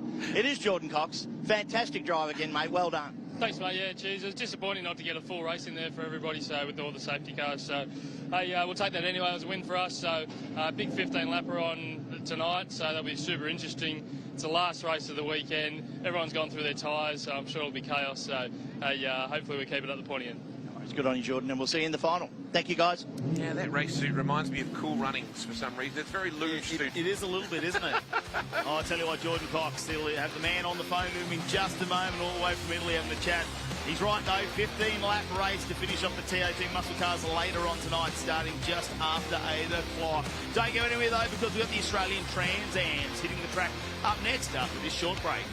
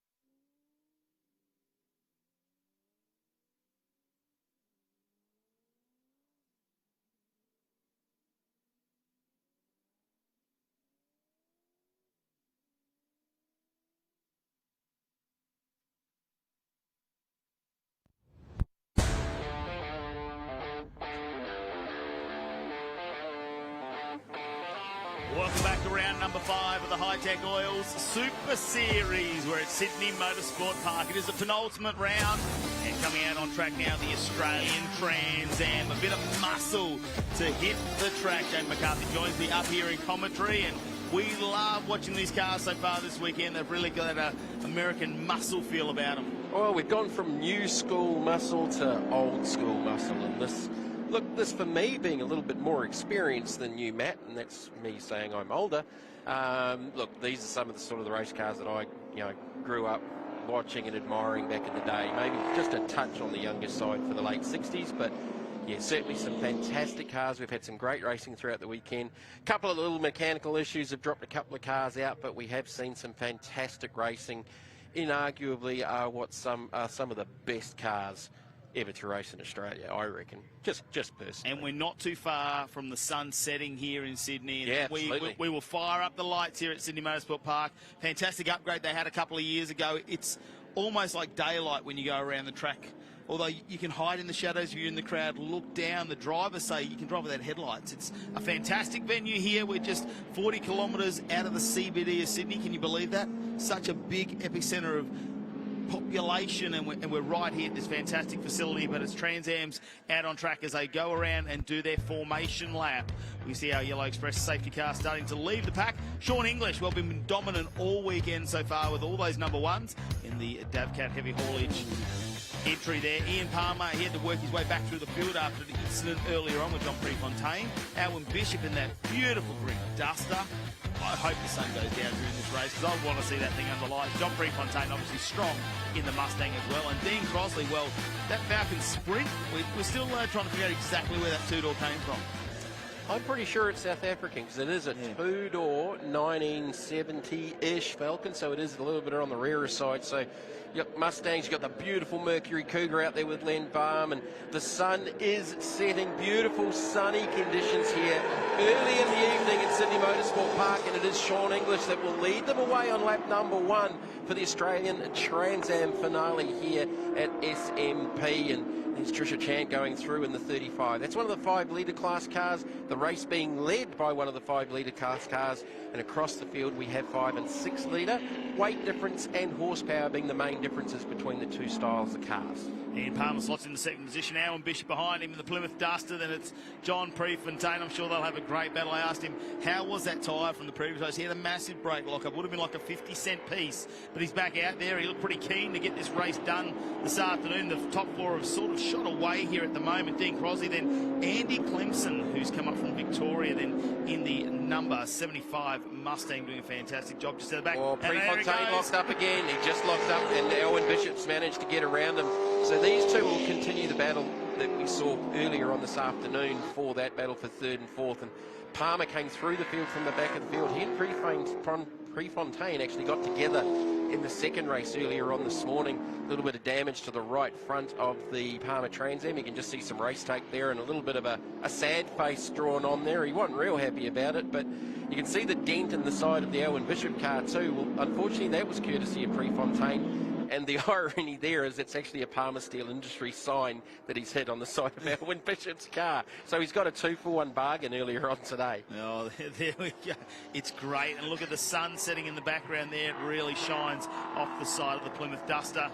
Yeah, look, not too many of these types of cars running around the world. I don't know in their heyday if they were sort of the first choice for the Mopar guys with the TransAm style cars. Here is the 6-litre versus 5-litre in a straight line difference. Ian Palmer blasting down the inside of Sean English, looking for his first win of the weekend. Sean looking for his first defeat because he's won every race so far this weekend. Yeah, Ian Palmer had to do that hard work though after that incident and get back through the pack here. In second position started off in this race. Now he's just got that lead, but it doesn't always help through these windier sections of the racetrack. We just get a little bit of an open straight. You notice the advantage in horsepower there for Ian Palmer. You talked to Prefontaine, I spoke to Sean English, and I'd sort of had a chat to Sean before the start of the weekend.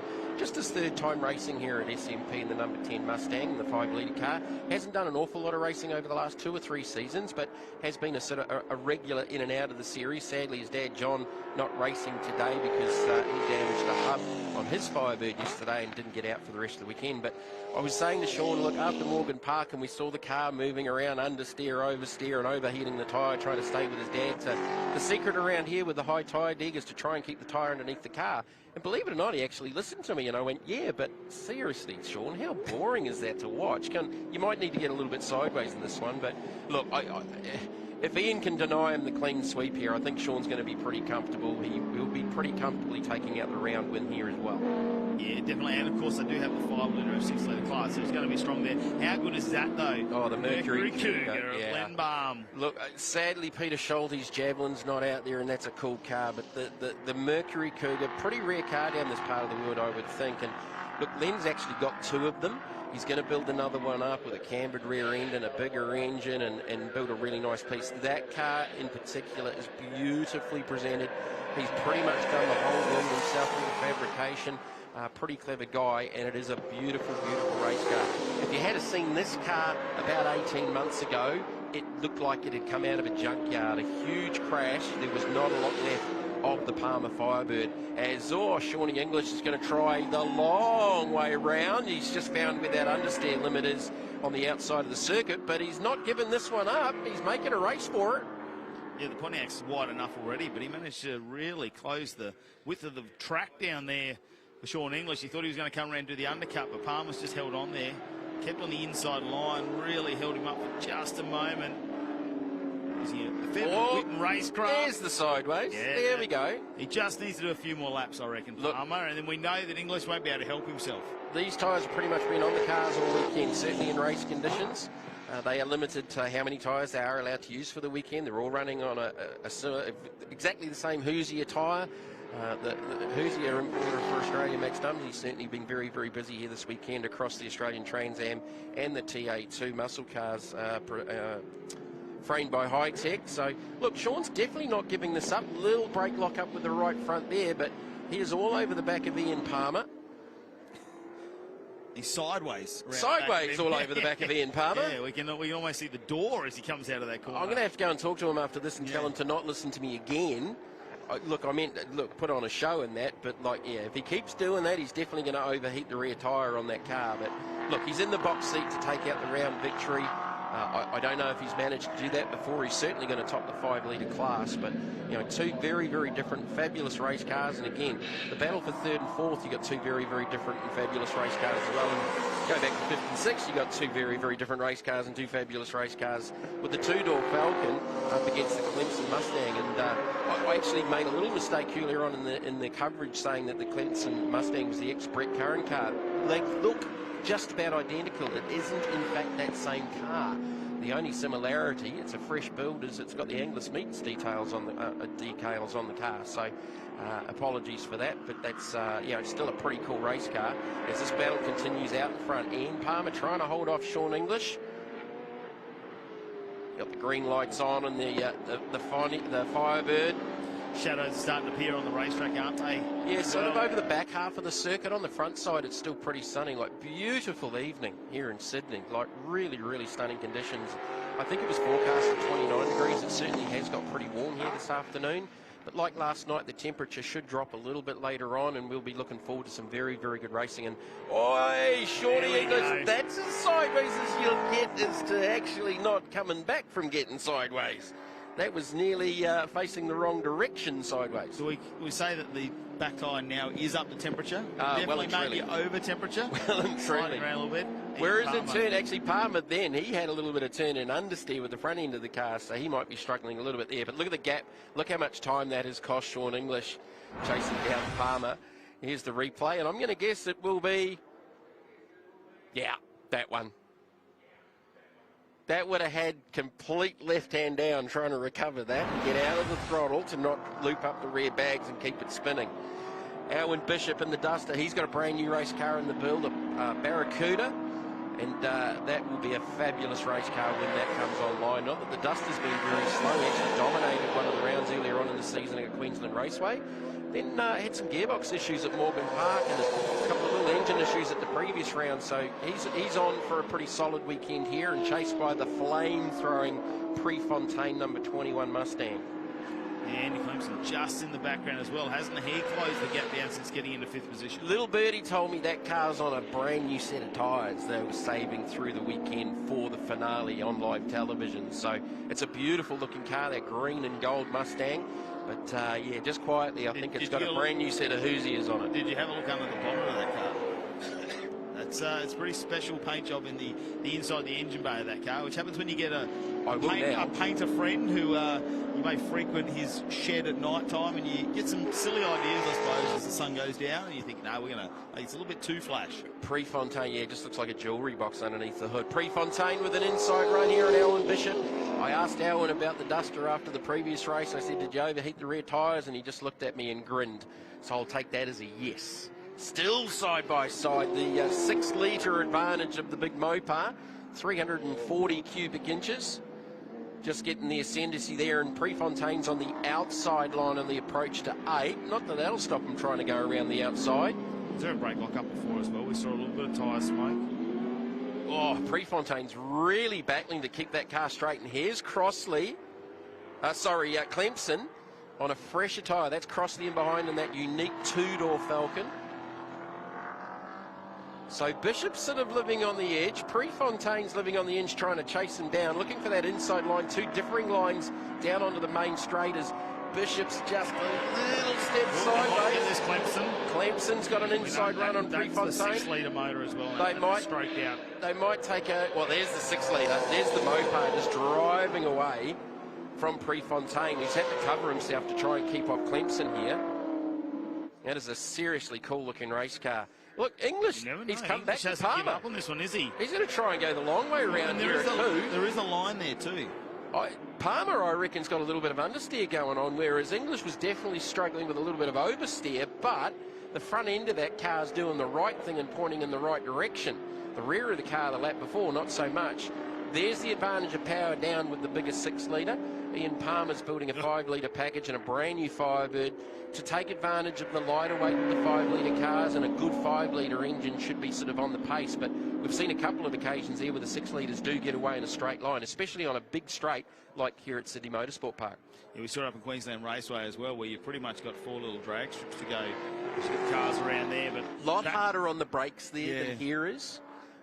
They don't look, these are bigger, heavy cars, so they do tend to have some brake issues by the end of the weekend at Queensland Raceway. Not so much here, because you're probably more in a corner more here, which definitely works the tyre over, and it's been Queensland-like conditions here this afternoon, where it's been very, very warm in Western Sydney. We'll have another look at this one. Sean English. Where can he make his move? We've got less than 2 laps left in this race for the Australian Trans Ams. Just wondering, Matt, with Ian Palmer's car, talking about understeer, I think one of the reasons that car may be struggling with a little bit of understeer is it's actually missing the front splitter. Usually that car, if you have a look at the car behind, it's got that big, deep chin splitter. You can see the air ducts there. Yeah, so the Firebird actually broke that earlier on in the weekend. You can see the ducts underneath the bumper there that feed the air into extra air into the front brakes. Well, usually they sit inside an air dam. Well, that's been missing most of the weekend, and he's also been in the wars with the hole in the right front corner. So just late in the weekend, that's maybe why he's struggling with a little bit of understeer. You wouldn't think that aero would work with a car like this, but it definitely can be critical. Every little bit of aero is going to help you, especially when you've got an old school car that weren't made in the old wind tunnels. 600 horsepower doesn't hurt either. No, it does help. The cars aren't exactly light either. They're not like a more modern lightweight race car. Right, Clemson's managed to get around Prefontaine here, and now goes to work on Owen Bishop, looking for that 3rd and final podium for the night. That sun is definitely starting to set. We're in heavy, heavy shade over the backside of the circuit, so pretty sure the lights will be sort of starting to come on. Maybe haven't taken, obviously, any full effect, but they're not too far away in the evening here at Sydney. Down through the shadows, Clemson. He's not going to get the move done this time on Owen Bishop. Prefontaine just in the background. Doesn't know what he's going to do. Back up to the battle for the lead. English on the outside. He's going to try and go the long way round. That's brave. You can see Ian is definitely struggling down the inside with that understeer. English ran wide off the exit. That sucked a little bit of exit speed out of it. They're still side by side. This is game on with a lap and a half to go at SMP for the Australian TransAm. How important was the clean sweep for Sean English? I think maybe that just put a little exclamation mark on it. He is very motivated for the clean sweep, judging by that driving display. How good was that to just take the risk on 8? He's been watching him for a number of laps. He's just put the nose in on a few corners, tried a few different things. Palmer was coming back at him in a straight line, though, as this battle for 3rd, 4th and 5th rages in behind them. As Palmer, has he got an inside run back down the inside of English? Yes-ish. Yes, he has. English will try the crossover, maybe under brakes. Palmer's going to have to run narrow and defend because this is the final lap of the Australian TransAms and arguably probably the best race of the weekend. Oh, it definitely is. We've got a battle on for first position, a battle on for 3rd going out just behind that. Oh, can he get it, English? He might have to look at the same moment. I'm sure Ian Palmer will be checking the mirrors. He won't want to let him do that same move twice. Unfortunately, down the straight, Ian Palmer just has the horsepower and gets the legs in the Pontiac. Oh, I was going to say... They both slided. Yeah, I was going to say Palmer's sideways. It was going to turn into... They were both sideways. Absolutely sideways. They are both trying hard. Like, Ian Palmer's done a lot of racing over a lot of years, and he's done a lot of that racing against John English, which is Sean's dad in a similar car to this, and it's disappointing not to have John out there as part of this battle because this is really cool to watch. Ian Palmer, I think he has run out of tyres as well. English now on the outside, and he's holding on to it too. He's going to have another go. He's clipped the rear bumper. The car, locks the brakes up. He's clipped the rear bumper, and there's understeer from English. Exit oversteer. It's got a bruise on the right front of the guard as he just sort of wiped across the back of the TransAm. The TransAm holds on to the lead, but hey, this is a pretty good race to conclude the weekend for the Australian TransAms here at Sydney Motorsport Park and part of the Hi-Tec Super Series. This is definitely not over.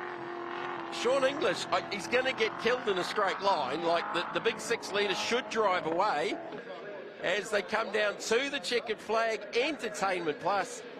Ian Palmer denies Sean English the clean sweep for the weekend, but gets his first win finally. He'll win the 6 litre class in the final. Here's the battle for 3rd. This is not over either. Clemson's fallen out somewhere here. Yeah, Clemson's dropped back in behind Prefontaine, so it'll be Alwyn Bishop in 3rd in the 6 litre Plymouth Duster for the Mopar fans.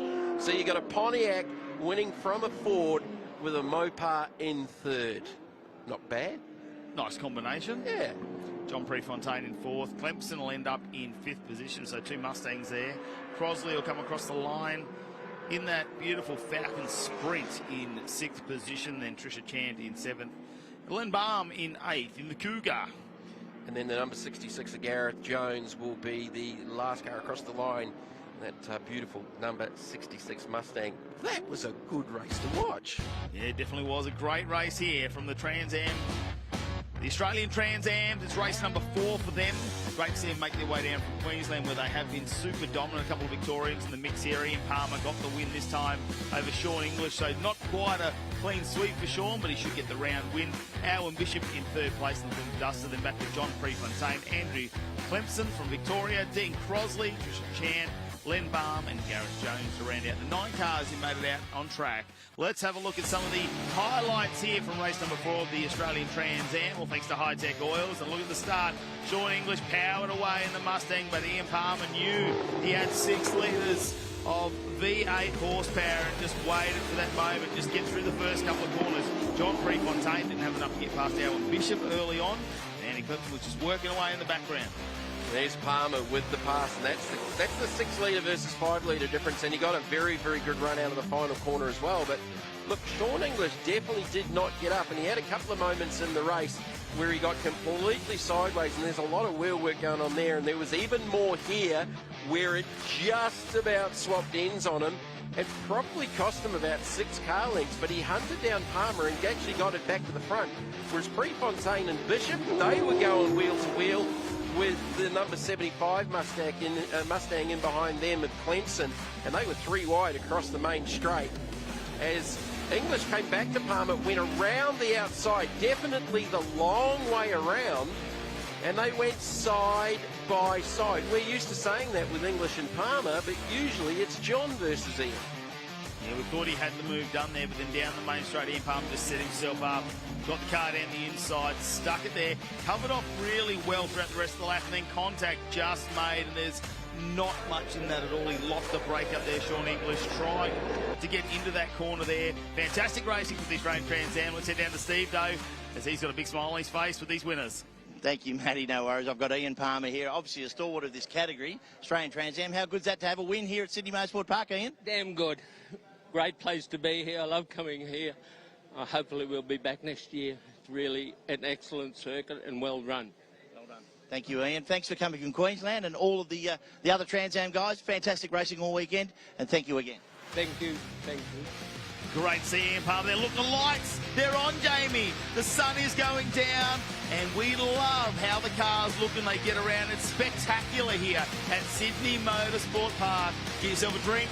Don't go anywhere, because next up we've got Legend Cars Australia, supported by Gamma Lube.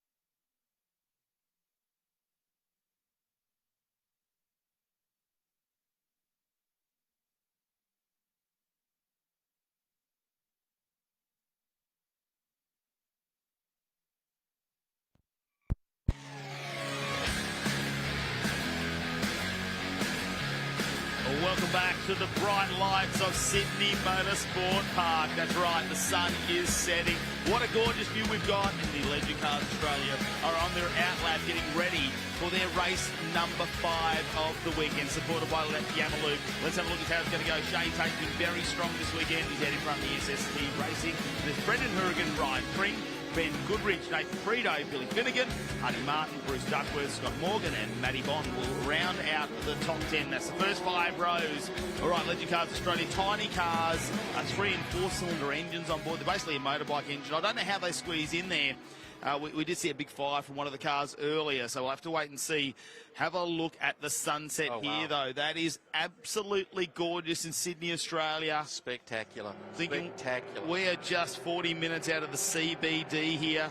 Anyone can come and enjoy this beautiful facility, but here we go. We're about to go racing. Tate was in a Hourigan sandwich, wasn't he, in the last race? This is going to be good. You've got Brendan to worry about. This is going to be good. I'm looking forward to this because we have seen fantastic racing from this class all throughout the weekend. I was with you at Morgan Park. They were fantastic all through the weekend.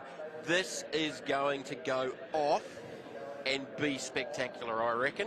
That's my call anyway. We see them spin out. They still make it back, make a heap of positions. We see someone go off in the back, and it might be Bond. Here we go. The buzz, the noise, and we're underway with racing for the final one. Basically, it's the Hourigan brothers versus the rest of the world because they featured in everything this weekend. Duckworth's in there in the 160 off the race start. They didn't go 6 wide off the race start like the previous one. I'm disappointed. They scared themselves last time. They're under brakes. Don't say too much too early. You never know with Legend Cars. Ryan Pring has jumped up into second position as Hourigan drops back a bit. Looks like we might have, is that Goodridge's move forward as well, the number 6 possibly, but he's gone back 2 positions. Brendan Hourigan, so he won't be happy about that. You never know, already off on the dirt, and we're kicking it up. They know they race these things on dirt as well as bitumen, but you don't have to do it at the same event. Slightly different tyre combination, though, to be fair. Asphalt versus dirt with these cars. And look, we've been talking it throughout the weekend. Great numbers here at Sydney Motorsport this weekend with these cars. One has to wonder how many of these cars there are in America. They would be in the thousands. Yeah. There would be thousands of them throughout the world, and obviously importing them here if you want to get involved. Legend Cars Australia is what you need to look up. And you know, Chickway getting into motorsport, very, very competitive. The Australian title will be at our next round of the Hi-Tec or Super Series, 1st and 2nd December. Under brakes there in the background. Yeah, Calder Park, they'll be suited for Calder Park because it's a smaller track. This is a pretty big racetrack for these, you know, these small cars. You know, they're very, very diminutive, but they're very, very quick, cool with the different body styles. And, you know, some of these names are starting to become familiar and, you know, they're successful races in their own rights. A lot of them are coming out of karting. Some of these guys have never raced anything before, and I think they're an ideal platform for some of these kids to come out of kart sport. If you want to do some dirt racing as well, as Pring's looking down the inside at Tate, and their battle continues from the previous race with the 2 little coupes. Pring's is the easy one to determine because that's got the green wheels on it. But Tate, this is where he seems to be a little bit better at this part of the racetrack. He's got the inside run at 2. You can see how wide that run is there and the extra runoff off the outside of the circuit. That drone shot is way cool. And you can also see from front on how much camber they run across the front wheels, where the top of the tyre is sort of cambered in at the top and out at the bottom as the 68th rotated and ended up out on the grass. Yeah, Justin Mitchell, unfortunately. Yep. Mitchell's plumbing and excavation. He's gone and done some excavating. Yeah, he definitely has. He's gone and dug up a few things over there at the back of Sydney Motorsport Park for us. Pring looks like he's got the move done here confidently and opened up a little bit of a gap there, knowing he's got the 1250 power plant on board. That might be helping him down the main straight. Gone by him. Here's the replay. 68 versus 33, and actually no contact there. The 68's just gone, I don't want to play anymore. I think Spicer might have gone a little bit deep there, but definitely didn't make any contact in the NJS Haulage SST Racing entry from Chris Spicer. Right. That's the thing. They're very excitable on the tyre, aren't they? These little cars, you think, oh, they're tiny, but we see what they do. They do a 360 and keep going. They don't lose any positions. It happens that quickly. Still a lot of horsepower for a little car that does not weigh a lot. Like, as we just saw there, they can get away from you, and you'll also light up the tyre under acceleration because they are small, they don't weigh anything, and they're really, really nimble, but they'll also spin basically on their own wheel, on their wheel pattern. And we've seen that a couple of times this weekend as well. Scott O'Keefe back there in 10th position. We just saw him go past Twitter. Here we go. Tate's going to have another go. Gets a bit of a draft down the straight. Goes around Pring. This might be the difference there between the water-cooled engine and the air-cooled now as we start to get the laps down, the temperature. Didn't muck around. Oh, Brendan that Billy Filligan? No, he's in the background there. So that's going to be 28. Brendan Hourigan, who's going to make the move. They're back up into third position as he goes past Goodridge. Oh, Pring's going to try and go the long way round it too. Can he get it? No, he couldn't sneak up the inside to the next one at 3. Sparks off the left side chassis rails of the number 1 car there. And that's one of the cool things with nighttime racing is you start seeing some of those effects and that happening around the racetrack as well. Like last night, seriously, was super spectacular. Definitely was. Here we go. They'll dip the cars in now. The other thing you can see is actually the shift lights activating, lighting up in the cockpits of the car as well. Not quite dark. There's a lot going on in a tiny cabin there. Yeah. Like when you sit there, I don't know how you move your elbows. You've almost got to have them tucked into your ribs. I don't know what to do with my hands. Yeah. But you've got to change gears. You've got 3 pedals, and you don't have all the width of that car. When you look in, they've actually got it boxed around where the gearbox is and the drive shaft and everything. So so the racing it's a tiny compartment. The racing guys, they call the window area the glass house. Well, they're little or nothing in these cars. They're very, very narrow, and in some cases you can see the guy's shoulders just about sitting outside the car, because there are some bigger boys. They extrude from the roll cage, don't they? Yeah. But, look, you can't take anything away from the action. The 88 with a spin, that's Daniel Fitzpatrick. The Capital Rigging Services 34 Coupe. Trying to get it back up and running. That's not good. If he stops there, we might see the Yellow Express Don't vehicle. say it. Don't vehicle. say it. Do not say the SC word. Hopefully he can get it back up and running. I hope he can. We've got faith. Beautiful conditions. Nathan Brito doing a great job in the mental towing entry as well. He was down the back of the pack a bit earlier in the weekend, worked his way back up into the top 10 pretty consistently in the last few races.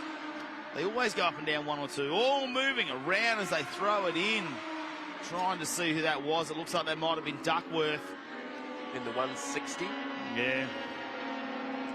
Bruce Duckworth. That was a big movement as they came in under brakes. The car just moving around a lot.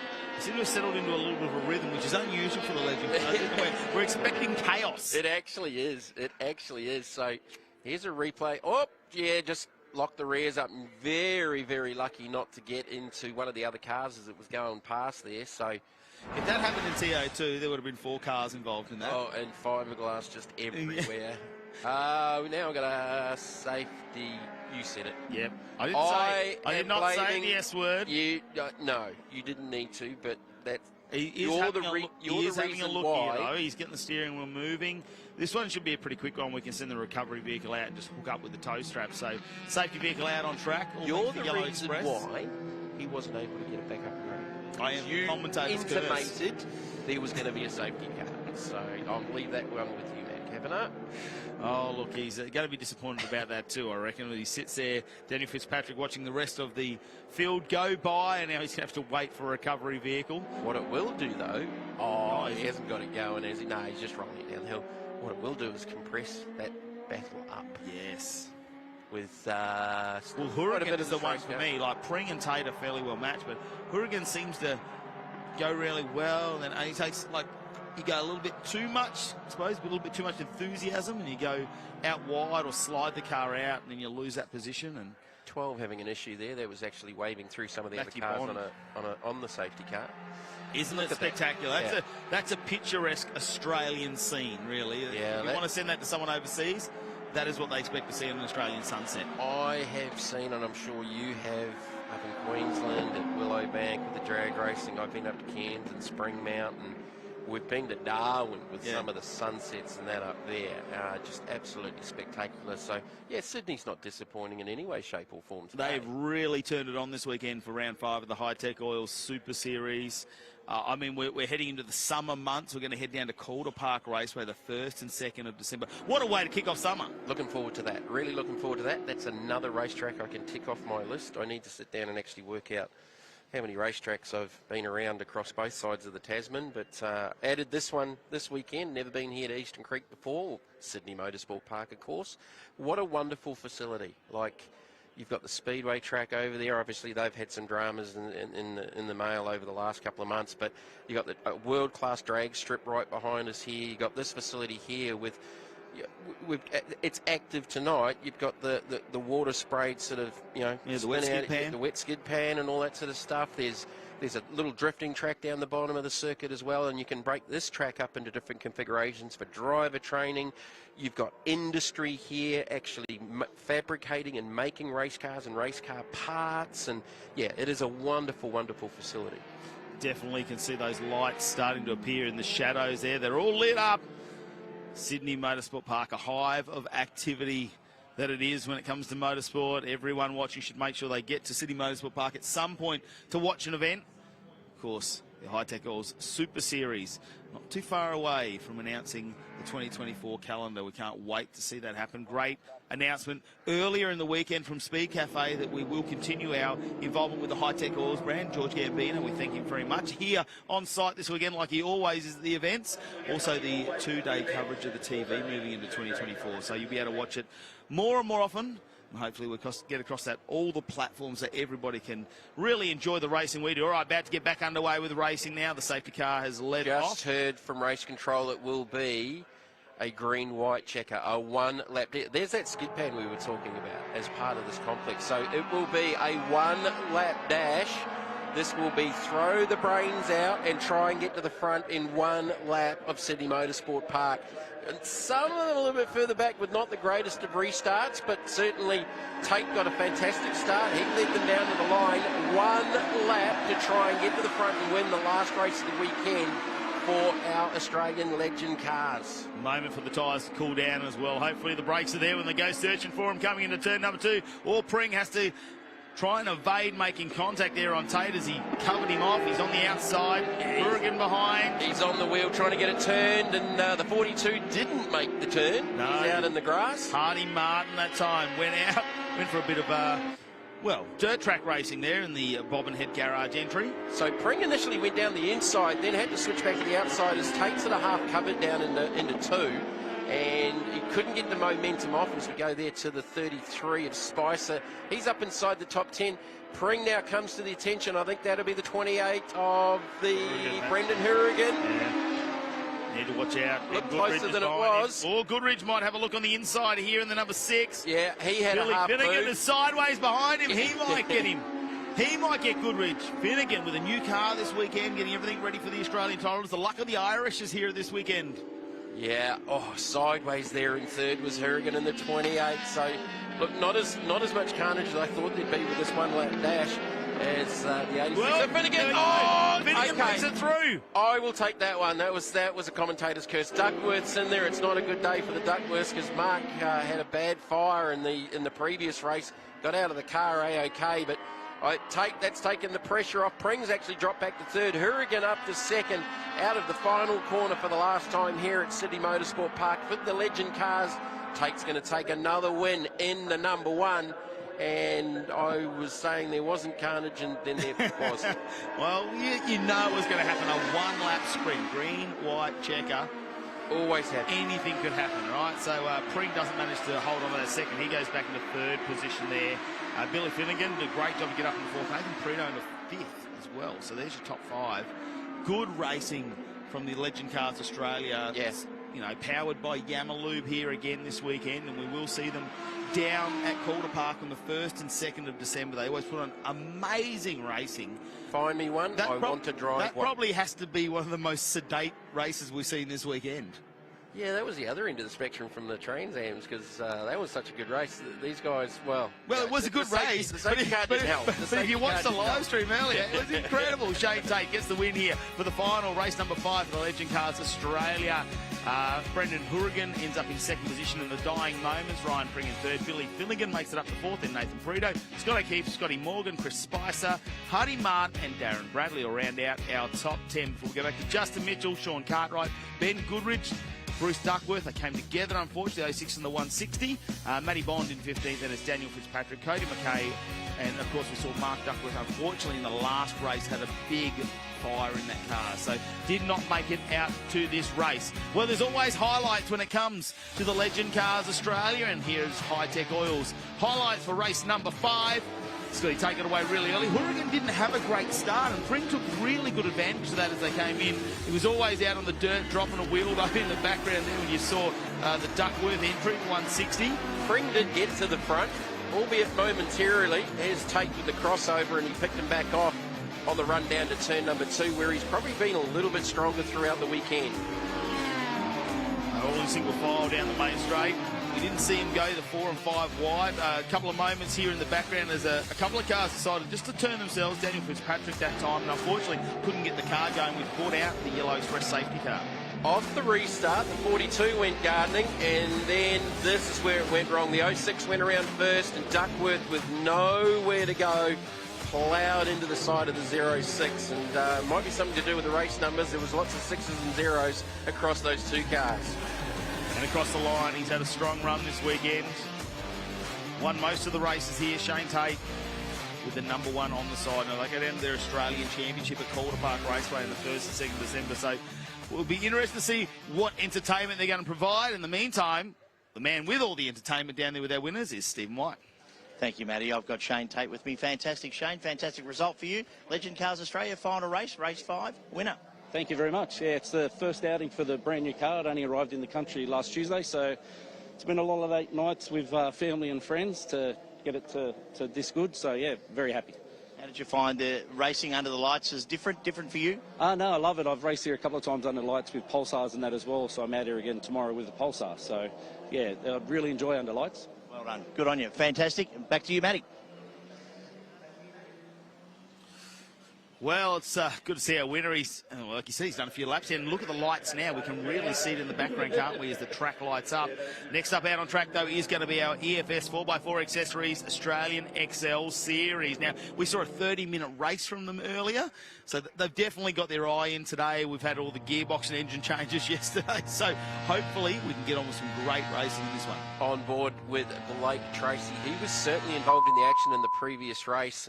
And there was some amazing battles across this field. But look, out in front, take nothing away from the number 77 of Tyler Collins, because he dominated the previous race and I think got to the line about 4 seconds ahead of Jalen Robotham. And yes, that is the same Jalen Robotham who was at Bathurst last weekend running with Matt Stone Racing. So, you know, we've already talked about it. He has been one of the busiest race drivers around Australia in any category as we go to the grid for race number 4.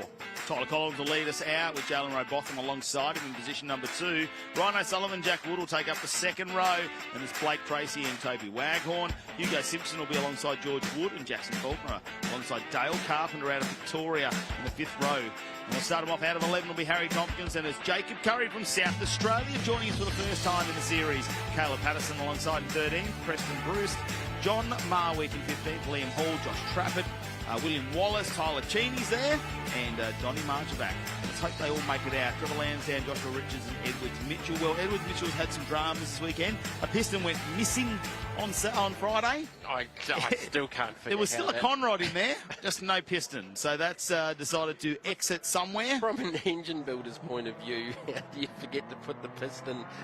I don't think he forgot to put the piston in. It's the fact that it went missing during racing. Oh, okay. All right. Yes, and so they've done an engine change this weekend. Since then, they seem to have had a few dramas. The car's been going ventured through pit lane quite a few times. Yeah, he got a drive-through in the last one as well. So, yeah, engine changes, drive-throughs. It hasn't been the greatest of weekends for the 169. Liam Hall out there in the 49. I think we heard earlier on from Jackson Rice in the TA2 muscle cars. Liam actually works, I think, for the team as one of their mechanics. So, I believe his first weekend out here in racing. So, you know, you get some of the crew guys come out here and do some racing as well. We've seen some great on board today with Blake Tracy. He's really been in the thick of the action. But like for this one, we saw a half-hour race in the previous one. They've only got 8 laps to get to the front here, so you've got to do your hard work early, try and establish a break, and if you make a mistake, you can get swallowed up by about 10 cars at the same time. We only have a couple of categories that have a standing still start here at the Hi-Tec Girls Super Series, and the Excels are one of those. Now, last time Jalen Robotham didn't get a great start, and that's where Tyler Collins got away. Robotham got caught up, went back 2 or 3 positions. Oh, he was back in 5th. Yeah.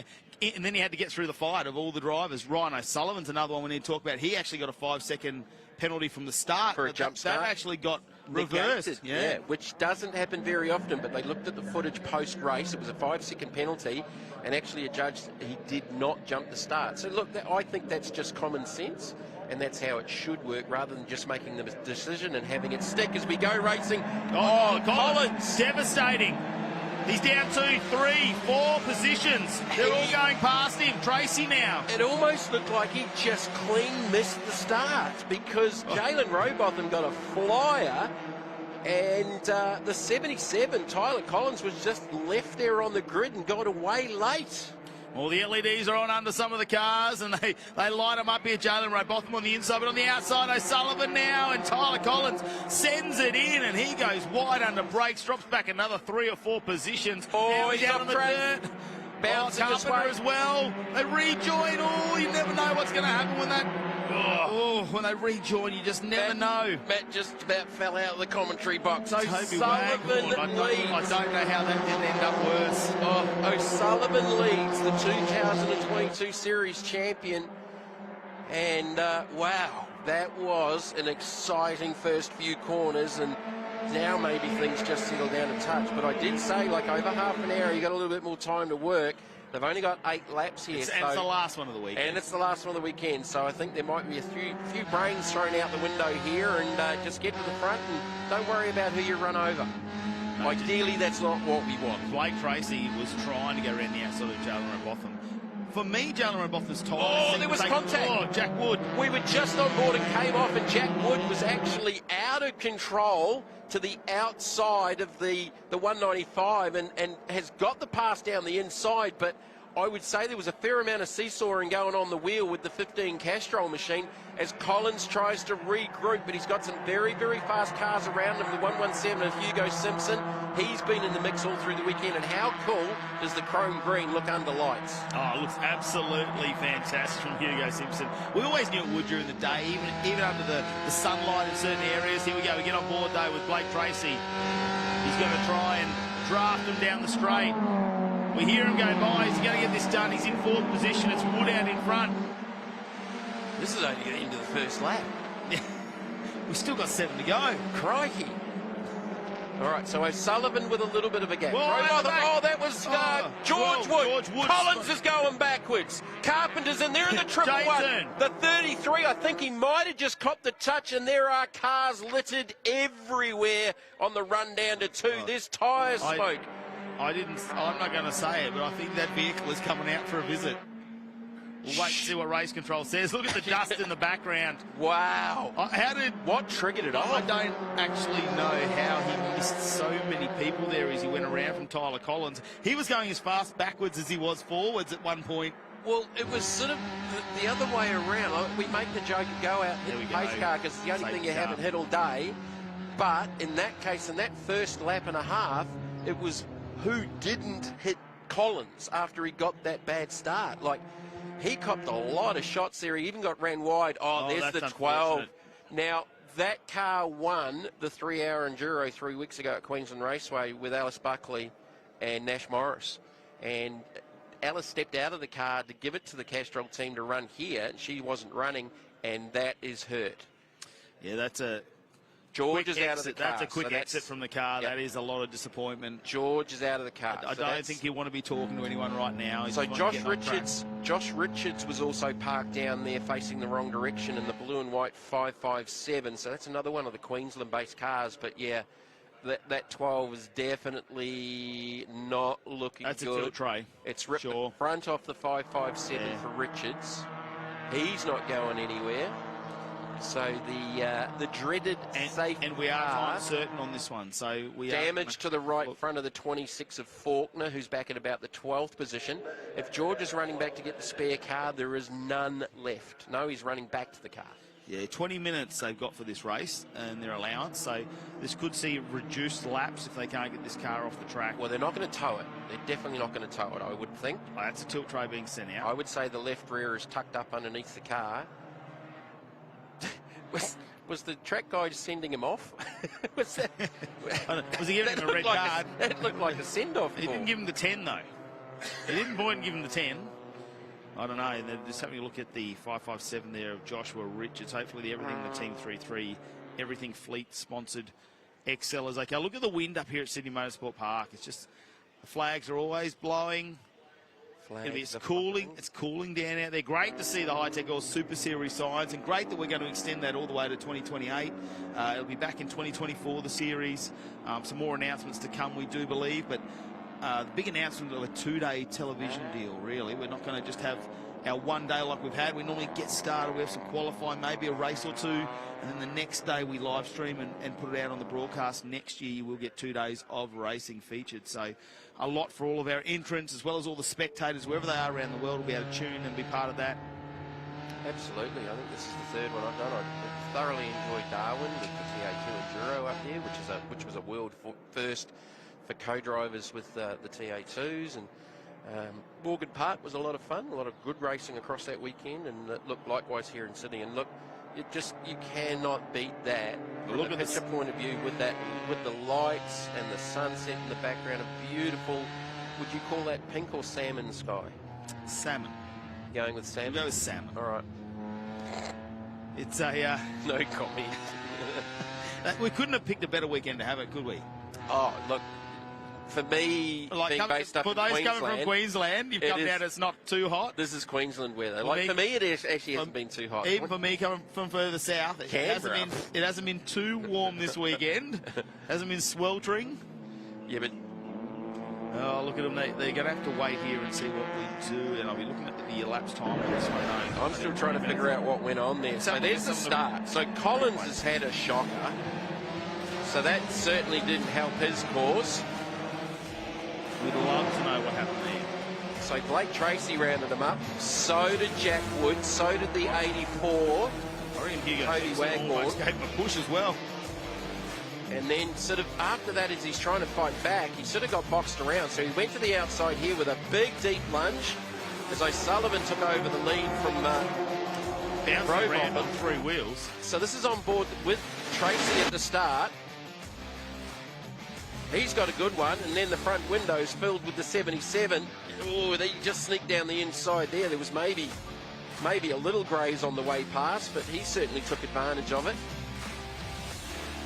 So it was certainly a fraught start for the 77 at Collins.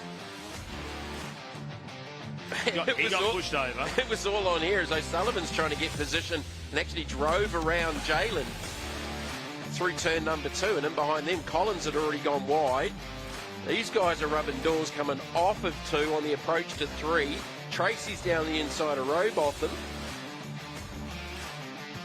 It was well and truly on. So where did Jalen get back by the 195? He was still there on the outside. Yeah. Didn't leave him. So that gives him the inside line to 5 here now. And look, they're giving each other racing room. Wasn't a lot there, but I think Jalen might have had a couple of wheels down on the dirt. They're still side by side on the approach. Where's Jalen? Where's Jalen? There's Jalen. Just to the left. To the left, to the left. Jalen's sitting there going, man, this is harder work than doing Bathurst last weekend with supercars. But that was that was a good impression. Oh, Blake just about threw it away there. So here's Collins has gone sideways there. So there's Wood to the inside. Oh, Collins. So Woods to the outside. He fires across the front. Look at Carpenter. He's gone nose to nose with him. Oh, imagine the view in there. That's what's finished him off. Yeah. Richards just with nowhere to go. Wrong place, wrong time. Was that the 77 backwards up against the fence as well? So look where Wood comes from. The outside of the track goes across the front and bang. Oh, that's a touchdown there. So as well, Collins is down there. That was Richards going by and just collecting the rear of Wood and finished him off and planted it in the concrete. Well, we're behind the safety car at the moment. While we've got this going on, let's head down to Steve. Thanks, Matty. I'm standing here with 23-year-old Josh Anderson, of the driver of the 111 Mustang. Finished 6th in that last race, Josh, and you're just telling me that you only drove this car on Wednesday. So what a fantastic effort so far. Yeah, it's amazing. I can't quite believe it, really. I did not expect to be doing this weekend. I can't thank Josh and Brett Thomas enough. It's unbelievable. What have you driven before? Where have you driven? I've raced Aussie racing cars for a few years, so you may have seen me in the Cool Drive Aussie Car. So I won the Aussie Car Championship last year and then just been racing that this year as well, so it's been pretty cool. How have you found the TA2 car? A totally different end of the spectrum from the Aussie race car to this car. Yeah. How have you found that, and obviously driving it under lights? Yeah, it's very different. So it's obviously a lot bigger and a lot more grunt, which took some time to get used to, but it feels amazing. So pretty cool. Any chance we might see you again? Obviously, you've got the last race tonight, but any chance we might see you again in another TA2 car? I'd love to. There, I've had a lot of fun driving them, so I'd definitely love to have another go. Good on you. Well done. Young fella to watch out for, Josh Anderson in the 111. Obviously got a bit of talent. Thanks, guys. Yeah, Wade Orange was talking a lot about him and the positions that he was making. Get this, he gets asked to test for the family. Says, hey, any chance you can come do some testing? And they go, pretty good at this. How about an opportunity to come race in the week? And he has to go back to work and ask them to have Friday off so he can race. Oh, wow. And what look, an opportunity. Initially, that car was supposed to be at the hands of Jared Hughes, who I've seen in Excels, races in the AEST Championship. Very, very accomplished young racer. And unfortunately, from what I heard from driver's briefing, Jared couldn't make it this weekend. He's at home, I believe, battling a case of pneumonia, which is not a good deal in the first, any instance. So there's the sad side of the 12 of George Wood getting towed off onto one of the flat decks here. So we'll look to get a restart here. This may be a one-lap dash to the end of this one as well, because, boy, did that opening lap go off like a frog in a sock. Yeah, there's not too many minutes left that they're going to be capable of. We might get 2 laps out of the Excels, knowing they're still hovering around that 1 minute 50 something, so we'll have to wait and see. It's not going to be very quick. Let's head back down to the pits with Steve. Thanks, Matty. I've got George Gambino with us. Obviously, George, fantastic announcement this week. We've obviously got an extension of the broadcast with our partners going forward to 2028, and fantastic commitment from Hi-Tec Oils to continue on with the Super Series. Yeah, I suppose when you ask a nice question, Steve, I say yes to you all the time. So, no, it's great. We look for long-term stuff. That's what we do. We've been around a long time. We want to stay around a bit longer, and we see this as the next big thing for us to do. Obviously hometown, Sydney here, so it's been busy. You've got friends and family around. A lot of your Hi-Tec staff are here. Fantastic weekend, and isn't it a great place under lights? Yeah, we've raced here a few times with our other series that we do and things like that, and it's really great to be at home. It's nice and close, but to meet all the new guys and all the new drivers, it's really good. But we love Sydney Motorsport Park. And obviously we've got some really great and cool plans that we'll divulge over the next few weeks for the Hi-Tec Oil Super Series. It's grown from strength to strength, and obviously with your support. But Hi-Tec obviously gets something out of it anyway, and it's been a great arrangement, great marriage, really. Yeah, because we sometimes we're so busy doing what we do, we don't concentrate on what we can give back to the people, the sport, all that sort of stuff. So this brings us into a corporate world where we can start entertaining people, and you've allowed us to do that, Steve, because without your guys giving us that permission to do, we can't do it anywhere. So this is a great platform for us to go there and make it bigger and better. Thanks again, George. We're going to go racing. Thank you, guys, and thank you, George. Time to get back underway with the EFS 4x4 Accessories Australian Hyundai Excel Series. It's only the second race, 3 this year. The third one going to be down in Calder Park on the 1st and 2nd of December, where they're lined up. Single file restart. We're going back How racing. much carnage can we have, and how many laps do we have left? And we know because the Yarra safety car has streaked off down onto pit lane, lights off, and it is gone, and we are going back green. Ryan O'Sullivan to lead them away, and this is another 1 lap dash to the finish. Well, if the start was exciting enough, hang on for the finish. There we go, Jalen Robotham on the outside. He's drafted him down. Steps out to the right-hand side. Oh, we're going to go 3. Have Wood as well. We're going to go 3, trying to go 3 wide. Jack Wood in there in the second of the Castrol team cars. That one's a little bit straighter than the other one. Robotham to the outside, trying to force the issue with O'Sullivan. We've got the 195 in there as well. A Blake Tracy, and we go on board. There's contact into the back of Wood.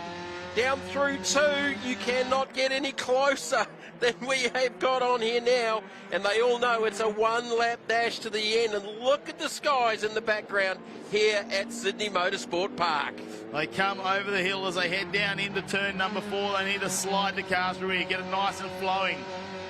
Goes up over the crest.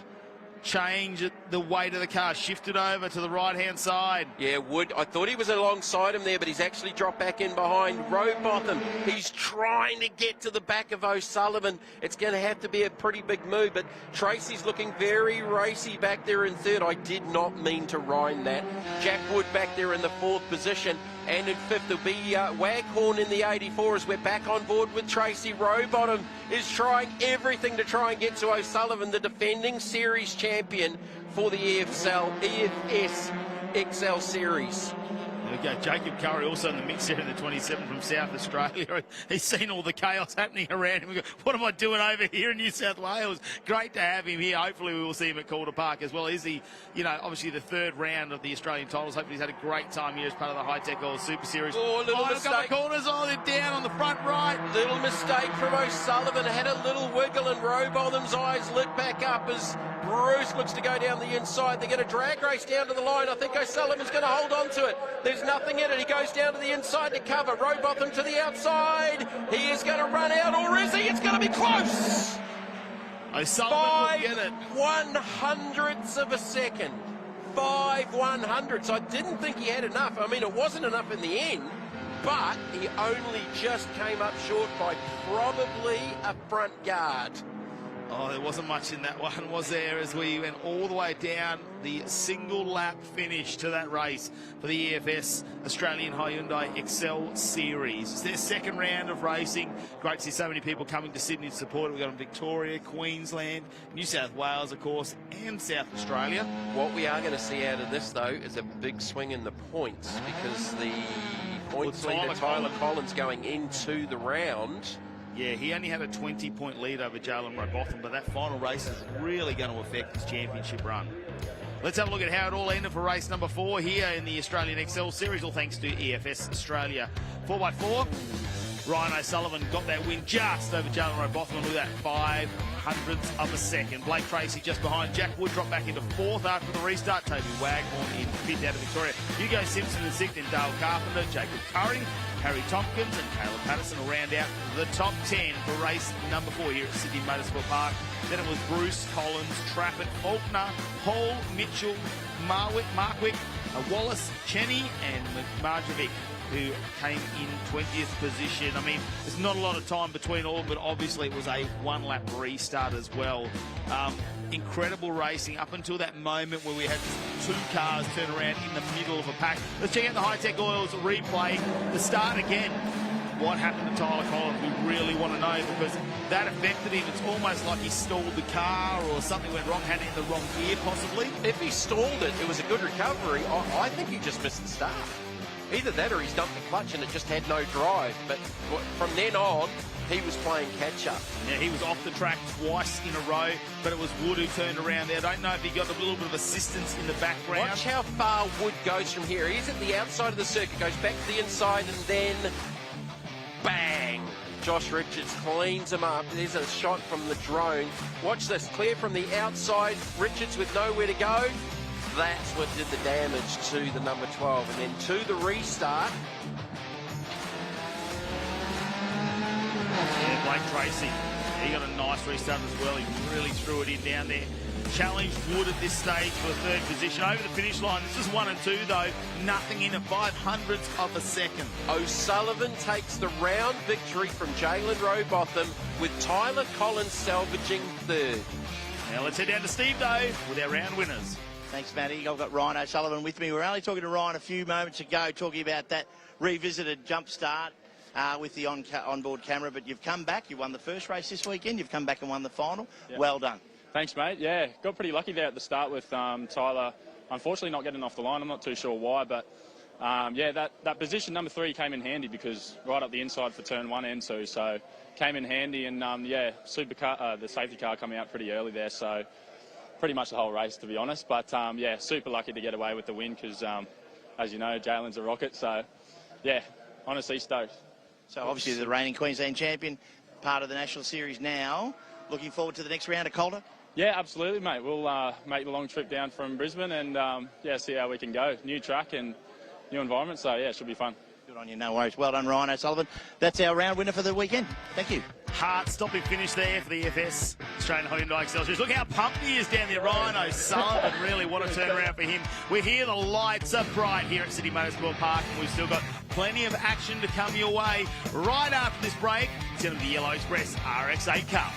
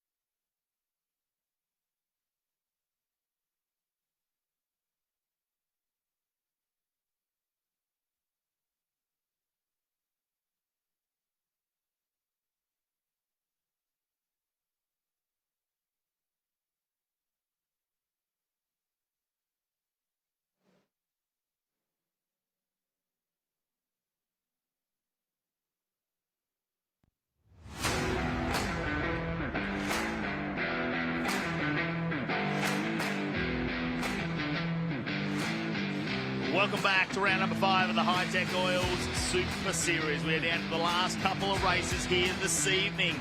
And we have got the Yellow Express RX8 Cup Series out on track. They've got 2 rounds left after this one a couple of weeks back here at Sydney Motorsport Park, followed by Calder Park on the 1st and 2nd December. But we need to get through this race and figure out who is going to take out this round win. Supported by One Stop Car Wash Equipment on board there. The man with the van himself, Justin Lewis. How many pairs of sunglasses did you bring this weekend? A whole van full.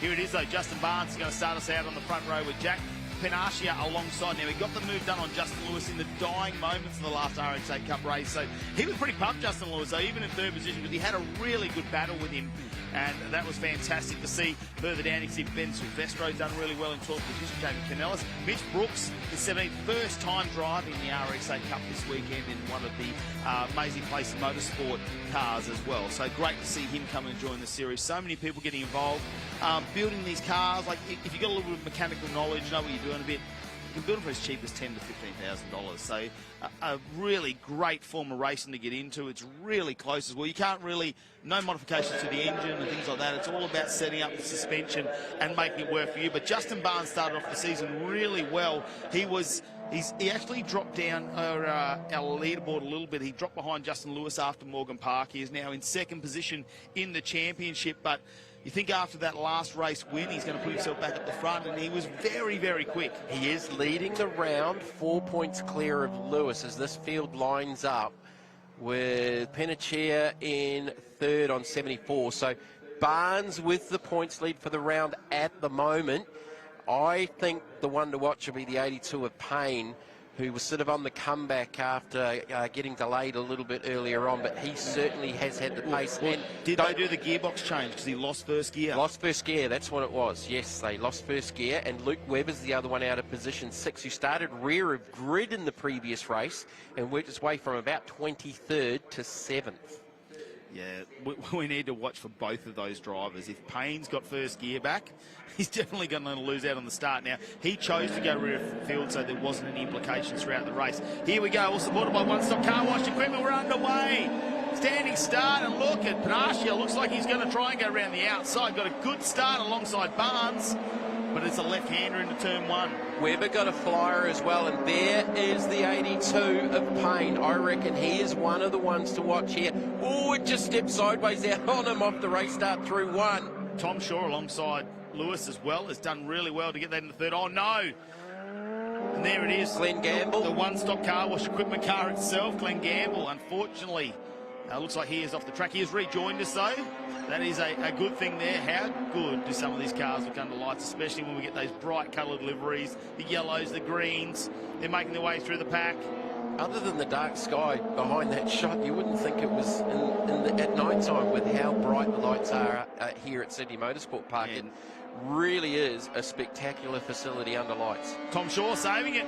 The best for last in this race. Yeah, well, Lewis is back in the 4th position, so as much fun as he had in the last one, he's got a little bit of work to do here, and the advantage is with Barnes out in front, who had a 4-point advantage for the round here at SMP. Back on board with the Yellow Express RX8 of Lewis. There's some wheel work going on there. He's fighting the car a bit more than what we saw at Morgan Park. Track conditions have cooled down here. The track seemed to suit him. Luke Webber now, him and Justin Barnes are pretty good mates when you go down the pits. A lot of banter going on, but it's a little bit heated earlier because they went wheel to wheel a couple of times in race number 2, actually.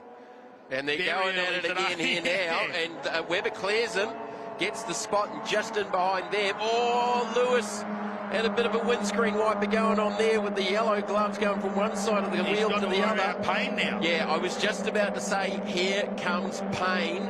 And he is definitely in the mix, but certainly the early advantage on the first lap is for the round leader.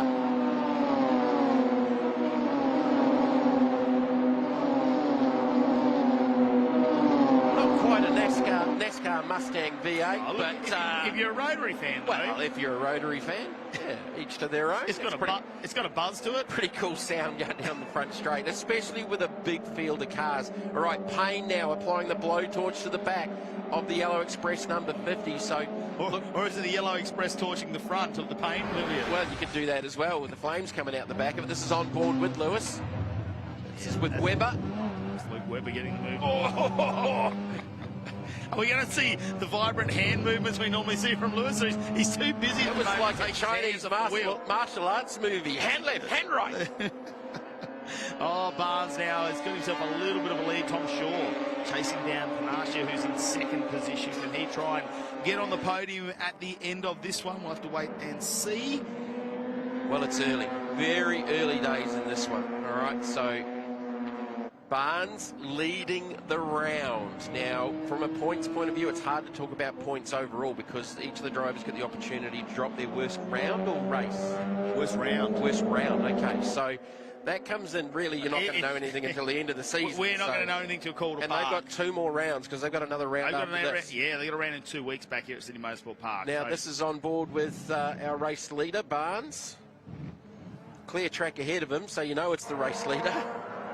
And he's probably out to about a second. What's happened to Panaccia? He's actually dropped back 2 positions there. Tom Shaw's gone by as well as Luke Webber. Panaccia maybe make a mistake there that's allowed the 1 and Webber through, so second and third. Panaccia back to 4. Or has he just simply missed a gear somewhere over the backside of the circuit?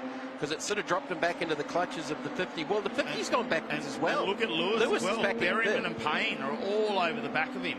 Well, Lewis was back in 5th because Webber had cleared him to 4th, so that's where he was. But Payne's gone up the inside here. After qualifying, surprised to see the cars have the pace, because Lewis seemed very happy. He's unsettled in the car this weekend. Yeah, he hasn't looked comfortable. There's a lot more wheel work going on than we saw, say, at Morgan Park. But you think he's coming out of driving the van in the challenge earlier? He's got too much horsepower in the Morris. He's used to the body roll of the van. Too much horsepower in the Morris. Yeah, the cool thing under lights with these things, though, is the flame out of the exhaust pipes with the unburnt fuel just banging out of that rear exhaust under lights here at SMP. Really cool to watch. Justin Lewis, well, he's back there now in the 6th position, and that's probably the deepest he's been in the field over the last couple of rounds of their series. I don't remember a time where he's been too far back out of the top 5, actually. He's been pretty consistent this year. It is his rookie year, though. Mind you, he comes from a long line of successful races. His brother Terry also out there racing this weekend, but he's had some success in production cars. Where is Terrence? He's back in 11th. He had some issues in the previous race. Got a 5-second penalty for lining up in the wrong grid spot, which was supposed to be Payne, who lined up at the back having lost first gear. He didn't want to start in the grid and cause too many issues for the other ones having to start probably in 2nd. So that's what that issue was. As we look here, Lewis now has got the attention of the 30 of Berryman. There's Tim Berryman in that bright yellow number 30. All right, this is game on. Look at Shaw. This is game starting on. to close the gap, and Webber's not letting him get away as well. It's really Barnes. It's under fire now. Webber's been fast, but he started the 3rd race of the weekend from the back of the field to get up inside the top 6 or 7.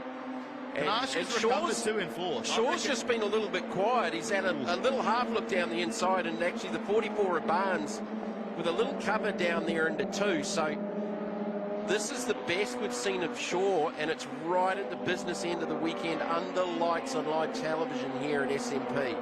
And Lewis has gone back another spot, so Berryman's cleared him. Lewis is now back in 7th. Have they maybe missed the setup with the cooler conditions? Possibly. Very different to what they raced in last time they were out, with the sun beating down on the bitumen. It'll be much cooler out there, but the LED is on for Barnes. We know he's out in front. Doesn't seem to be too phased by Tom Shaw. Has had a little bit of look at the inside. Panaccia must have missed a gear or made a mistake, because he's got that race pace back and he is starting to claw Luke Webber back. Well, he's just PB to a 150.27. Webber's just done the fastest lap of the race at a 149.89. And Webber is fastest in the 1st sector. Shaw is fastest in the 2nd sector, and Berryman's actually fastest in the 3rd sector. And Berryman is up into that 6th position. And gone past Lewis now. Yeah.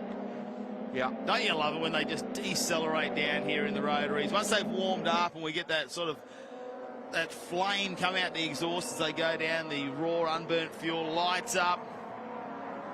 Much easier to see at night time, even though with the lights we've got beaming down, much easier to see. So you got the 42, 27, 29, 8th, 9th and 10th. That's Derwent, Noakes and Lewis. That's Terry Lewis.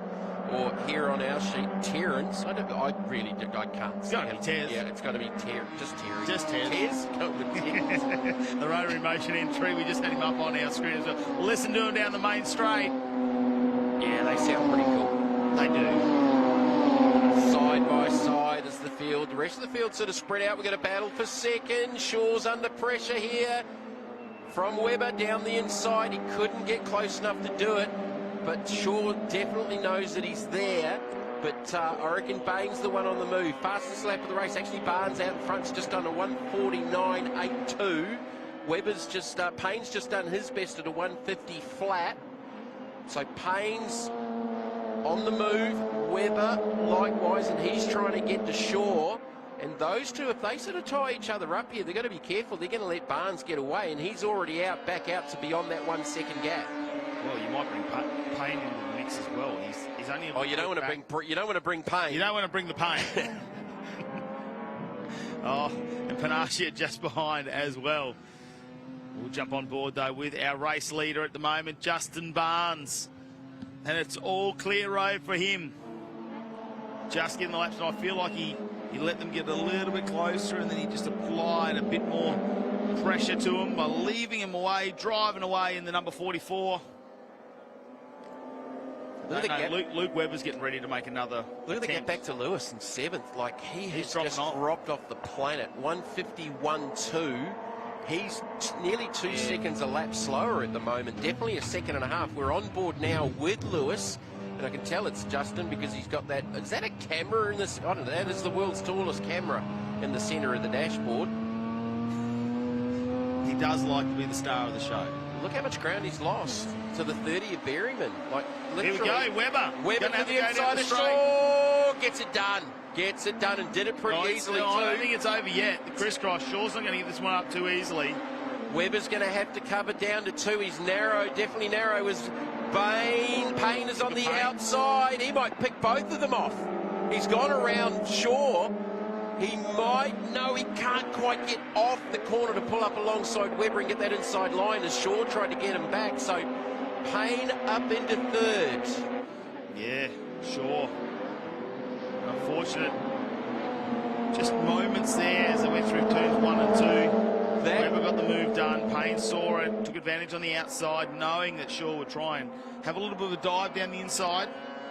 Well, that brings Payne closer in the points battle for the round. It's still Lewis in second by 2 points over Panacea, and Barnes out in front with a pretty dominant lead now for the round. Right now still with, what, 5 laps left to go here.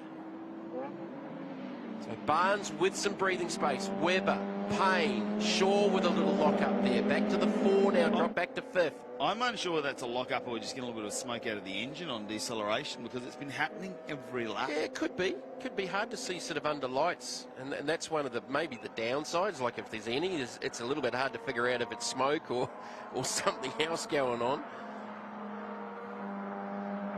Fastest lap of the race, Payne now with a 1:49.38. He's actually got 5 tenths on Barnes' best lap. So Payne is definitely the fastest driver on track right now.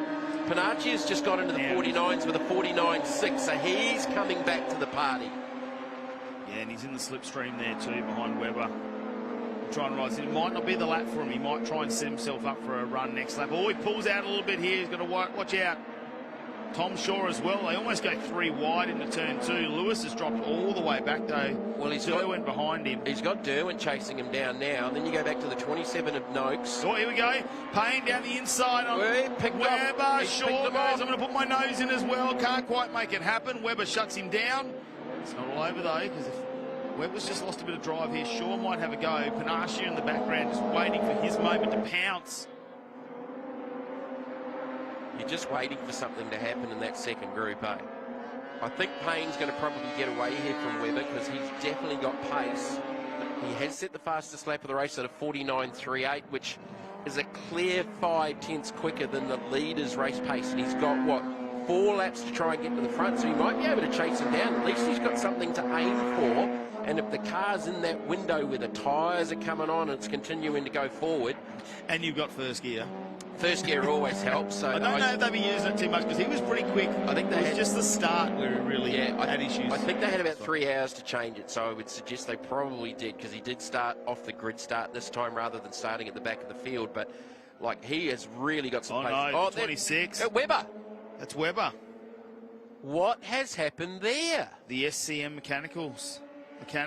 That's out of third. Because he had an issue with the car, because I can't see any spinning marks. He's trying to start it. Do we have an engine issues? Tom Shaw will now go into third place. Panaccia sees an opportunity to get back on the podium, though. He's all over the back of Shaw as they head down the main straight here at Sydney Motorsport Park. Well, that's a bit of a game changer, because that tightens everything up. Barnes still for the round win, and his last lap was pretty similar to what Payne was doing. So has Payne maybe now used the tyre up trying to get there and make the passes that he has? Panaccia now is right on the back bumper of Shaw. So Payne getting away from them. What has happened to Luke Webber? Yeah, unfortunately we did miss that. We might be able to find it and go back. A bit further down the pack here.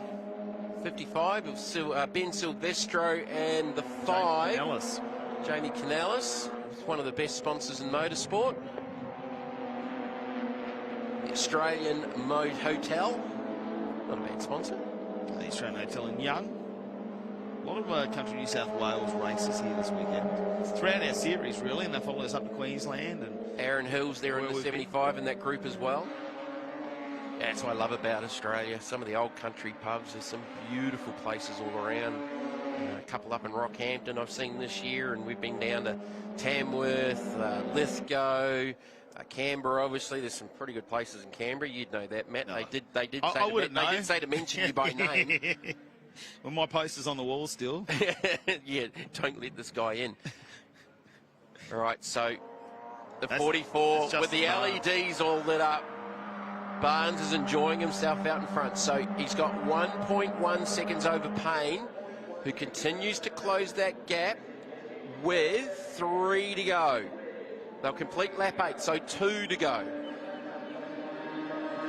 He looks pretty comfortable out there, and I'm not sure whether Barnes is leaving it all on the table. Payne just took 2/10 out of them. The gap's down to 0.9. Gap's down to 0.9, and Barnes actually went personal best to the first sector on the last lap. So, look, there's nothing in this. Payne is definitely hunting him down. That gap has probably halved. I reckon it's down to 0.5. And Shaw and Panaccia are on their way forward too. And Berryman, probably his best race of the weekend there in 5th in that yellow number 30, Tim Berryman. So Barnes.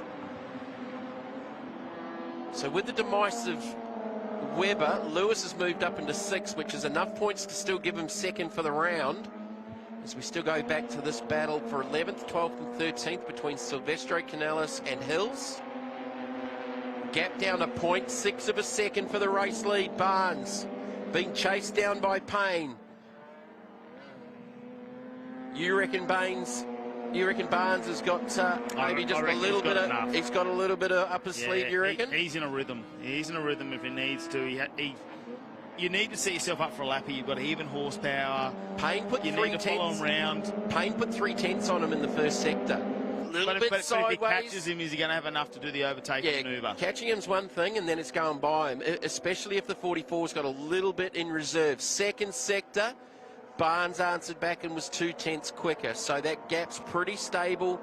Probably about 0.6, 0.7 of a second. It's this point. If he lets him get too close and he can draft him down the main straight, Payne can have a dive at some point on this final lap. Should see the last lap board. Wait for him to go by.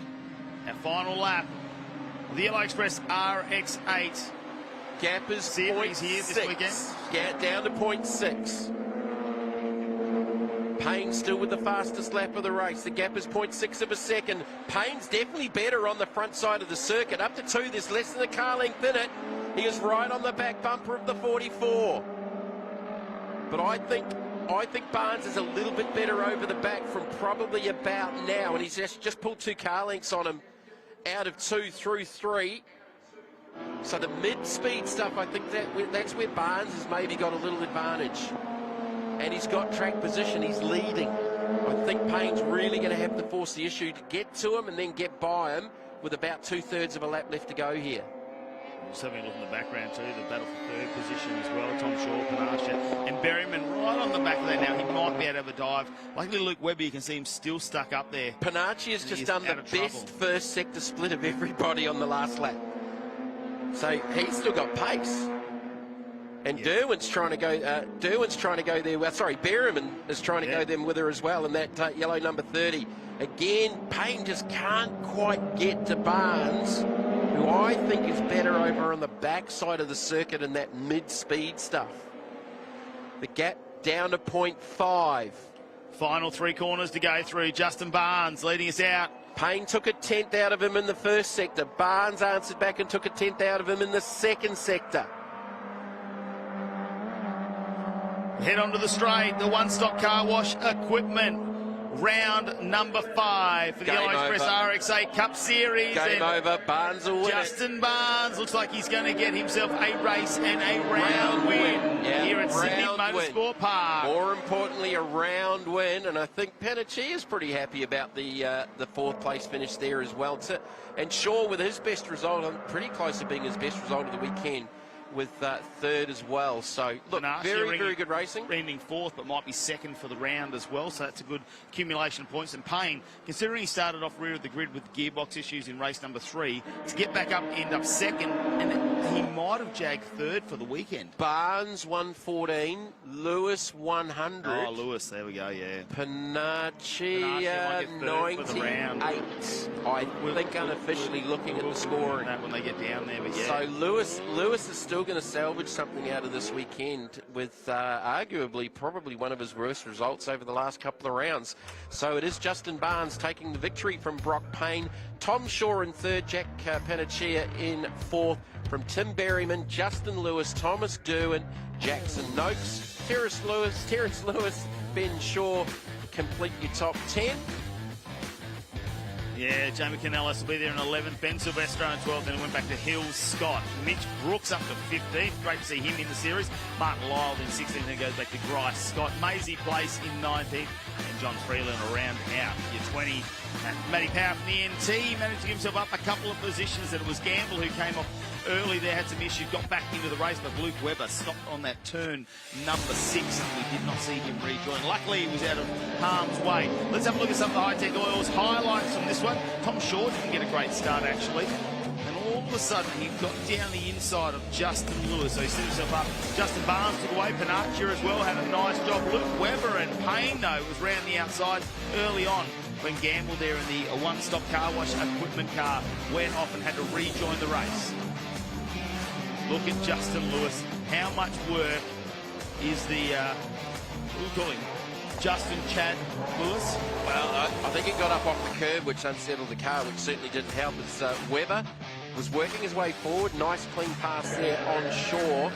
Unfortunately, he would stop, not finish this race, and the 44 of Justin Barnes taking the victory and the round for the Yellow Express RX8 Cup.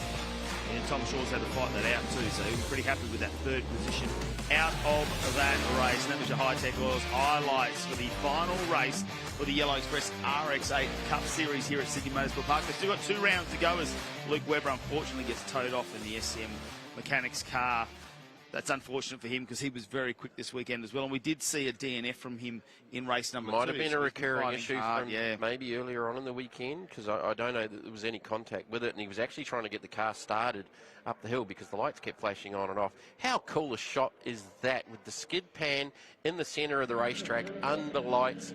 Lots of people enjoying some fantastic facilities here at Sydney Motorsport Park, and look, really enjoyed the weekend. Thank you guys for having me around as part of it, but I'm going to step out shortly because Mr. Wade is going to come in, and you've got the final race. Haven't we got a final race coming up for you, TA2. ladies and gentlemen? There, TA2 muscle cars. Oh yeah, Trained by Hi-Tec. 25 of them getting around. We've lost one. Rusty Wright, unfortunately, had to go home. He wasn't feeling too well today. Well, a big shout out to him. I'm sure he is watching us out there. But I tell you what, a 30-minute, 15-lap race about to come your way. In the meantime, though, we got winners in the Yellow Express RX8 Cup, and they're down there with Steve. Pretty happy Justin Barnes with me. Round winner, Justin. Fantastic effort. Car looks great at night. Obviously goes well at night too. Oh, she loves the night air. Very happy to get a round win. It's been since Winton. The first, second round I got a win there. But no, I was very happy with the round. Obviously the car was good tonight, and you built that gap, and you were pretty consistent there, and obviously were able to just hold that position. Yeah, I wasn't able to, didn't have to kill the car to try and do it. Once I got out in front with some clean air, I was able to conserve a bit, and bring the car home in one piece. A couple more rounds in your championship. Good luck for the rest of the round. We'll see you Calder. You will do. Thank you very much. Thanks. Thanks, guys.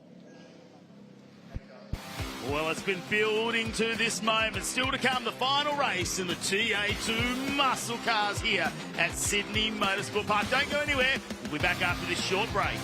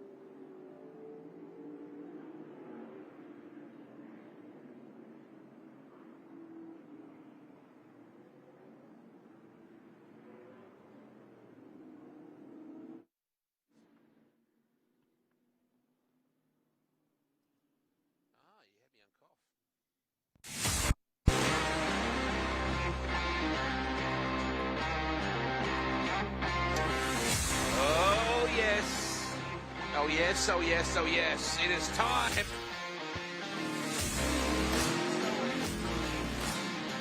Time to decide who is actually going to win this round. And if you're a betting man, it wouldn't necessarily be on King Alfonso XIII, their Christopher Formosa. Google it, you'll see it's an uncanny resemblance. Yeah, that's what I was about to say. A Uncanny. very uncanny resemblance. He's a character, isn't he, Chris Formosa? Yeah. We love having him in the field here. Absolutely, he adds a lot of colour to this lineup. Speaking of colour, doesn't this place look absolutely mint under lights? Benny Grice has been outstanding in the 03 as we see the boss man and the Captain America. Car looks a bit blue under these lights. It's actually more of a purple colour. It's got like a pearl in it. Oh, pearl. A pearl.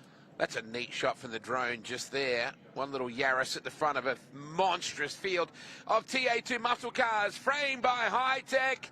Hello, ladies and gentlemen. This is your last chance to sit down and hang the heck on, because we are about to let them loose here for the fourth and final race of the penultimate round of the TA2 Muscle Car Series framed by Hi-Tec. And ooh, that's a nice little arty pull focus shot from the back of the grid right there. And well, Jamie's even out on the racetrack now. He's just climbing all over the place at the moment. I see him and Whitey down there as we're just getting the boys all set. That's Josh Haynes. Huge fan base here. I think half the spectators on ground are wearing white 37 shirts today. Look at him leaning on the Heyman car there as Jamie. It's like he's very casual, like isn't a he? homeless person has wandered onto the grid and we need to clear him out. Stephen White is also down on the grid. Let's get down to Vinny Diesel. It's so great that Jamie can't hear what you're saying. Jordan Cox, fantastic effort so far this weekend, mate. Starting off pole, how we're looking for the final? Really excited, mate. Yeah, look, it's been a great weekend so far. I've thoroughly enjoyed my time racing these. It's a great category run by great people and with great competitors as well. So the AEST Motorsport crew's done a great job getting the car to where it is and tuning it up each race. So, hey, 15-lap race, bring it on. Good on you, Jordan. Thank you. All right, we've got Tom Hayward down here. Tom, what's the plan getting down into turn one, my friend? Pretty much just going in there and hoping it sticks at this stage. We've got to try and get past Jordan early. I think so. But yeah, we'll wait and see how it plays out. I think we've got a pretty quick car, so yeah, hopefully it'll be a good one. Have a good race, man. Oh, that was kind of ominous what he said then. Just going to send it down there and hope it sticks.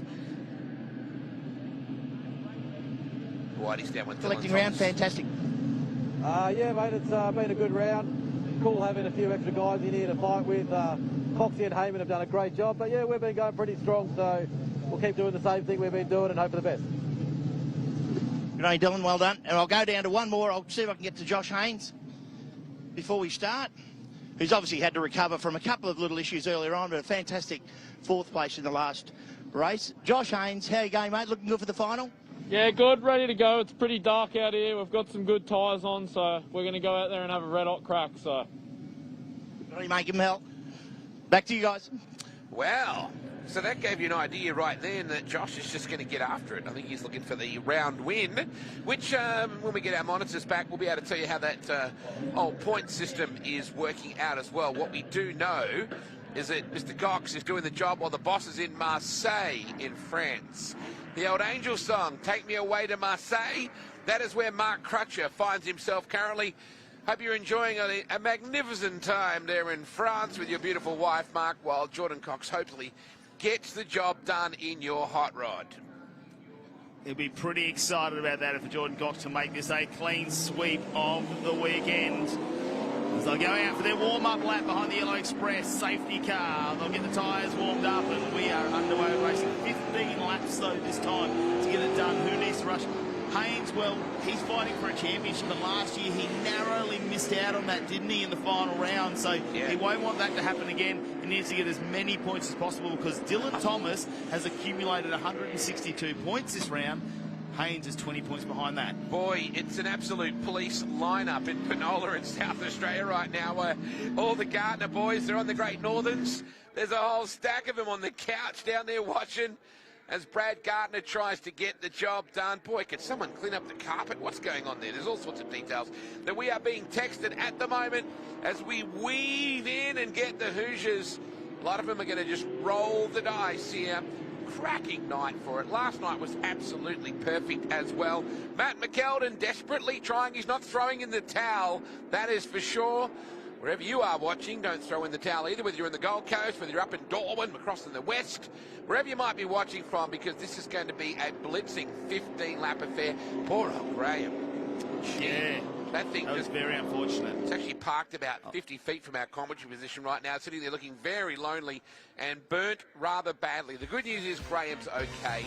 Let's take a look at your lineup right now. Matty Cav, it's Jordan Cox and Tom Heyman on the front row. Then it's Dylan Thomas and Benjamin Grice. Row number 2, Josh Haynes and Josh Anderson. They'll be alongside each other in row 3. Back to Brad Gardner. Zach Lachaupe for me could be one to watch out for. Jackson Rice and Hayden Jackson. So it's Jackson and Jackson providing the action. Nicholas Bates is out of 11. Josh Thomas, how about him on debut? Doing a good job is Brady's boy. Matt McAlden, hello Helen. Hello girls, up there in the GC out of 13. Michael Coulter, hello to Steve Coulter and Mama Coulter as well, tuned in on the side of the road in the caravan. Carl Girton, Brett Nile, good job the West Aussie on debut. There is Christopher Formosa. Greg Keem in the De Beers refinish entry. Hello to little Leah, his beautiful daughter, who's a ninja star. She's a state champion ninja athlete now. Anthony 10K and Paul Hadley in the AEST Motorsport entry. Then it's back to Elliot Cleary, John Hollinger, and of course our 3 that are not going to make it out for this final race. And I'm not sure about Hollinger either. We'll wait and see whether Johnny made it out there in the 23 car. Either way, 3 Hail Marys and pass the ammunition. Whether you're holding on tight in Panola or you're right here with us at Sydney Motorsport Park, we welcome you to a 15-lap bare-knuckle pub brawl. Get it, boys! Ooh, Heyman, good start. It's a good start. Josh Hayes down the inside, trying to get on the inside of Dylan Thomas. Grice around the outside 3. Lachaupe as well following alongside Haynes. They stay pretty much in the same format. Here we go. Big dive down the inside from Heyman early. He said he had to get the move done on Jordan Cox, but he holds on, Coxie. Oh, he runs wide a little. Oh, gee, good car control. Heyman had a good look at him. Nicked on the back of Nick's Bates there. That might have been Hayden Jackson, gave him a little nudge. Oh, that was Thomas. Zach Coulter giving him a bit of a shove around the corner as well. Gee, we're on board right now with Gardner as all the family in Panola raise the great northern cans to the sky and see whether the little guy can hang on. Cox, your leader from Heyman. Dylan Thomas is actually back in 5th now. If Grice can hold him, Haynes got by Dylan. That is critical in the championship side of things. Thomas holds sway. How about the wheel work on Gardner? It's like a chocolate wheel out there. Oh, Jackson Rice has actually got the move there done on Gardner as well. He's got a good start, moved up a couple of digits on the outside though. Lachaupe and Gardner on the inside. And Anderson might follow him through here. Rice finds himself in a bad predicament. Ooh. Can he push his way back in? He does. Look at this, Rice and Gardner side by side at the moment. You got rough nuts on the side of the 7 car and a bloke who's probably called that alongside him. They just squeeze back through. Rice manages to make it work. This 111 car, Josh Anderson of the temporary fence hire TFH entry out of the riff, doing a heck of a job. Now side by side, Coulter, he's having a battle as well with McKeldin. Dylan Thomas, the CXC Mustang, in 4th position, trying to hold out a hard-charging Benny Grice. He just covers him off a little bit as they come into turn number 2, hard under brakes. Right behind him, Lachaupe in the 21 Tempest Solutions entry. It's Rice right on the back of him with the number 7, Gardner behind him. Wow, they're so close. Anderson involved in this as well. Has moved his way up to 9th already in the top 10. Hayden Jackson as well. I know a lot of pressure on the back of Nick Bates there, and there might have been a little brush here and there as they went around the corners. Haynes said he was going to put the pedal to the metal. Look at him on the back of Heyman. He was going to throw absolutely everything at it. They saved some good tyres for this race. Closing right in on Heyman now. We're right on board with Haynes as he bangs it through the box. Over the top of Corporate Hill, turn 9. Sweep it out to the right-hand side. Get ready to get on the anchors hard here. He doesn't have to worry about anyone right behind him, so he can kind of fling around the apexes and make some late entries. Right now, he doesn't have to worry about that because Thomas is ahead of Grice, who's back to Lachaupe, then Rice, Gardner, Anderson, Jackson, who's been lurking with intent around 10th. Oh no, Brett Nile, the West Aussie, in the pit lane. Yeah, it doesn't look great, does it? A lot of flashing lights going on inside there. The Tri-Bridge entry. The king of the outlap has some issues with the show TV car. They're working on the right rear tyre side of things. And is that a bend in the rim as well? There's a fair bit of damage there. Maybe a bit of contact. She's a buckled. No doubt about that.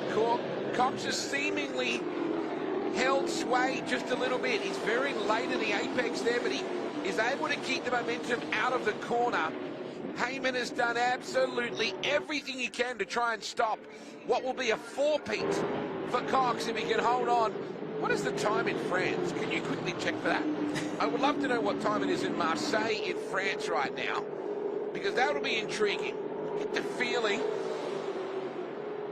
Very cool to have Chad Naylon tuned in as well, enjoying the coverage. So it's 11:25 a.m. in the morning in Marseille in France, which tells me that Mark Crutcher's probably through his 12th or 13th red wine, and he's feeling no pain at all. Do you think he stopped? How early was he up this morning? He probably just kept going. I think you're right. He's under a lot of pressure. His driver is doing a magnificent job right now. Back in that second spot. Heyman is the fastest car on the racetrack, and it looks like it. It's a bit of a lonely ride now for Dylan Thomas. He's got Benny Grice in his pocket in fifth. Jackson Rice, Zach LaChalpo, Brad Gardner, Josh Anderson, Hayden Jackson, Josh Thomas, Nick Bates, Matt McKeldin, Carl Gerton, and Michael Coulter. Your top 15. On board here with Brad Gardner, he is right behind Zach LaChalpo, so fighting for that 7th position. Now, Jackson Rice has settled down in front. They've sort of been chasing the setup in that car this weekend, but they seem to have found a nice sweet spot there for Jackson Rice up into 6th position on the start of this race. Now, Jordan Cox still holding out. I think this might be a bit of a tyre fight coming into this one. They've saved some good rubber there. Maybe Heyman's used a bit. I know Hayden Jackson, who had axle issues yesterday in the first race, is pulling in, and we saw him really pushing through the pack. He was up in the top 10 as well. Here comes Heyman. He is right in on the back of the Crutcher Developments Mustang. Tom Heyman, the Novocastrian, drifting it out of that left-hander. It is really time to put the pressure on. We're only working lap 4 of 15. Cox seems a little defensive at the moment. He will absolutely be loving it out there, though. I know he wanted to get on with the last race. Was very upset that we had so many safety car laps, so this will be a good one for him. I'm sure he's excited in the front. He'll be wanting to bring this one home, but Heyman's going to apply so much pressure to him there. Haynes has just dropped off a little bit now. We see him go back almost 1 second behind him, so Dylan Thomas, he'll have that 37 C2 Beaches machine in his eyes. Sparks just coming off the Heyman entry. Now take a look at Jackson in the pits. They work the jack. I think Stevie White is down at the moment, keeping an eye on what's going on with the Maitland Glass Rosebrook sand and gravel entry. Could be a gearbox issue there if they're going to get under and have a look at some of the linkages or something. I tell you what, I fancy Heyman will have a really good go here. I think he's got enough in the tank if he can just not rush it. I think he's going to put a number on Cox. They've absolutely gapped Haynes. It could be a smart manoeuvre here if he just sticks behind Cox and they get that gap on Haynes, because he gets in the fight with Jordan Cox. All of a sudden, Josh Haynes has an opportunity to pounce and try and get that position. So this might be a little bit smart. Just for a couple of laps, leave it. Find your spot where the weaknesses are and really decide where he's going to throw it down. You just got to go after it, Matty. You don't know if there's a safety car going to come out or anything. No, you never know. You just got to go after it. I don't think he's waiting around. I think, if anything, he's just going to look for an opportunity. I know exactly what you're saying in terms of strategy. Probably 19 years of age, right? There ain't much strategy when you're that young. There's Spotify, there's Snapchat, but there ain't no strategy. Not when you're 19 years of age. He wants to take the win. Oh, trouble here in the pits as well. That is, I think it's the Nouveau entry of Gerton. Yeah. He's in the pits as well, the Racer Industries entry. Let's go to Stevie White in the pits right now. Hi guys, yes, I've got the Cole Gerton car here. Obviously there's a mechanical issue there. I've got the Hayden Jackson car here right beside me that's got some gear selection issues. A couple of issues that they obviously haven't fallen for before. But yes, it's all happening down here, and the Cole Gerton car looks like it'll be out. I'd say it's looking for a permanent mechanical issue there. The guy's just looking over it, trying to turn it over now. Sounds like it's running. It's clearly got a miss in it. King of the guts, Kylo. King of the guts. Here we go down to turn 1. Oh, Heyman. He had a look. Just like his old man, he's got the Jenica right out on this one.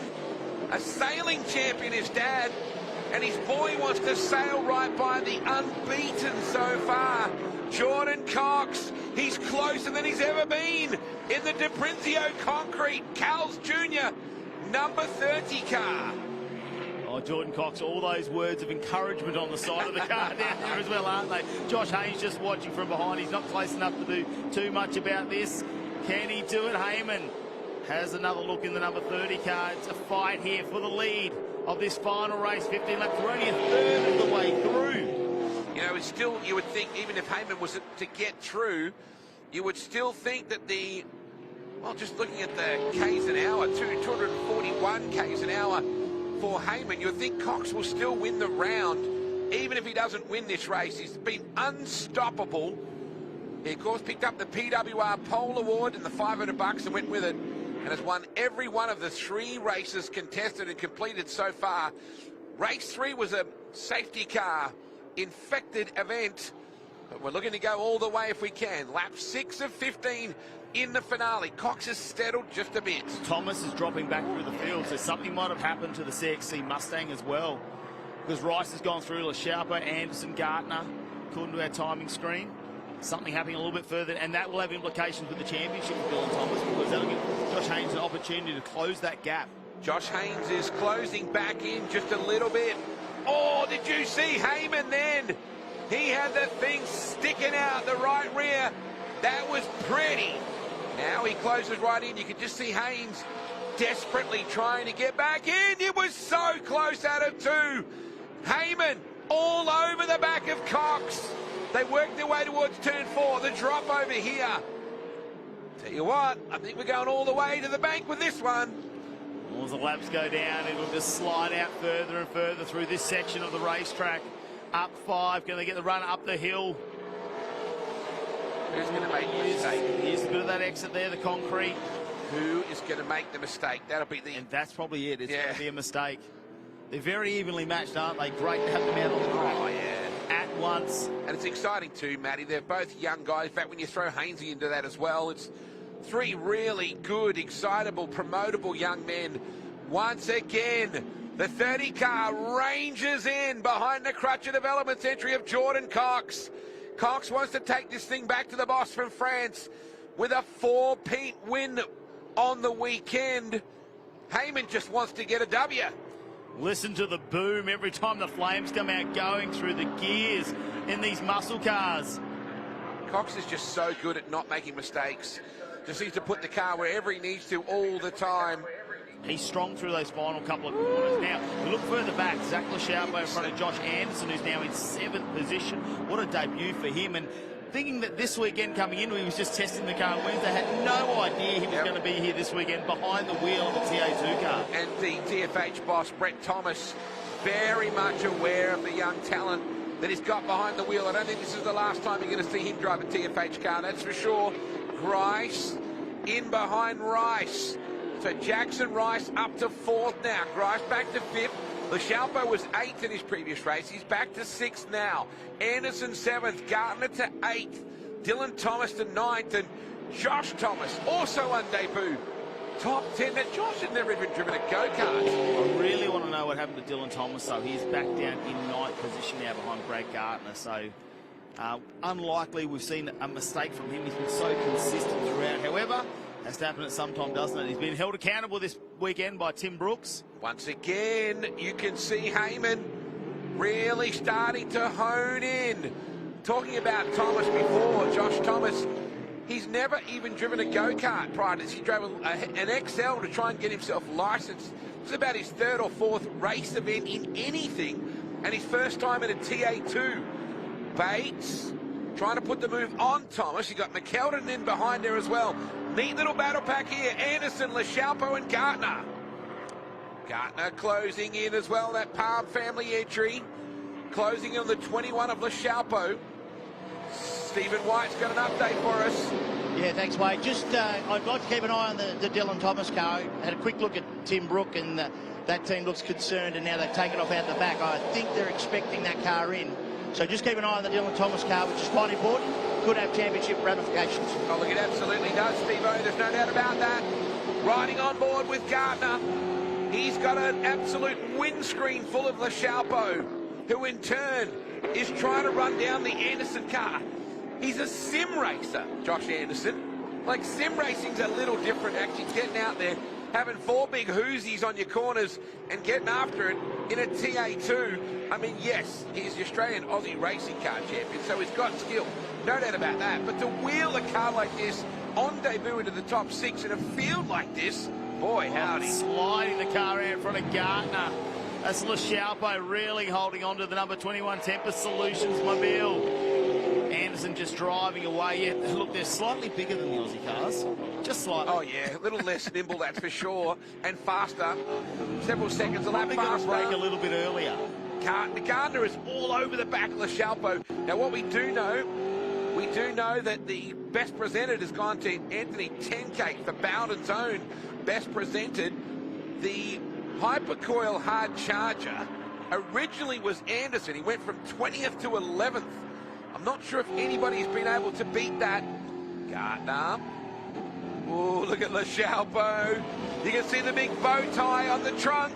Can he get up the inside of the Tempest car? He's working it. He's working it. The boys in Panola.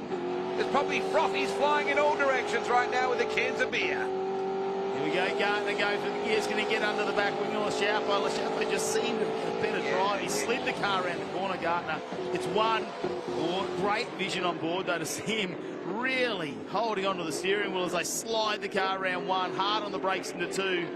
He's not going to get it done on this one by the looks of it. Now we got the glow. Oh, no, big dive down the inside.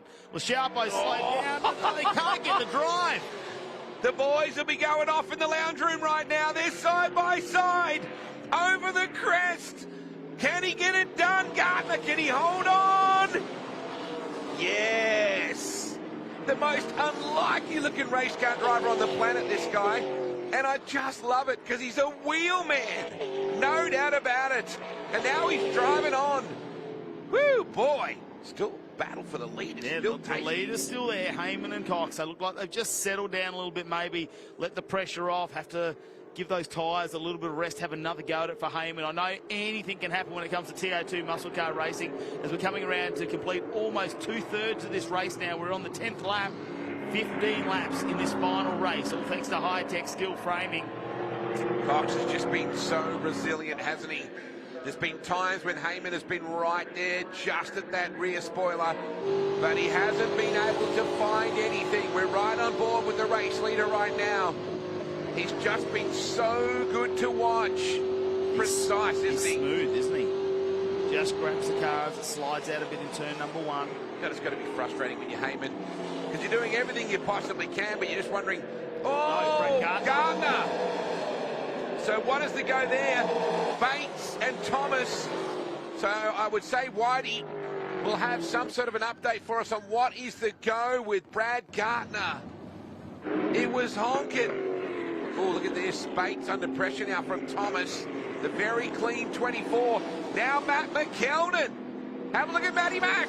He can work his way into the top 10 here, the 99. He's looking to wrap up the Masters Award this weekend. We're just watching Thomas just then. So you got Bates, the other Thomas, there's 2 of them. You got Dylan and you got Josh. Not related. You got Coulter in there and McKeldin in the Kubota car. And the Cabelco entry of Michael Coulter. I wonder what is the go with Gardner.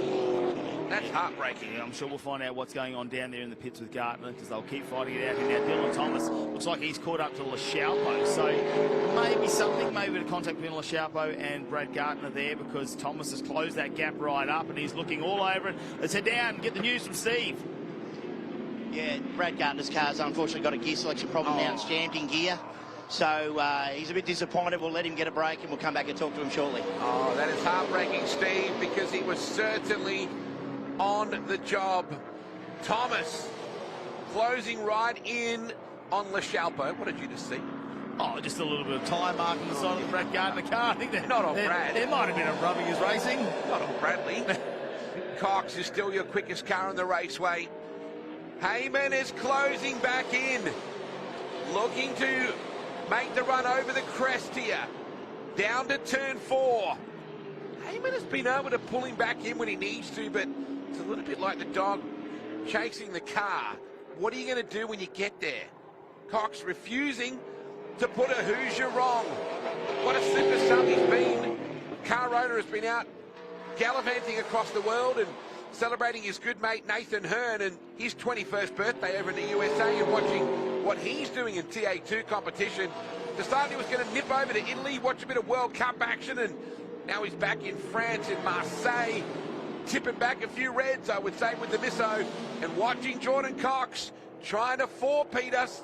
Here comes Heyman. He's having another go, isn't he? I said it before, it felt like he just backed off for a moment. Maybe need to get some fresh air in the car, let it cool down, let the tyres cool down, and have another charge here at Jordan Cox, because he's now coming down to lap issues. He needs more laps.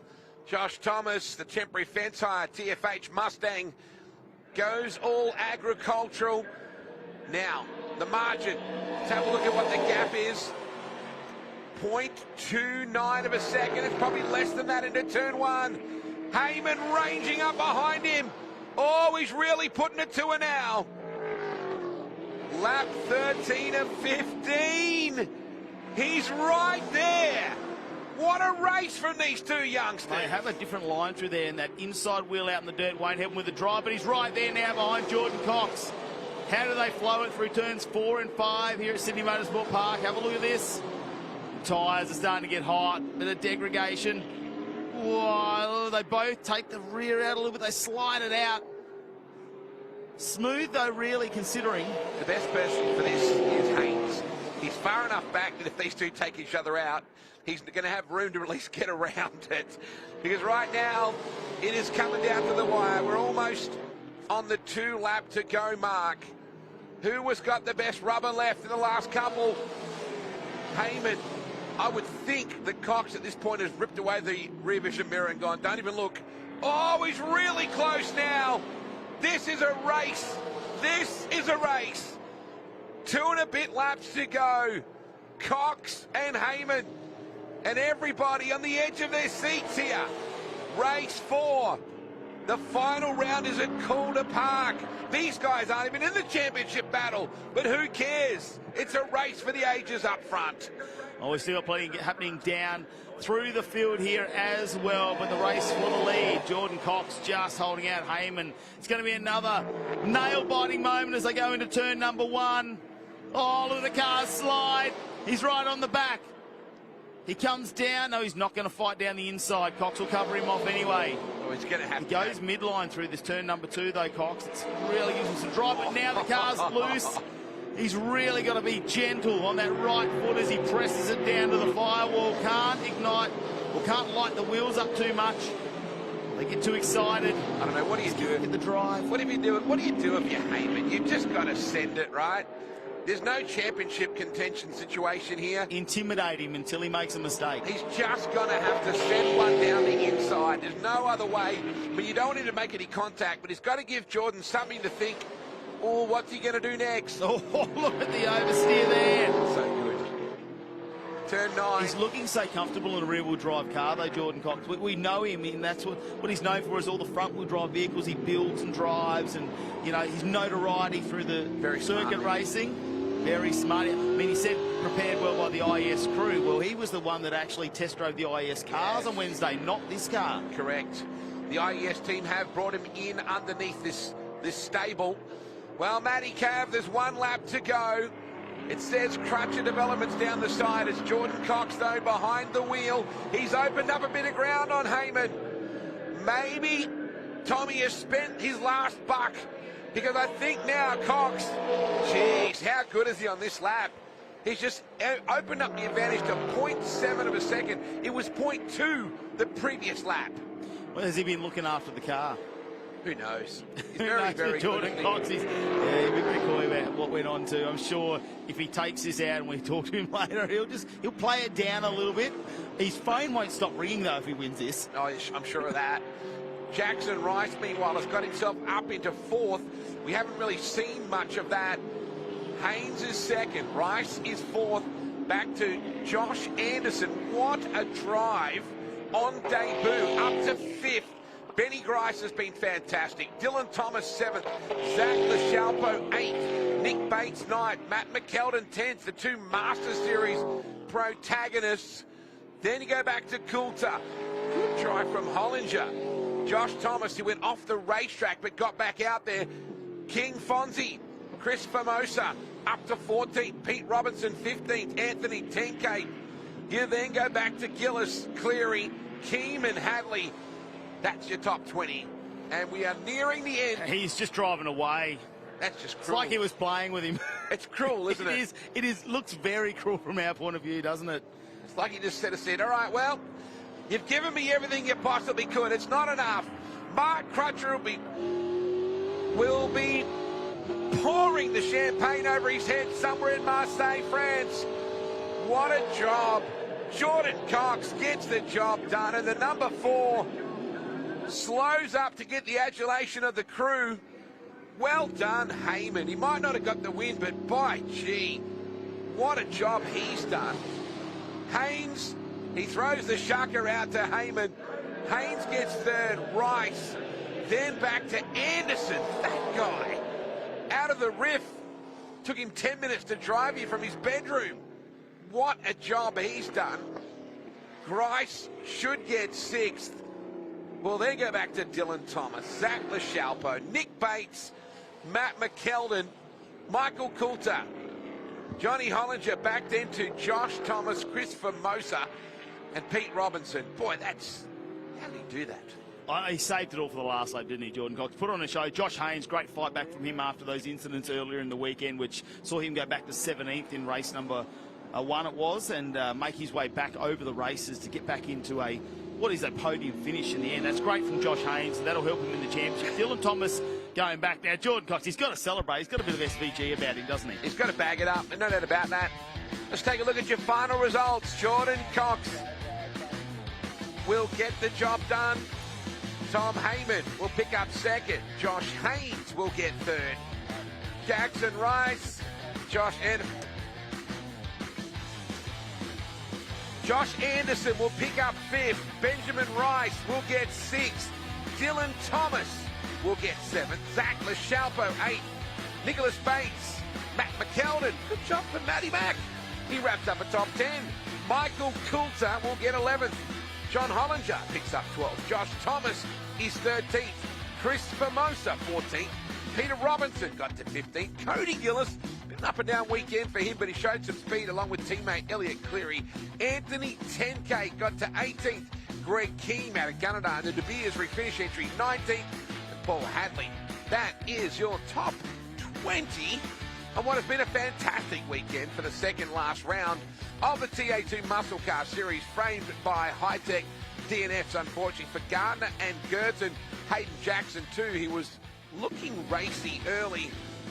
Well, your heart just goes out to Brad Gardner too, because he was really getting a run going. But Crutcher, he's in France. He's the guy that normally wheels this Mustang, but his driver, Jordan Cox, has been absolutely untouchable.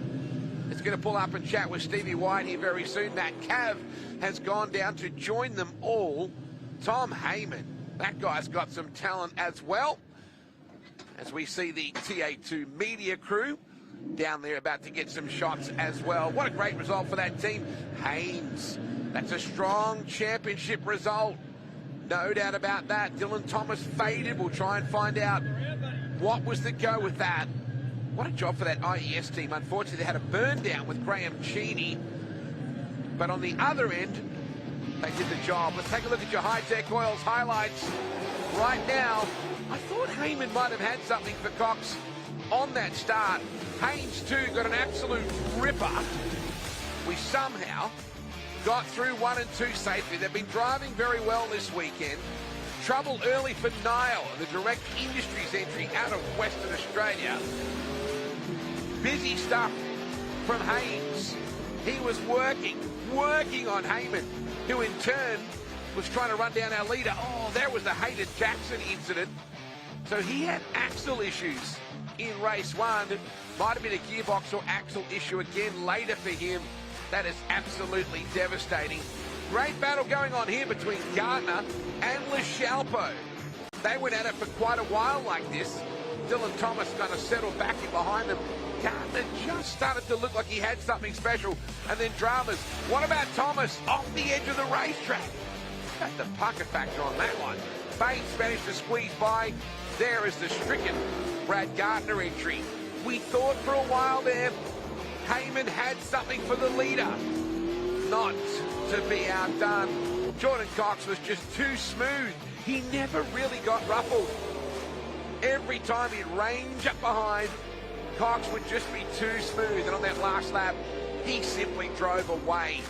Kind of broke the heart of his young adversary and steamrolled on to victory lane in the Crutcher Developments number 4 Stang. It means nothing in the championship side of things, but boy, what a dominating weekend for him. There's the Shaka. He throws out to Heyman. 2 youngsters did one hell of a job.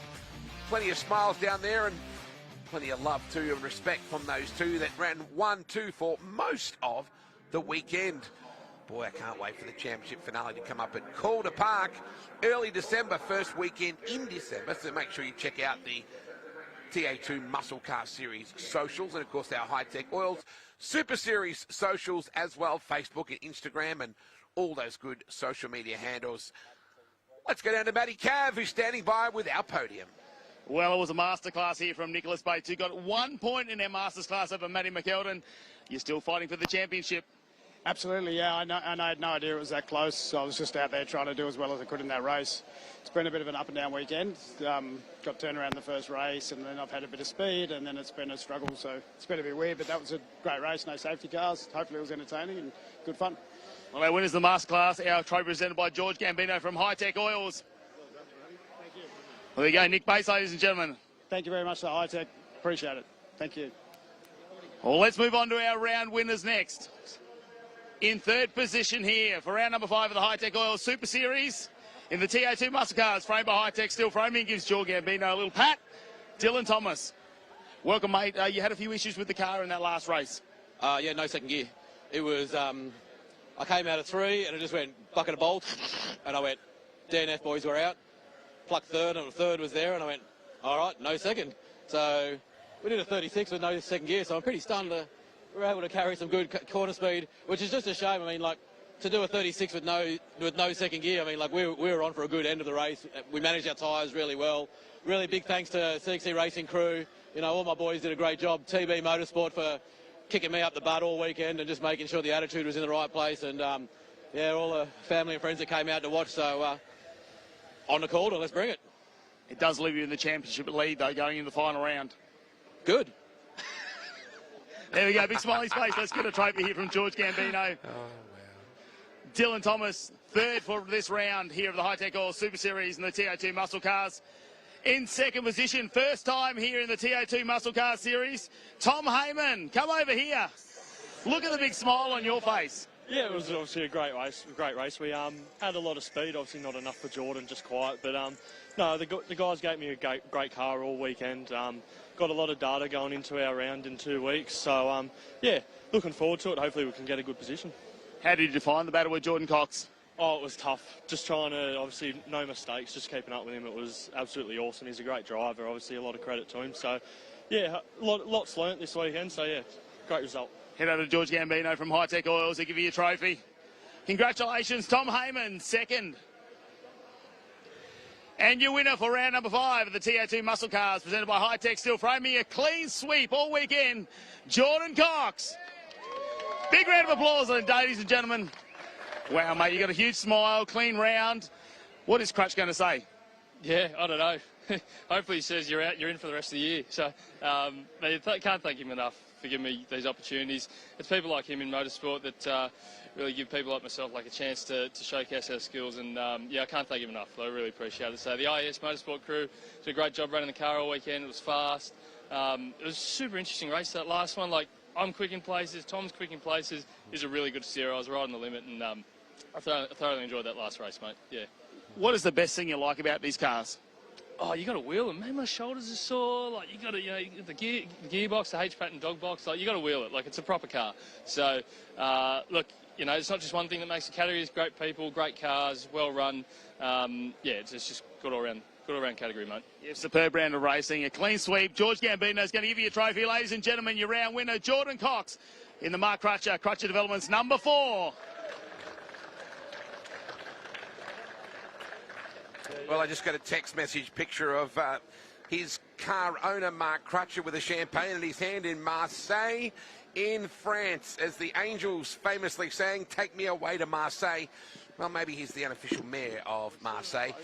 Impressive stuff, that's for sure. Everybody amped about heading back to Calder Park, which in many ways was a spiritual home place for NASCAR.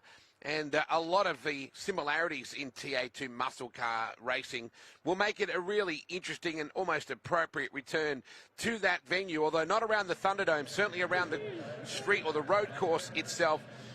Well, Dylan Thomas, what a salvage that was. Even though Haynes was able to pick up third in the race, Dylan Thomas was still able to salvage third for the round. So that is absolutely critical. I love the way Dylan Thomas talks, always with minimal BS and straight to the point. I did notice Leighton Cranbrook was tuned in a little bit earlier on as well. There's a guy that used to do some pretty good work around these parts in a V8 Ute. Isn't this place great? Look at that. You got constant drifting and driver training going on. George Gambino, the all-singing, all-dancing main man of Hi-Tec Oils, is down with Matty Cav. Yeah, we thought we'd grab George Gambino. Great announcement throughout the week, obviously. It happened on Friday, where we're going to go through to 2028 with support for this series. I know, it's fantastic, actually. We spoke to Steve a couple of days ago. He goes, "What do you think?" And I go, "Oh, well, bring it on. I've got nothing to do for the next 5 years, obviously." Incredible things have happened this season so far, but we're going to Calder Park for the next round. You're a supporter down there as well. Yeah, we do. We did a bit of work at Calder with the boys down there, and it's really good. We look forward to drifting down there, and a couple of weeks later we're going to be racing these guys down there, so it's going to be a great few weeks down there for us. Yeah, we can't wait. It's great support from you. How good is it to see the young and the youth and the enthusiasm coming through? Yeah, it's great to watch these young guys do it, and there's a few old guys in there, but we're pushing it. The cars look amazing. That's probably why we like it so much. They look so good. They run well. They're close. It's 27-something odd cars. It's amazing. Good luck to all the guys. They've done really well. In Sydney Motorsport Park under lights. It's impressive. Yeah, it's been pretty good, actually. I haven't been a race been here under lights, so it's quite nice. It's nice and fresh too today. Tonight's all right. Good to see George smiling. We always like when our supporters are smiling. It means we can shake his hand a bit later with another deal. That's cool. We'll get there. No problem. Back up to you, Wade. Thank you, Matt. He just loves his racing, loves his drifting in particular. He's a big, big supporter of drift racing. Well done to the teams here. That was a quick turnaround too. From race 3 to race 4, it was about an hour and a half, and that was a lot to do in a very, very short space of time. So well done to all the teams. A nice early finish for us too. So I know that a few of us will get onto a couple of nice quiet little ales and maybe relax and kick back with some of the TA2 family. We've had some amazing racing since pretty well Friday morning, when a lot of the major sessions were into play, and now we can wrap things up tonight. Let's head down to Matt and Stephen White, aka Vinny Diesel, to wrap things up on what has been a wonderful weekend in Sydney. Boys, it's going to be epic at Calder Park. It is going to be absolutely epic when we go down to Calder Park for the final round, the 1st and 2nd of December. Steve's getting a fresh haircut for it as well. I am getting a fresh haircut, but I'll tell you what, they just keep delivering this category, doesn't it? I mean, amazing. Under lights, how good, how beautiful. But look, fantastic to see. What a great event. Going to Calder Park, you know, Dylan Thomas with that little issue there, second gear, but he's got it home. The boys are saying, "Oh my God, he drives that fast with no second gear. What's he going to be like at Calder?" So well done to everyone here. Jordan Cox outstanding, and young Tom Heyman, obviously, who's come along. Nicholas Bates got up by 1 point. You know, the old boy brigade there with Matt McKeldin. But yeah, Dylan Thomas gaining those points and working with Tim Brook. Well done. Great job. We keep asking how much more exciting can it get, but every round we do, it just keeps building and building. And we're going down to this final round now. Dylan Thomas are going there leading the championship, but you've got Jackson Rice and Josh Haynes right on his tail. Yeah, look, and these young guys are hungry, you know. They're hungry. Dylan's consolidating, and good on him.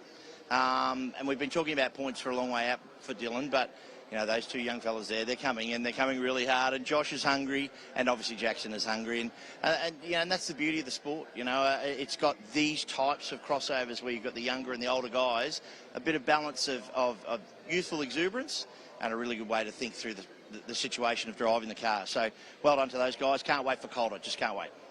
Make sure you get onto the website, Hi-Tec Oils, superseries.au. The final round is coming your way in just 6 weeks' time at Calder Park Raceway down there in Melbourne, Victoria. We're going to do it the 1st and 2nd of December. We hope to see you there.